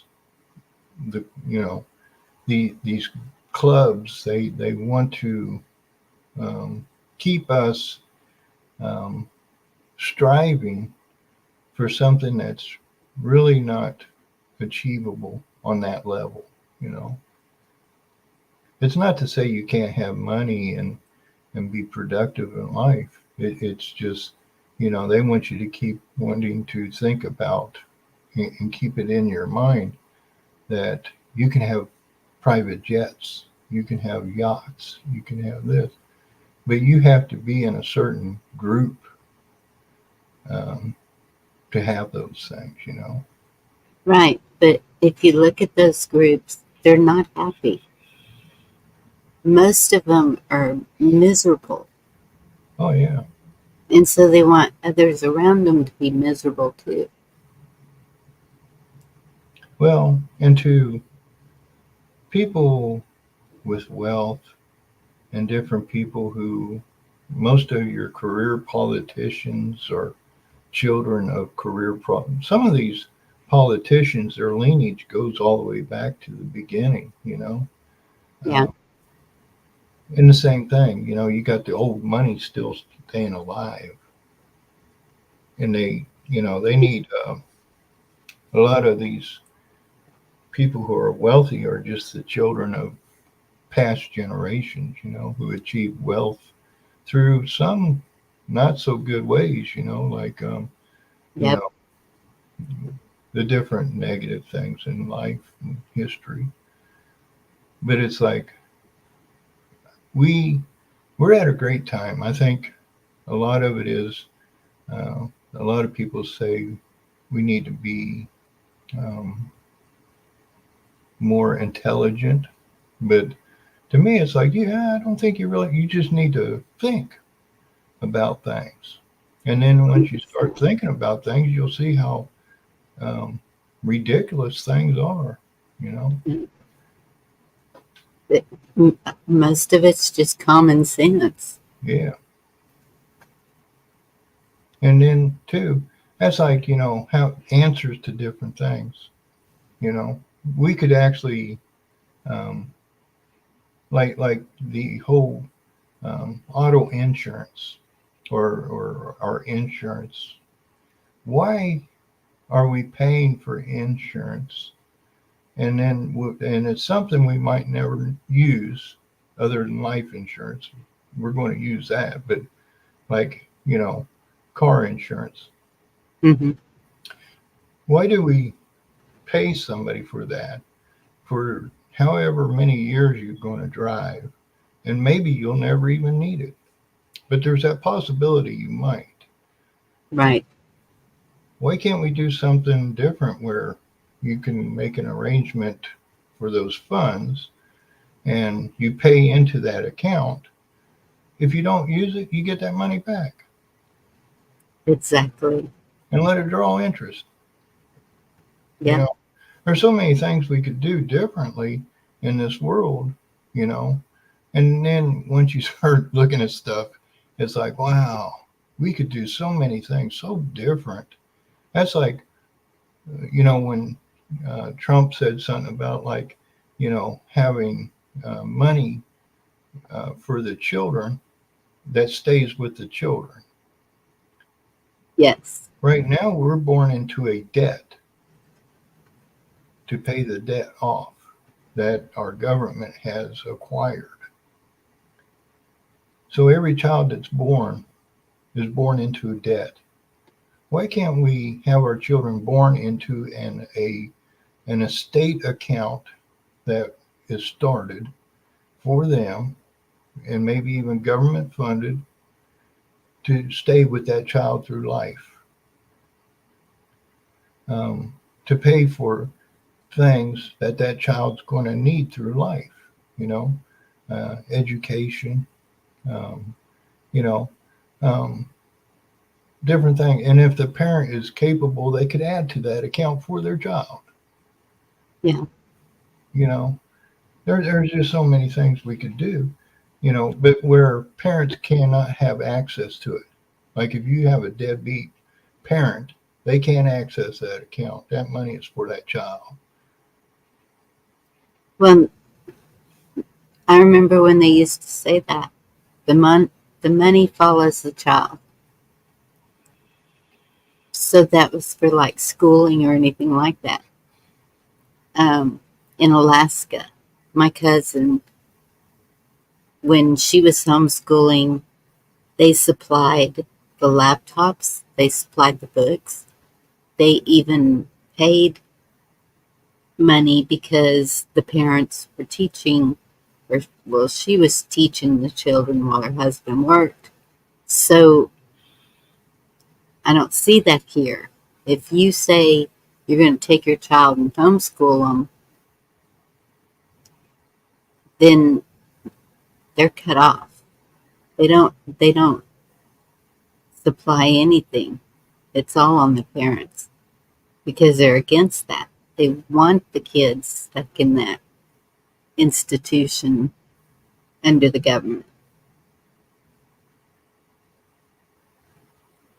Yeah, like I said, I mean, there's so many things, but once you start a discussion on different options that Hmm. people can do, you know, and get more input from other people who maybe have more experience with like setting up things and stuff like that, then I think you could start seeing changes being made, you know, and maybe even get lobby groups together to lobby government to, you know, you know, I would rather see my tax money go into helping the children of the future than I would to something that I really, you know, abortion, you know, something Yes, I don't agree with.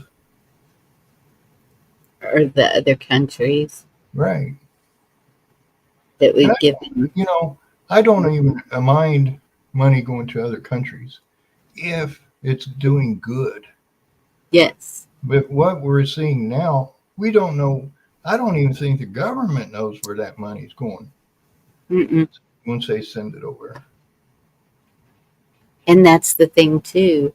If if we're going to send money to other countries, it's just like our city council. They have to show us a budget. They have to show us where all that money goes. And so I think that the other countries should be accountable for that also. Yeah, exactly. Saying this much you went know, to food for the people, this much went for clothing, however it's spent, so that we know that the people are being taken care of. Have a good night, Indy. Thank you.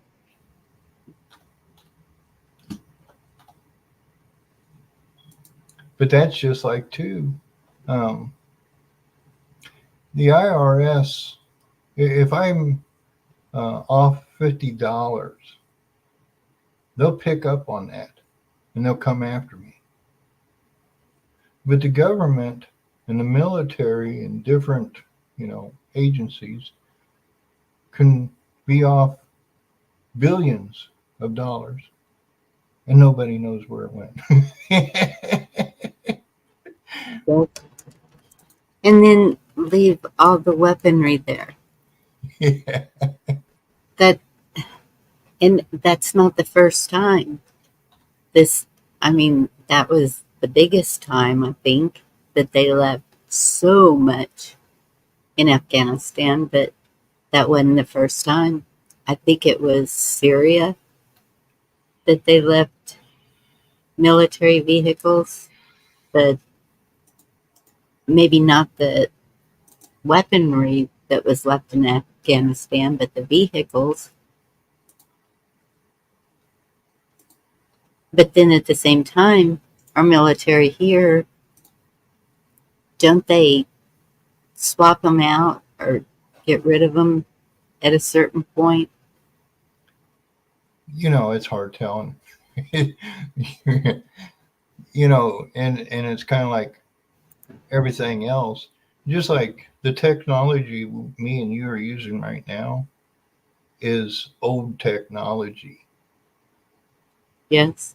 There's actually better technology that the military and government they've already gone into like quantum computers and stuff like that.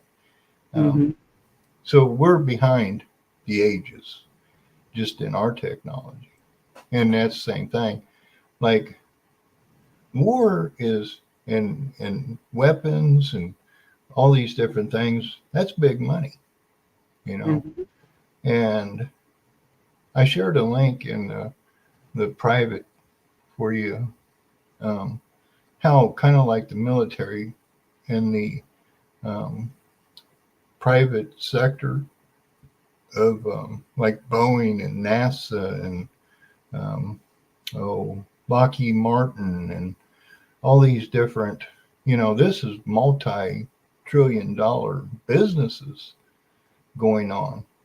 And you could say it's kind of like that's the black budget, you know, um, and they don't discuss that. That's behind closed doors.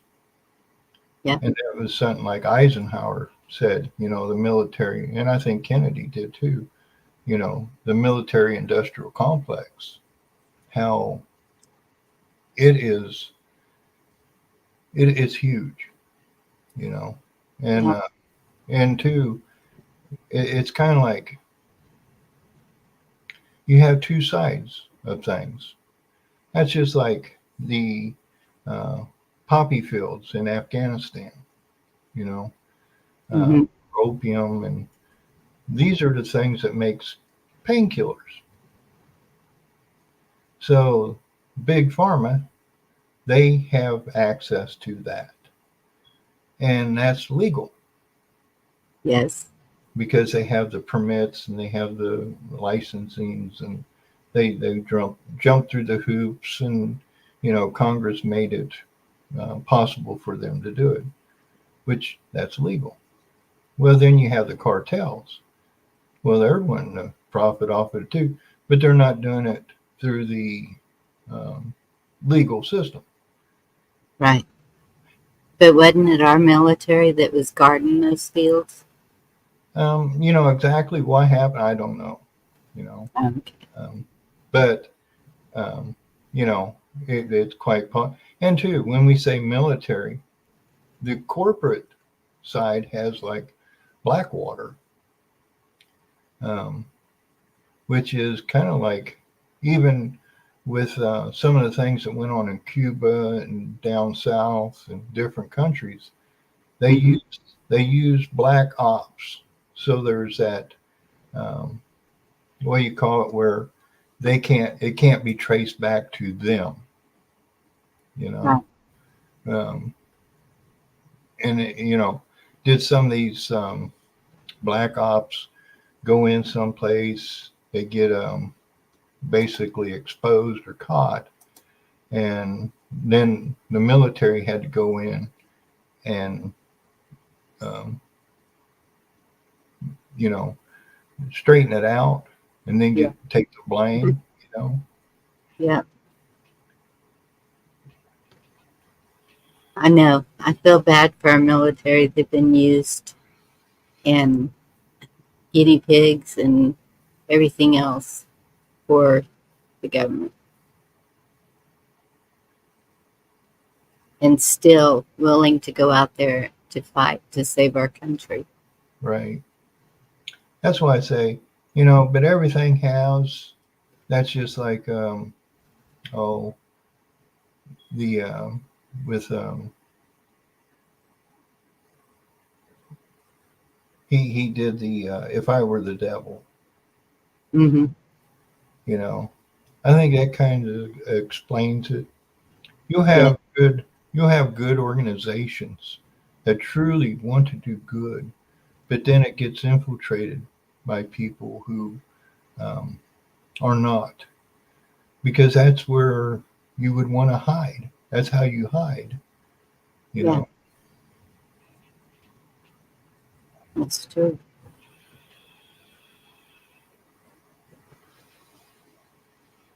I saw something today. Uh, that someone is demanding that every American citizen to pay 5% of their income for reparations. And I was like, oh, this is not going to go good. Right. But that's just to prove how these politicians will do anything. They have no morals about them. They don't care if they start a civil war or Hmm. a racial war. Oh, they don't give a shit. So long as they're not exposed, and that's what they don't want. They don't want to be exposed for who they are. Yep. But then at the same time, it seems like they're showing us. It's it's kind of obvious. Right. And I think they are. They're making, and that could be the oh, they want. There is a group of people who are trying to expose all of this. And the only way we can actually deal with it is to expose it. And um, how can you fight something you can't see? Yeah. And yeah, that's the way it is now. That's when they kept talking about CW. I was like, well, that didn't make any sense because who's going to be fighting who? I don't think the states are going to go against each other again. I don't see that happening. And then I've noticed that they've quit talking about it as much as they were, but they're still trying to push the buttons. Right. Right.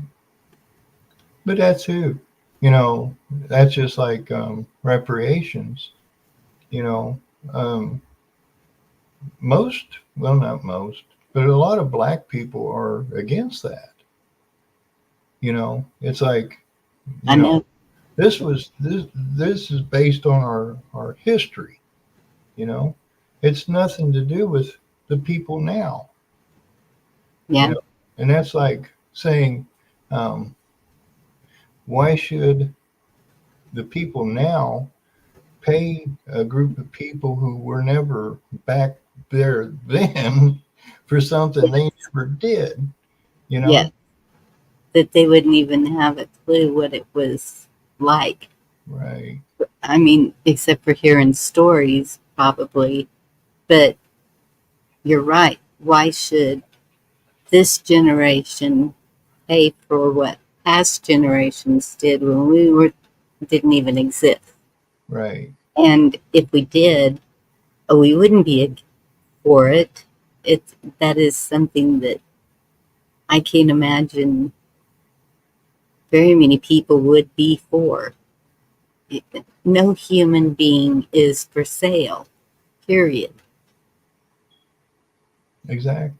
You know, and they focus on that negative aspect, but they don't say nothing about how this nation came together to fight that um, evil or that Yes, injustice.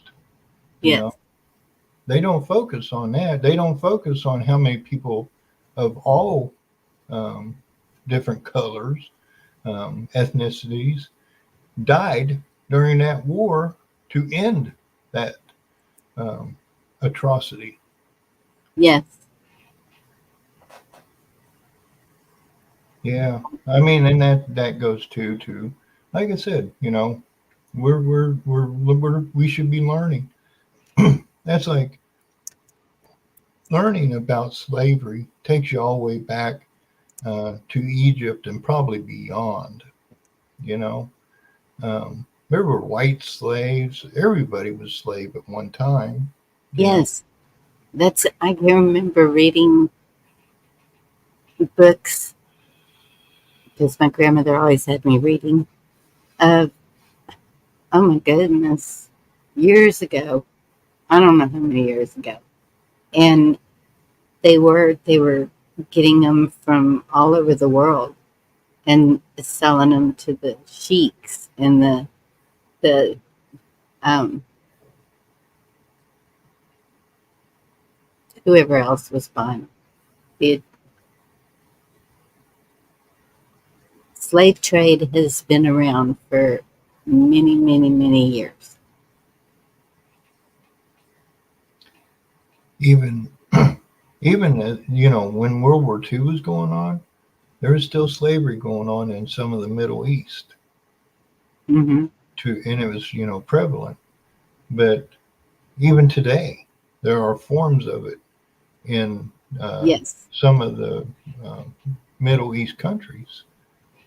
that's what I was saying at the beginning of this.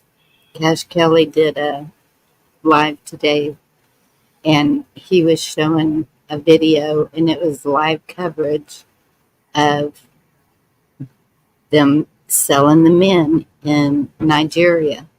And I posted that on my community page, the link to Cash Kelly's live that he did today. So it's still going on. You know, that goes to that expression. There's nothing new under the sun.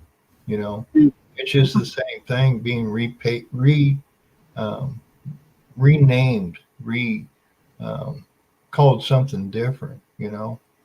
Um, and two, that's just like, you know, even our form of economy is, in some sense, it's a shackleless um, oh control. You know, where the only real people who have freedom are those who have a lot of wealth. Um, but even that, people who have a lot of wealth, they don't need nothing. Uh, so then they're more focused on power and control. Yes. So then the power and control consumes them.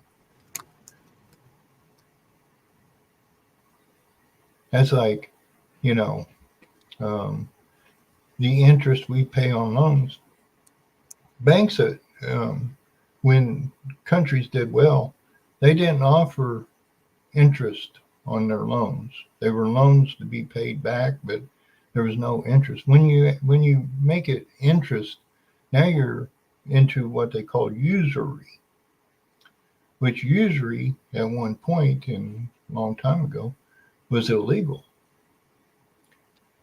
But the wealthy figured how to.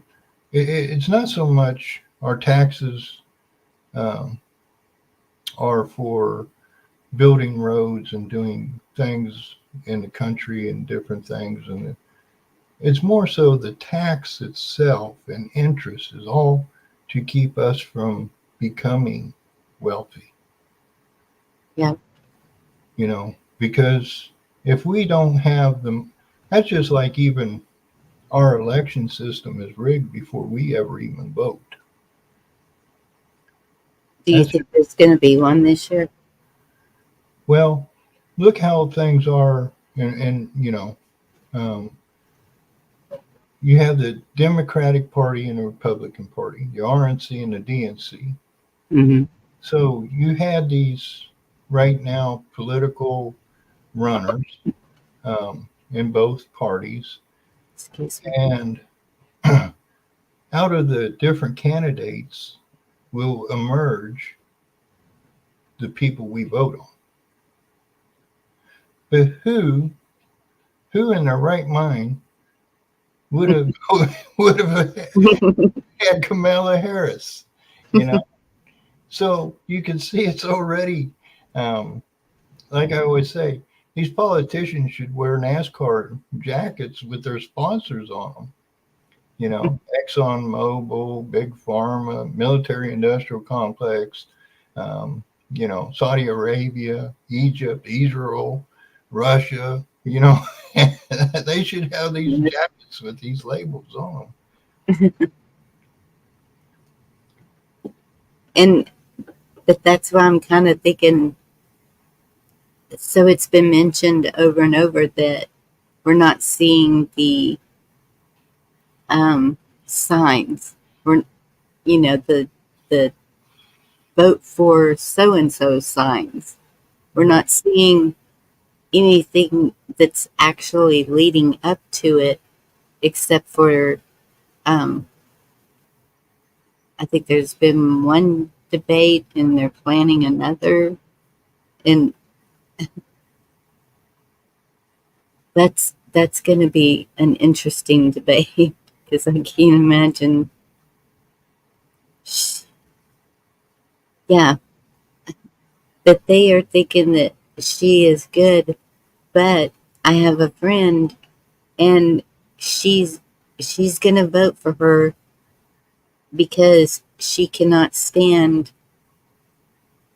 tea so much that she'll vote for her. Not looking into her past, not looking into her family, not looking into anything about her, just because it's not Mr. T. Or, I don't know how to say it, but they won't.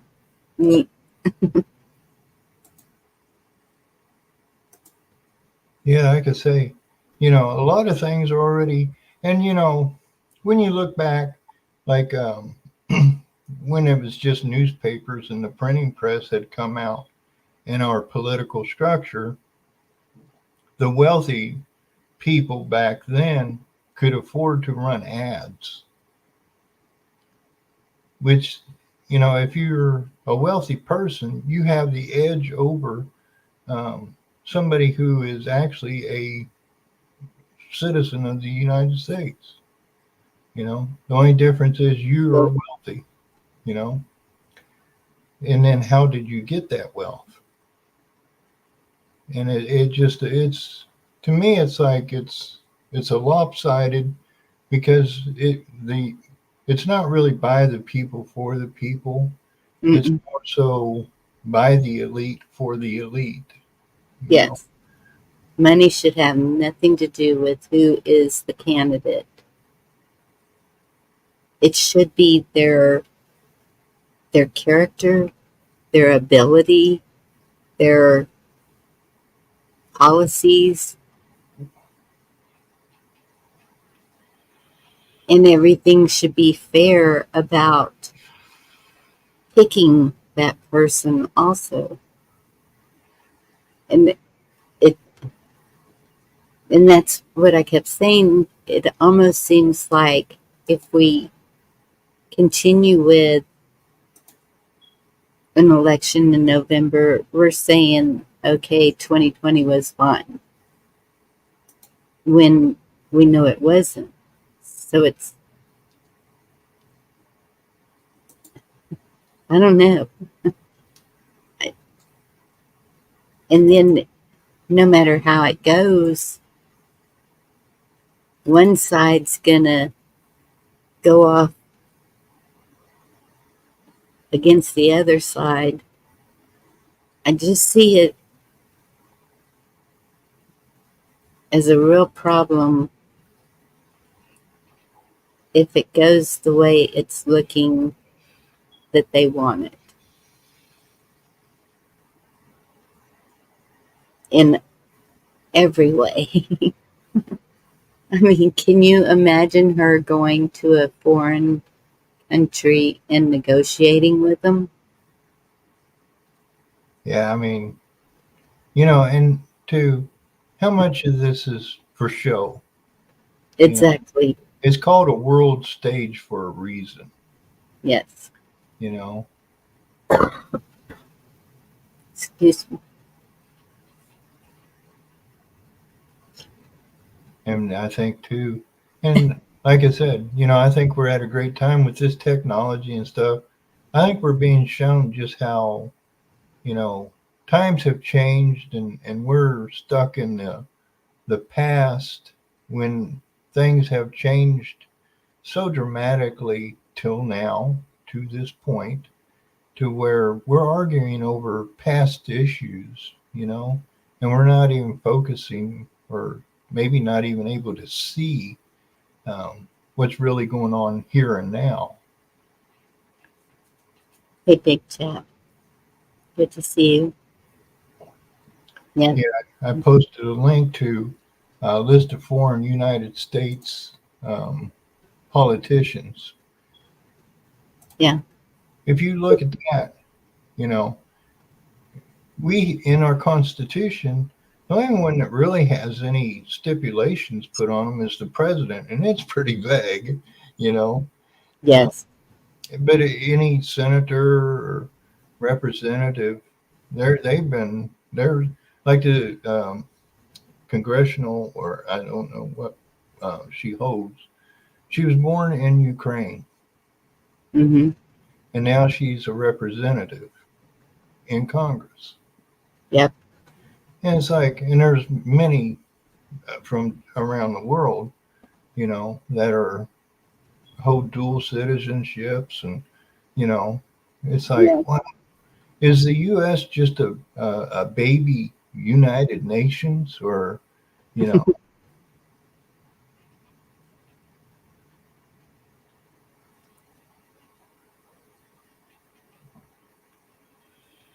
Oh, you're from Australia. Yeah. I know y'all are having a lot of problems there too. And people in these other countries, if they really look at their leaders, you know, they might find out they've got people in their government from who knows where, you know. Yeah. And that, um, oh, what is her name? I never can remember her name. Who is It, it? it's like Eimer, it, the one that married her brother. Oh, She wasn't born here. yeah, Emar. Emar, is that her name? Emar. Maybe it's Emar. Yeah, something like that.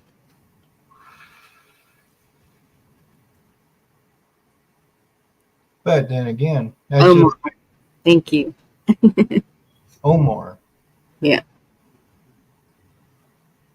Yeah, that's just like the one representative in Indiana. Her last name is Sparks, I think. Hmm. I've seen her like on these Congress committees questioning and different things. And she sounds like the most American one there. But she was born in Ukraine. She goes, you know, she's like, the United States is a republic, a constitutional republic, and there's a constitution for a reason.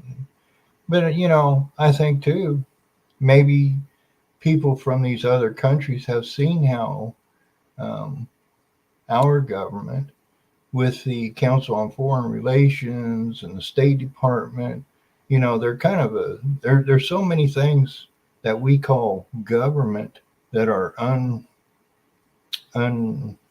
oh held accountable. You know, that's like we can hold our government accountable, but our government's not holding these entities that they created accountable. Yeah. So, do you think that the Constitution might need a touch up? Well, Because, like you said, that the one part is very vague, and I have seen parts of it where it's like, well, they could make this sound um, like there's. Oh gosh, I can't believe I can't remember it right now. Maybe it's late. um, the states and but the states having power, but it seems that the states even have more power over the people. Or well, I think too. See, if from our perception and maybe the establishment of the structure was supposed to be where the people maintain the power, yes, and the power should come from the people up and go up. yes, But it's became where, it's transferred. yeah, to where the federal government is overpowering the states, and then With, the states are overpowering the people. You know, yes, with all their agencies that they have built up to be able to overpower us. right? That's like that. To me, it's kind of like how when you had those old projectors that projected, and you used like a clear plastic to put on it, and then you could put an overlay on top of that, and put an overlay on top of that. To Yes, me, that's kind of what they've done. yeah, Because to me, if we were to stick with the Constitution, we should only have sheriffs. There should not be yes, FBI or anything else in our states. yes. I Because, don't even think there should be police. well, unless they're under the authority of the sheriff, Exactly. you know, eh, because the sheriff, Like a deputy. yeah, we should have the ability to, let's say, if something's not being ran correct within the law enforcement agency, we can file a grievance, or we can even vote out that sheriff Exactly. or sheriffs. Yes. The people still have the power over the sheriff, where police, we don't. Right. Police are hired by the city council, municipal, and so the people don't even get a say in that selection at all. But that's just like, the whole thing with like Trump being shot, the Secret Service. when you look at that, back when Lincoln was running or to become president, he was involved in a lot of controversial things, and one was slavery. And there was an assassination attempt on him that was foiled by a fellow named Pinkerton. Mm-hmm. Well, Pinkerton started a security agency, and he was actually, after he foiled that attempt, they say alleged attempted assassination on Lincoln, Lincoln hired him to be his Secret Service, basically, is when it started, but it was called Pinkerton. And Yeah. during the war, Pinkerton would actually put spies in the South, and kind of like started the whole Secret Service data collection on citizens in the United States. And the Pinkerton private security became very well known, and actually became like the security agencies for corporations. Like when there was a strike, the Pinkertons would go down and bust up the strike. They were known as strike busters. And then, there was a coal mine strike, and the Pinkertons were there, and they actually got in a shootout with the strikers and killed several of them. And then the strikers were retaliating, and then the National Guard had to be called in. But there was never any repercussions to Pinkerton because they had connections, They were involved with the corporate leaders. It's run like a mafia. It became the legal secret service, and from now on, and then actually, if you actually trace it back, Pinkerton eventually became Blackwater, and Blackwater was involved in some of the things that went on in other countries and stuff, and got a bad reputation. And now a lot of Blackwater and different things, like when we think of war, we think about going over and physically taking over countries. Now there's more like a financial war where these corporations and investors have invested in countries and basically put their corporations and people even in the United States. There was like 19 Chinese corporations buying land near U.S. military bases. Yes. The pork industry, China owned a lot of that. Saudi Arabia owned a lot of land out west. A lot of this land was to grow alfalfa to feed their cattle. They would ship the alfalfa back over to Saudi. But these were in states that had water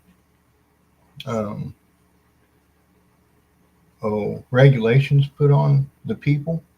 Mm-hmm. They were only allowed to use so much water and what have you. But the Saudis didn't. They could use all the water they wanted because, they weren't under that same policy as American citizens. Yeah. Well, and two, and that's why I say there's so many things, like we have a legal system, but the criminals have learned how to go around these things. and even Congress changing things to make it legal. Right. But not for us. Right, right. That's just like, you know, with the CIA, or all the three letters, put it that way, intelligence agencies. There was the FOIA, where these agencies had to get um, a court order, or a warrant in order to surveil a U.S. citizen. Mm-hmm. But these three letters have worked with three letters like the MI6, MI8, Mossad, um, which nothing made it illegal for them to surveil us. Right. And if our three letters were to be working with them and get that information from them, um, that it was kind of like, well, we got this from them. They weren't the one. Our three letter weren't the ones breaking the law, so they could use that information, and they didn't have to get no court order. And that was the whole purpose of the Patriot Act.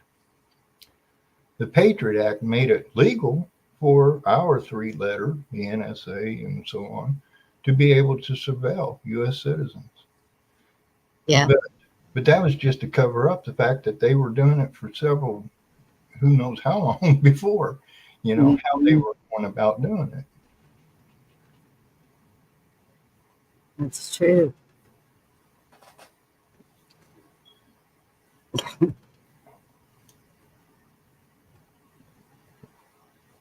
Yeah, that's why I say this, it's been building up to this for so many years.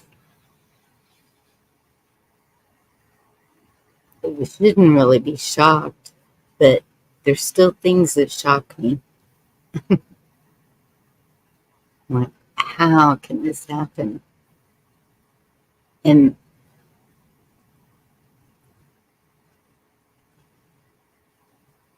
well, that's why I put the National Assembly in there again, because that's the only way I see us being able to stand behind the Constitution, is to assemble as it says. Good night, Big Chap. Thank you for coming by. Yeah, there's just so many things. That's like opening the Constitution up for change. I believe the Constitution is a sound Constitution, but,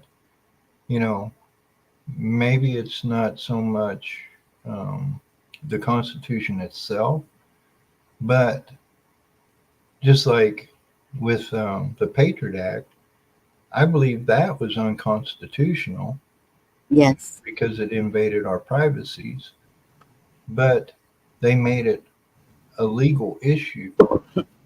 So even though it was unconstitutional, it was legal. So did the legal institution trump or overpower our Constitution? No. So that's what I have been learning, is that it's okay. It's the people, and so the three branches of government are the oh my goodness, the judicial, the is it the executive, and what is the other one? Well, you have the House, the Congress, the executive. That's the three branches. And the actual Supreme Court should be actually a separate entity. Yes. As a, kind of like an oversight. But they're supposed to oversee the government, not Right. the people. And that's where they have overstepped. When, you know, we can agree or disagree with some of their decisions, but they have still overstepped by making these laws that affect the people, like Roe versus Wade. Constitutionally,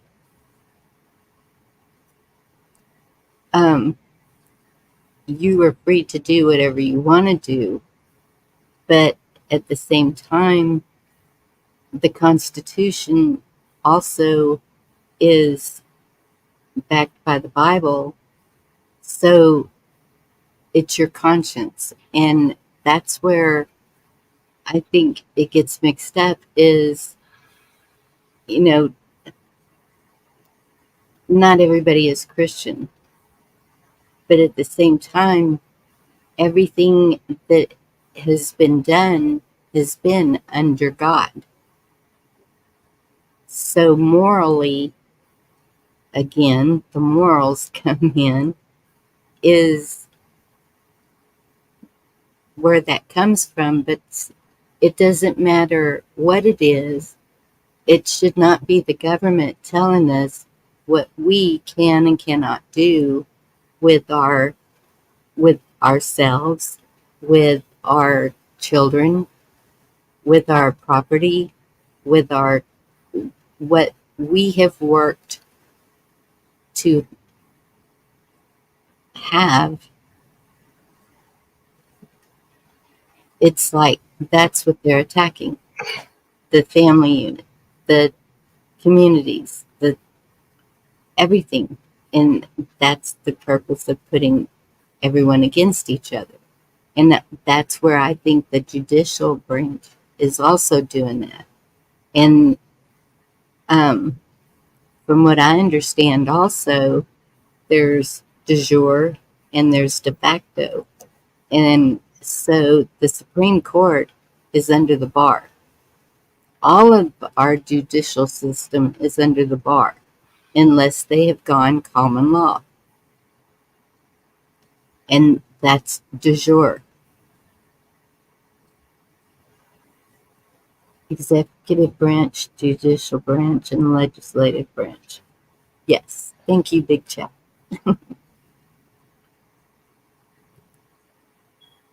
Yeah, but even the bar or that it goes back into Greek, Rome.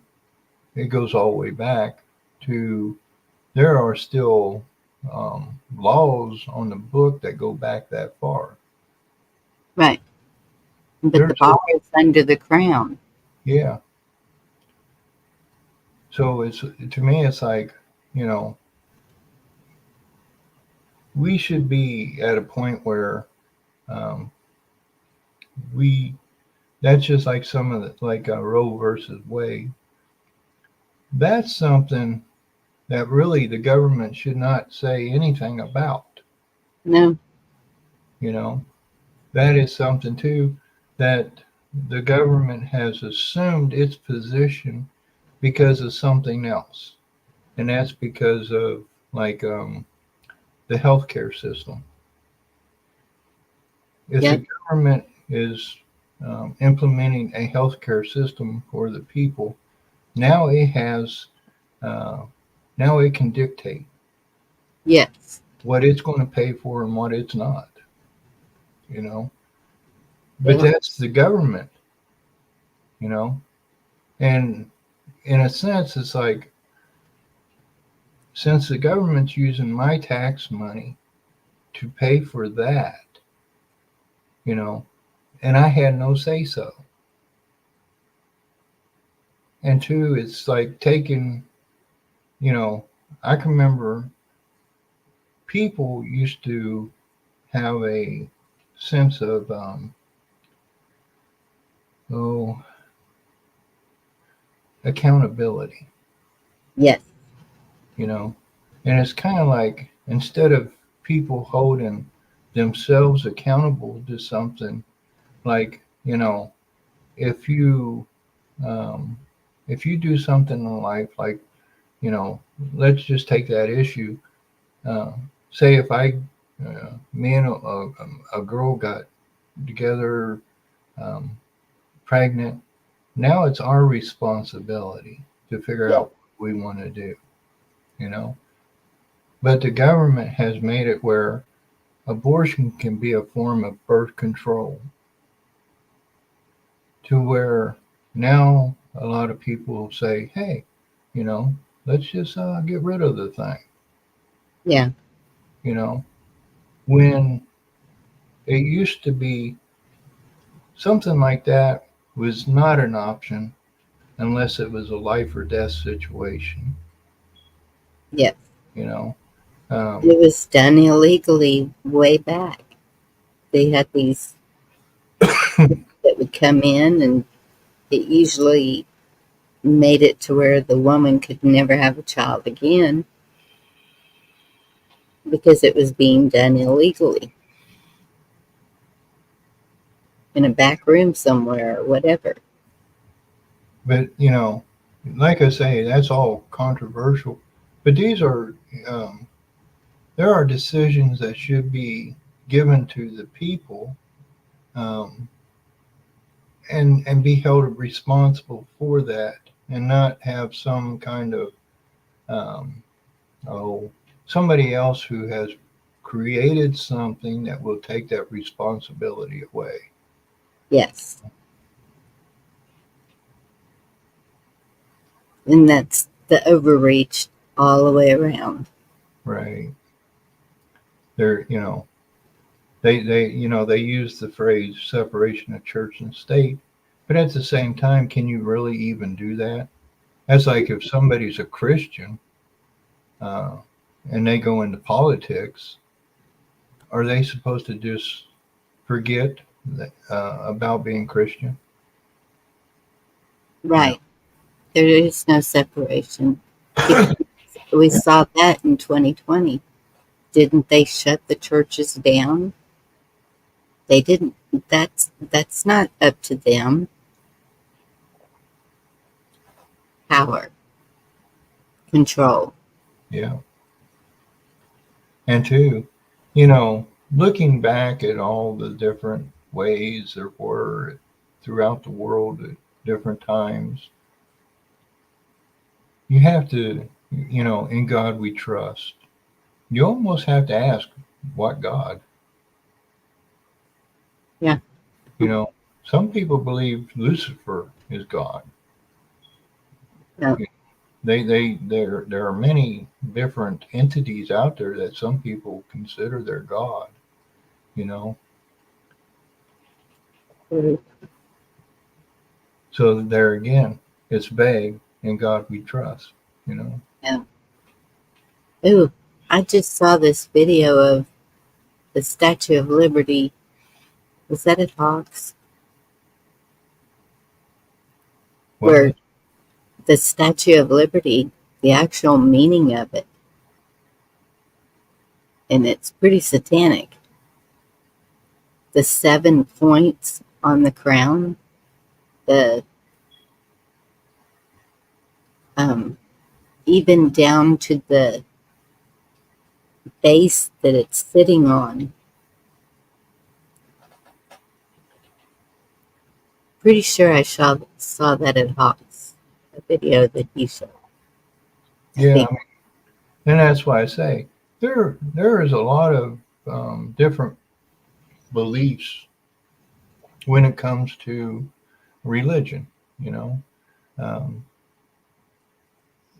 it- you know, you could actually take um, some people who um, believe in a lot of these other different beliefs that's out there, um, believe that Jesus was Satan.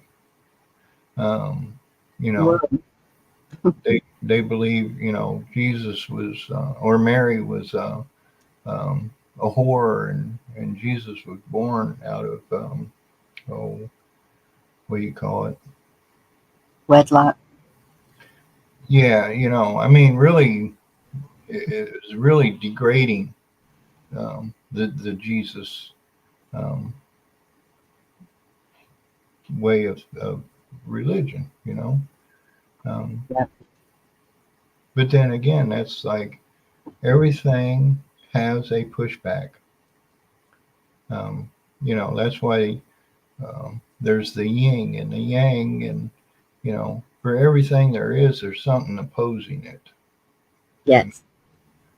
And then this is something like what you have to believe in what you believe, um, and hold to that, because there's so many people out there trying to change, want you to believe what they believe. Oh, I know. And that's it. They try to push it on you. I even heard one person say that um, Jesus and Mary Magdalene were married and had children. And I'm like, where's the children? Where's the facts on that? Where's the receipts? Right. That's why I say there's just so many things out there. That, that's just like you have the esoteric and the Gnostics and the mystics and the, all these different past beliefs out there. And this is something that we're seeing resurfacing. Yeah. A lot of people are now, even the whole frequencies and vibrations and stuff like that. This all goes way back, Mm-hmm. And, it's something you can look into and stuff like that. But, is it true? Um, these are things like you have different cults that believe different things. They teach different things, or they'll take the Bible and they'll twist it to make it something else other than what it's saying. The same thing you can do with our Constitution. You can twist it, you can bend it, you can make it say whatever you want it to say. Right.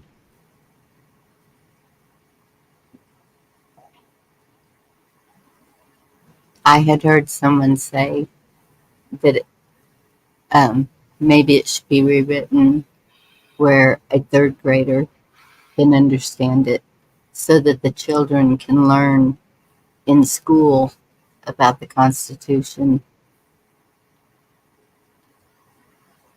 which would be awesome. They've taken civics out, haven't they? I don't even know what they teach anymore, Bonnie. Mhm. But that too, to me, it's like it is a document, and it should. There was a fella, he talked about like quantum grammar, Mm-hmm. something very simple. What it means now will mean the same thing 100 years from now, or 1,000 years. Where the language, it can't be um, interpreted differently. Right. And maybe we're coming up on technology where we can do something like that, where it is simple, where a child can understand it. Um, Yeah. Even in the Constitution, I've always wondered, it had the signers from the 13 colonies. Yeah. They were British colonies. Oh. So to me, it's like, is the history we were given even true? Did we ever really break ties with Britain, or was it on that piece of document only? See, and I don't know when that changed too, because the purpose of coming here was to get out from under the British rule Right. and the Catholic Church. And then I think the first ones, that was their goal. And then when the next ones came, because didn't they wipe out the first ones? First ones were they Protestant or what was the word? Mm, Well, you had different things going on. You had both French and British. That's where you get the blue yeah. coats and the red coats. Hmm. So, to me, the way I look at it is the United States was a piece of ground that was rich in forestry and fertile soil, fish, game, wildlife, resources. Resources found. And the bankers and the financiers and the investors, they sent people over here Yeah. under their what did it they call it? Um, like the king would have a charter. Mm-hmm. They would charter these people, kind of like, hey, we'll pay for your passage, we'll give you some money to get started, um, but your loyalty is to basically us, you know. And these people did that, but then they was like, hey, we're over here, they're over there. Why should they be telling us what to do over here? So Right. they put up a fight, but at the same time, you know, they've always maintained a financial bridge to other countries. Yes. Um, they had everything in this world went based on trade and um, economy, you know. Yeah.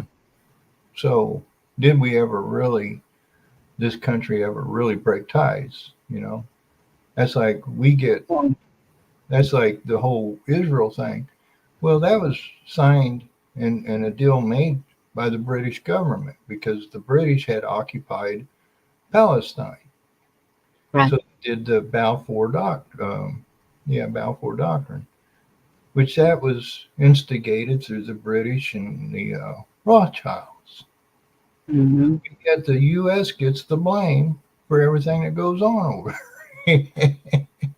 And they still control Canada, Yeah. Australia, all these countries that are here. So it's a big game, you know. Yes. There are people who know really the the bigger picture, the bigger story that's going on, And we, like I said, I've always just wanted to live my life, and um, but with this new technology, it's like wow, and how could we have known all this stuff when all we had was newspapers and media that was basically controlled. Yeah.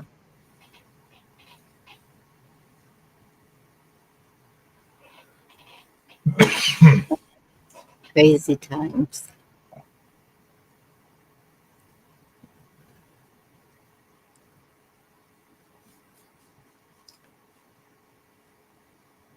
I still think we're going to get on the other side. Okay. If we just keep saying no. Well, I mean, we're watching things play out and we're being shown. And I think that's a good thing, really.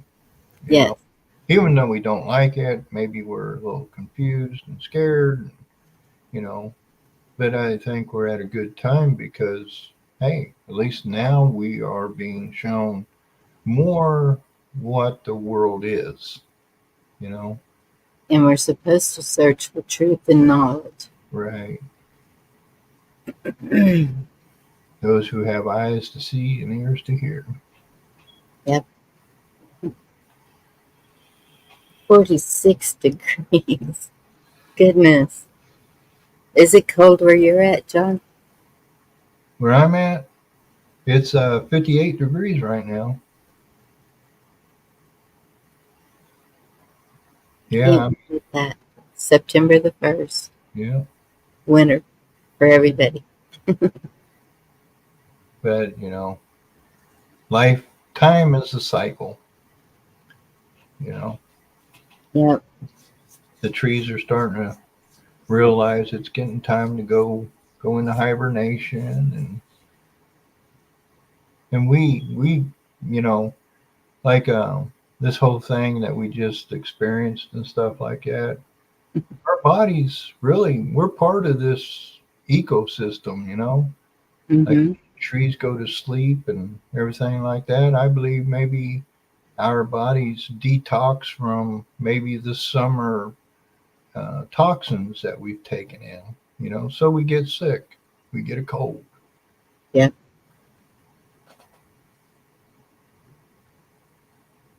That's true. Mine's usually around November, December. Seems to be lately. 75 in South Carolina. I don't know what it is right here right now. 74, 73. Yeah, we've had some beautiful weather here the last few days. Yeah, I mean, it was hot there for a while, but now it's really nice.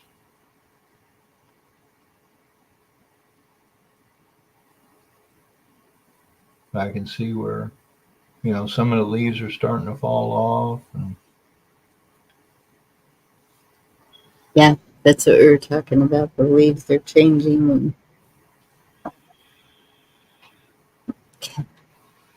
I've got to figure out how to winterize my plants. Because winterize. some of them are tropicals, Ah, and they're not used to cold. Well, we don't ever have cold, hardly. About once every 10 years. Excuse me. I think last year it got to freezing maybe 3 days out of the whole winter. didn't you guys experience that ice storm that knocked power out? And Was that last year, or are you talking about Snowmageddon? was that when was that? That was 2 years ago, I think. That might have been what I was thinking of. Time goes so quick. It seemed Yeah, like last year. we had, it was 8 to 10 inches of snow just dumped on us. But excuse me, there was a lot of oddities with that.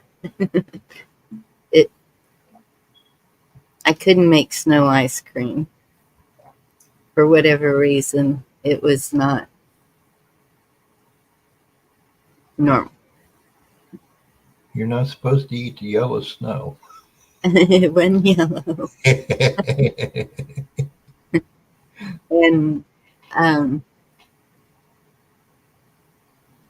we went from 70 degrees to 5 degrees in less than 24 hours.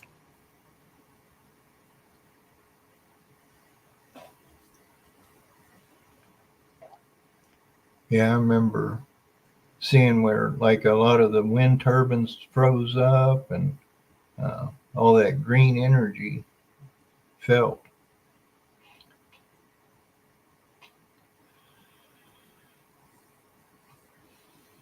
Yeah.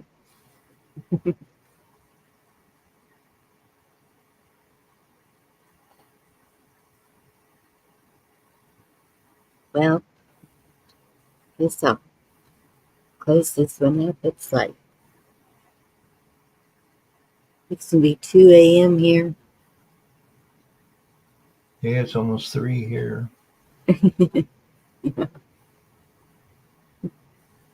And the chat's just having fun.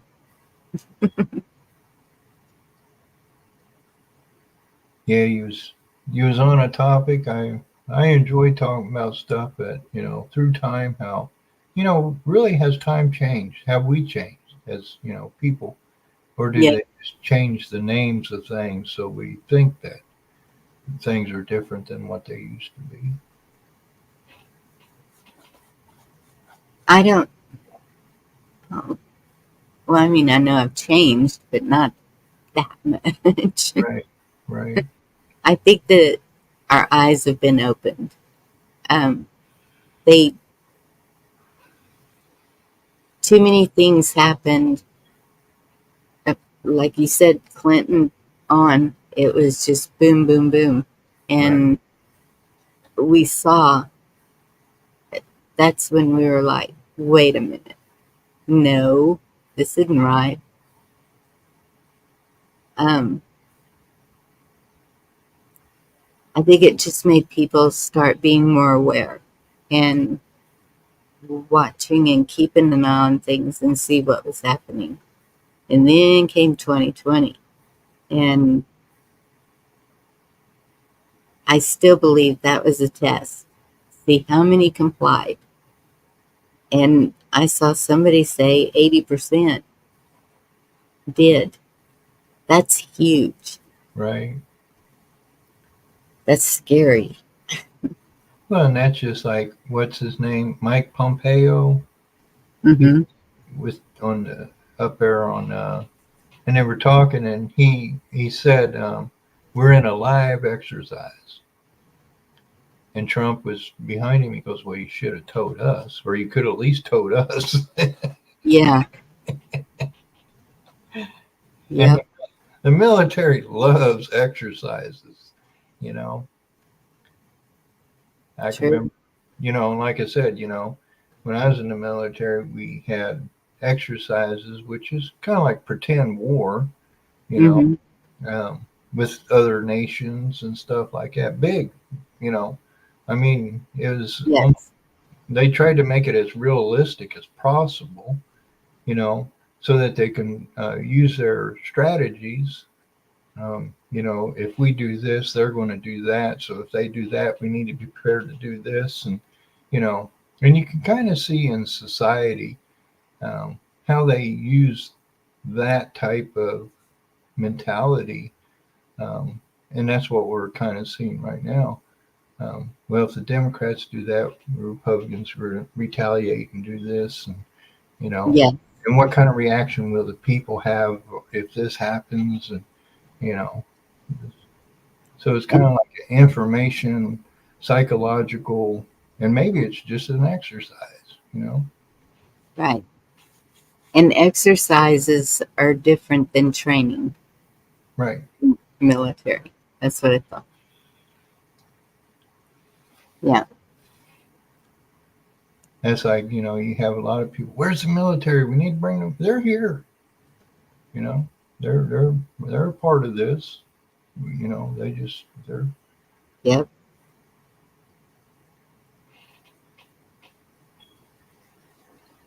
Well, I really appreciate you coming up and talking. Oh, Oh, wait. I appreciate you having me. I enjoy your program, and a lot of times Thank I you. just listen. A lot of times it's just, nah. We got into a lot of topics, and I like when that happens. Well, to me, it's like when I start looking for something, it seems like I always get taken in all kinds of different directions. Mm-hmm.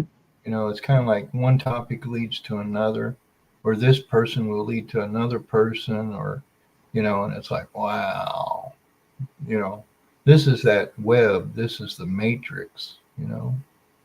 Yep.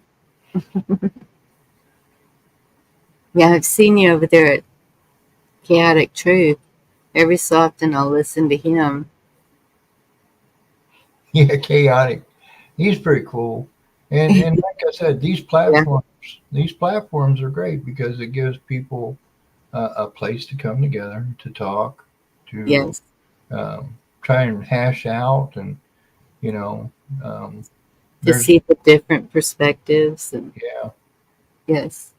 because I firmly believe that's how we're going to be able to make change is to realize that a lot of it isn't like, it's not man against man or woman against man or child or different colors or countries. It's our minds. It's our principalities. It's what we need to focus on, you know. Yep. That's true. Anyway, I'm going to get out of here. Bonnie, love you. Love the people in the chat. And, you know, I just try to smile more and be happy, Bonnie. Absolutely. Yes, Huckleberry. Morals need fix. You all have a good evening. Happy Labor Day. You too, John. Thank you very much. Bye. Love y'all. Love you too. I want some music. let me find a good one to close out with. Still haven't. That one sounds good, but I don't know that that's a cover. So Gigi left before I could show her the Dancing Cowboys.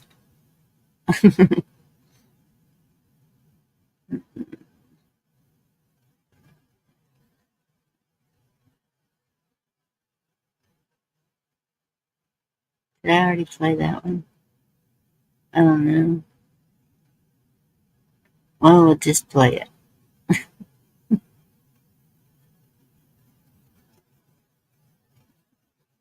Wait. Oh, we'll do one of these.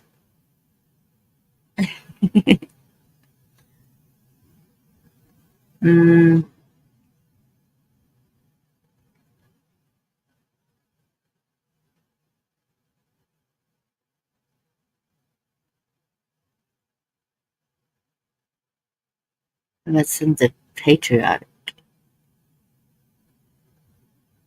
Patriotic or mushy? What are y'all in the mood for?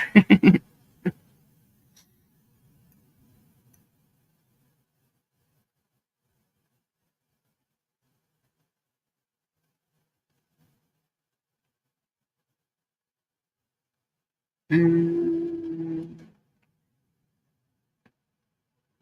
in the mood for mushy.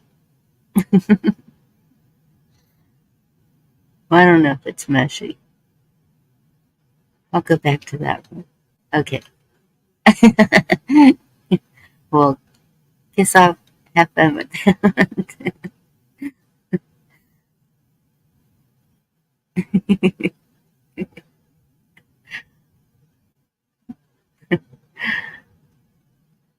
Some of us don't have that option.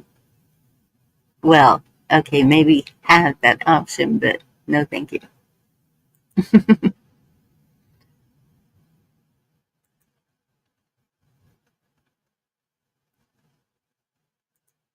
I don't know if I've played this before or not.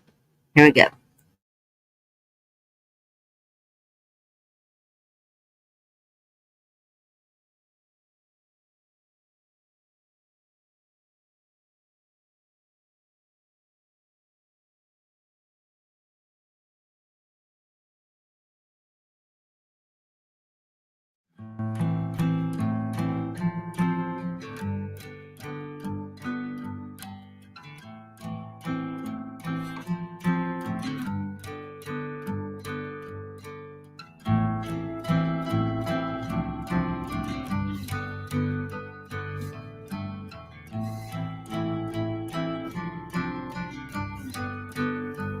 I'll sing it one last time for you.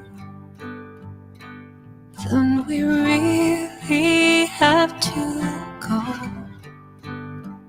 You've been the only thing that's right in all I've done. And I can barely look at you. Will there every single time I do.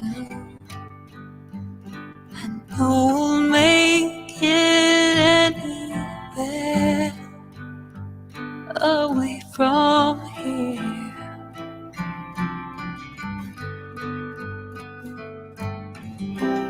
Light up,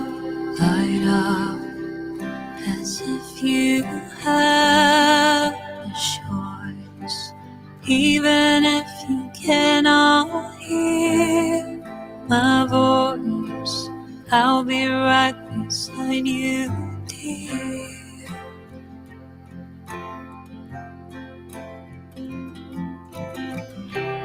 Louder,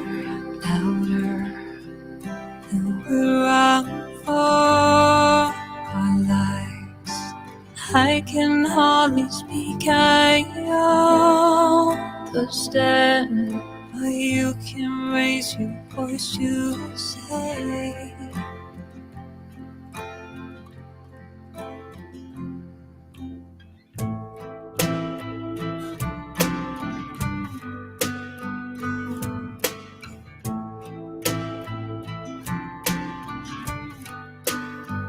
to think I might not see those eyes makes it so hard not to cry. And as we say our long goodbyes, I nearly do.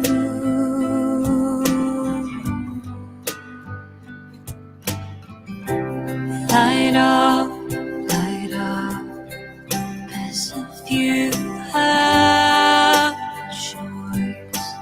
Even if you cannot hear my voice, I'll be right beside you, dear.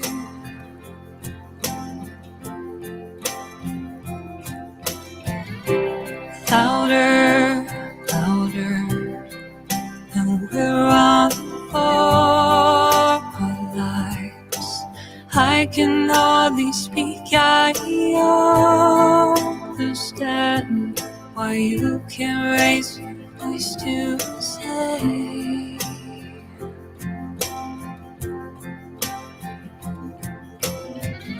slower, we don't have time for that. All I want is to find an easier way to get out of our little heads.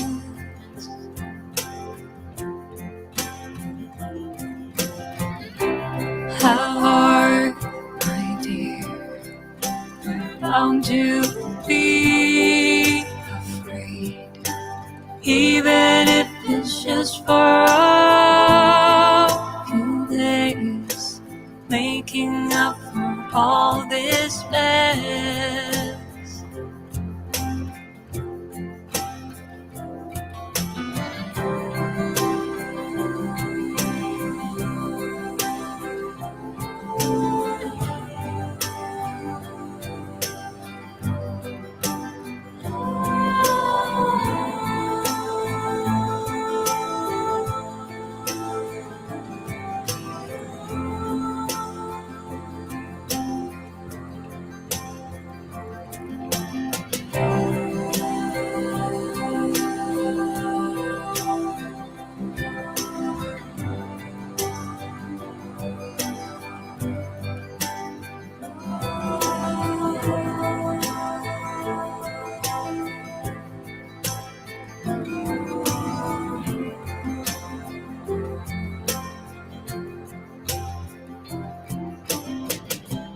Light up,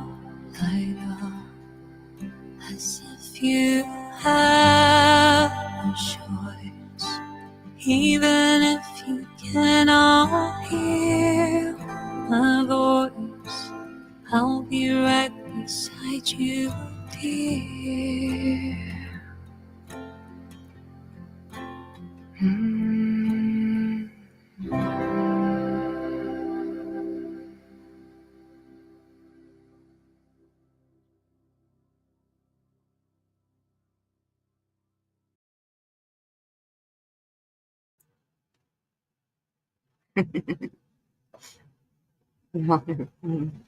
He ran. Yes, he did. He ran so far away. Whoops, whoops.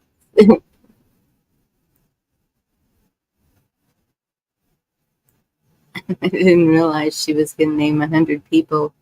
Sorry about that.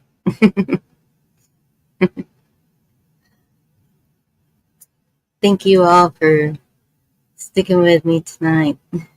It's been fun. Love y'all. Have a good night. Don't worry about things.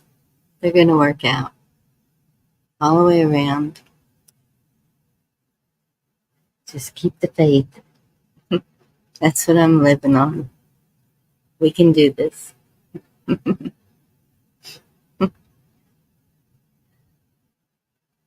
Love y'all. God bless you and have a good night.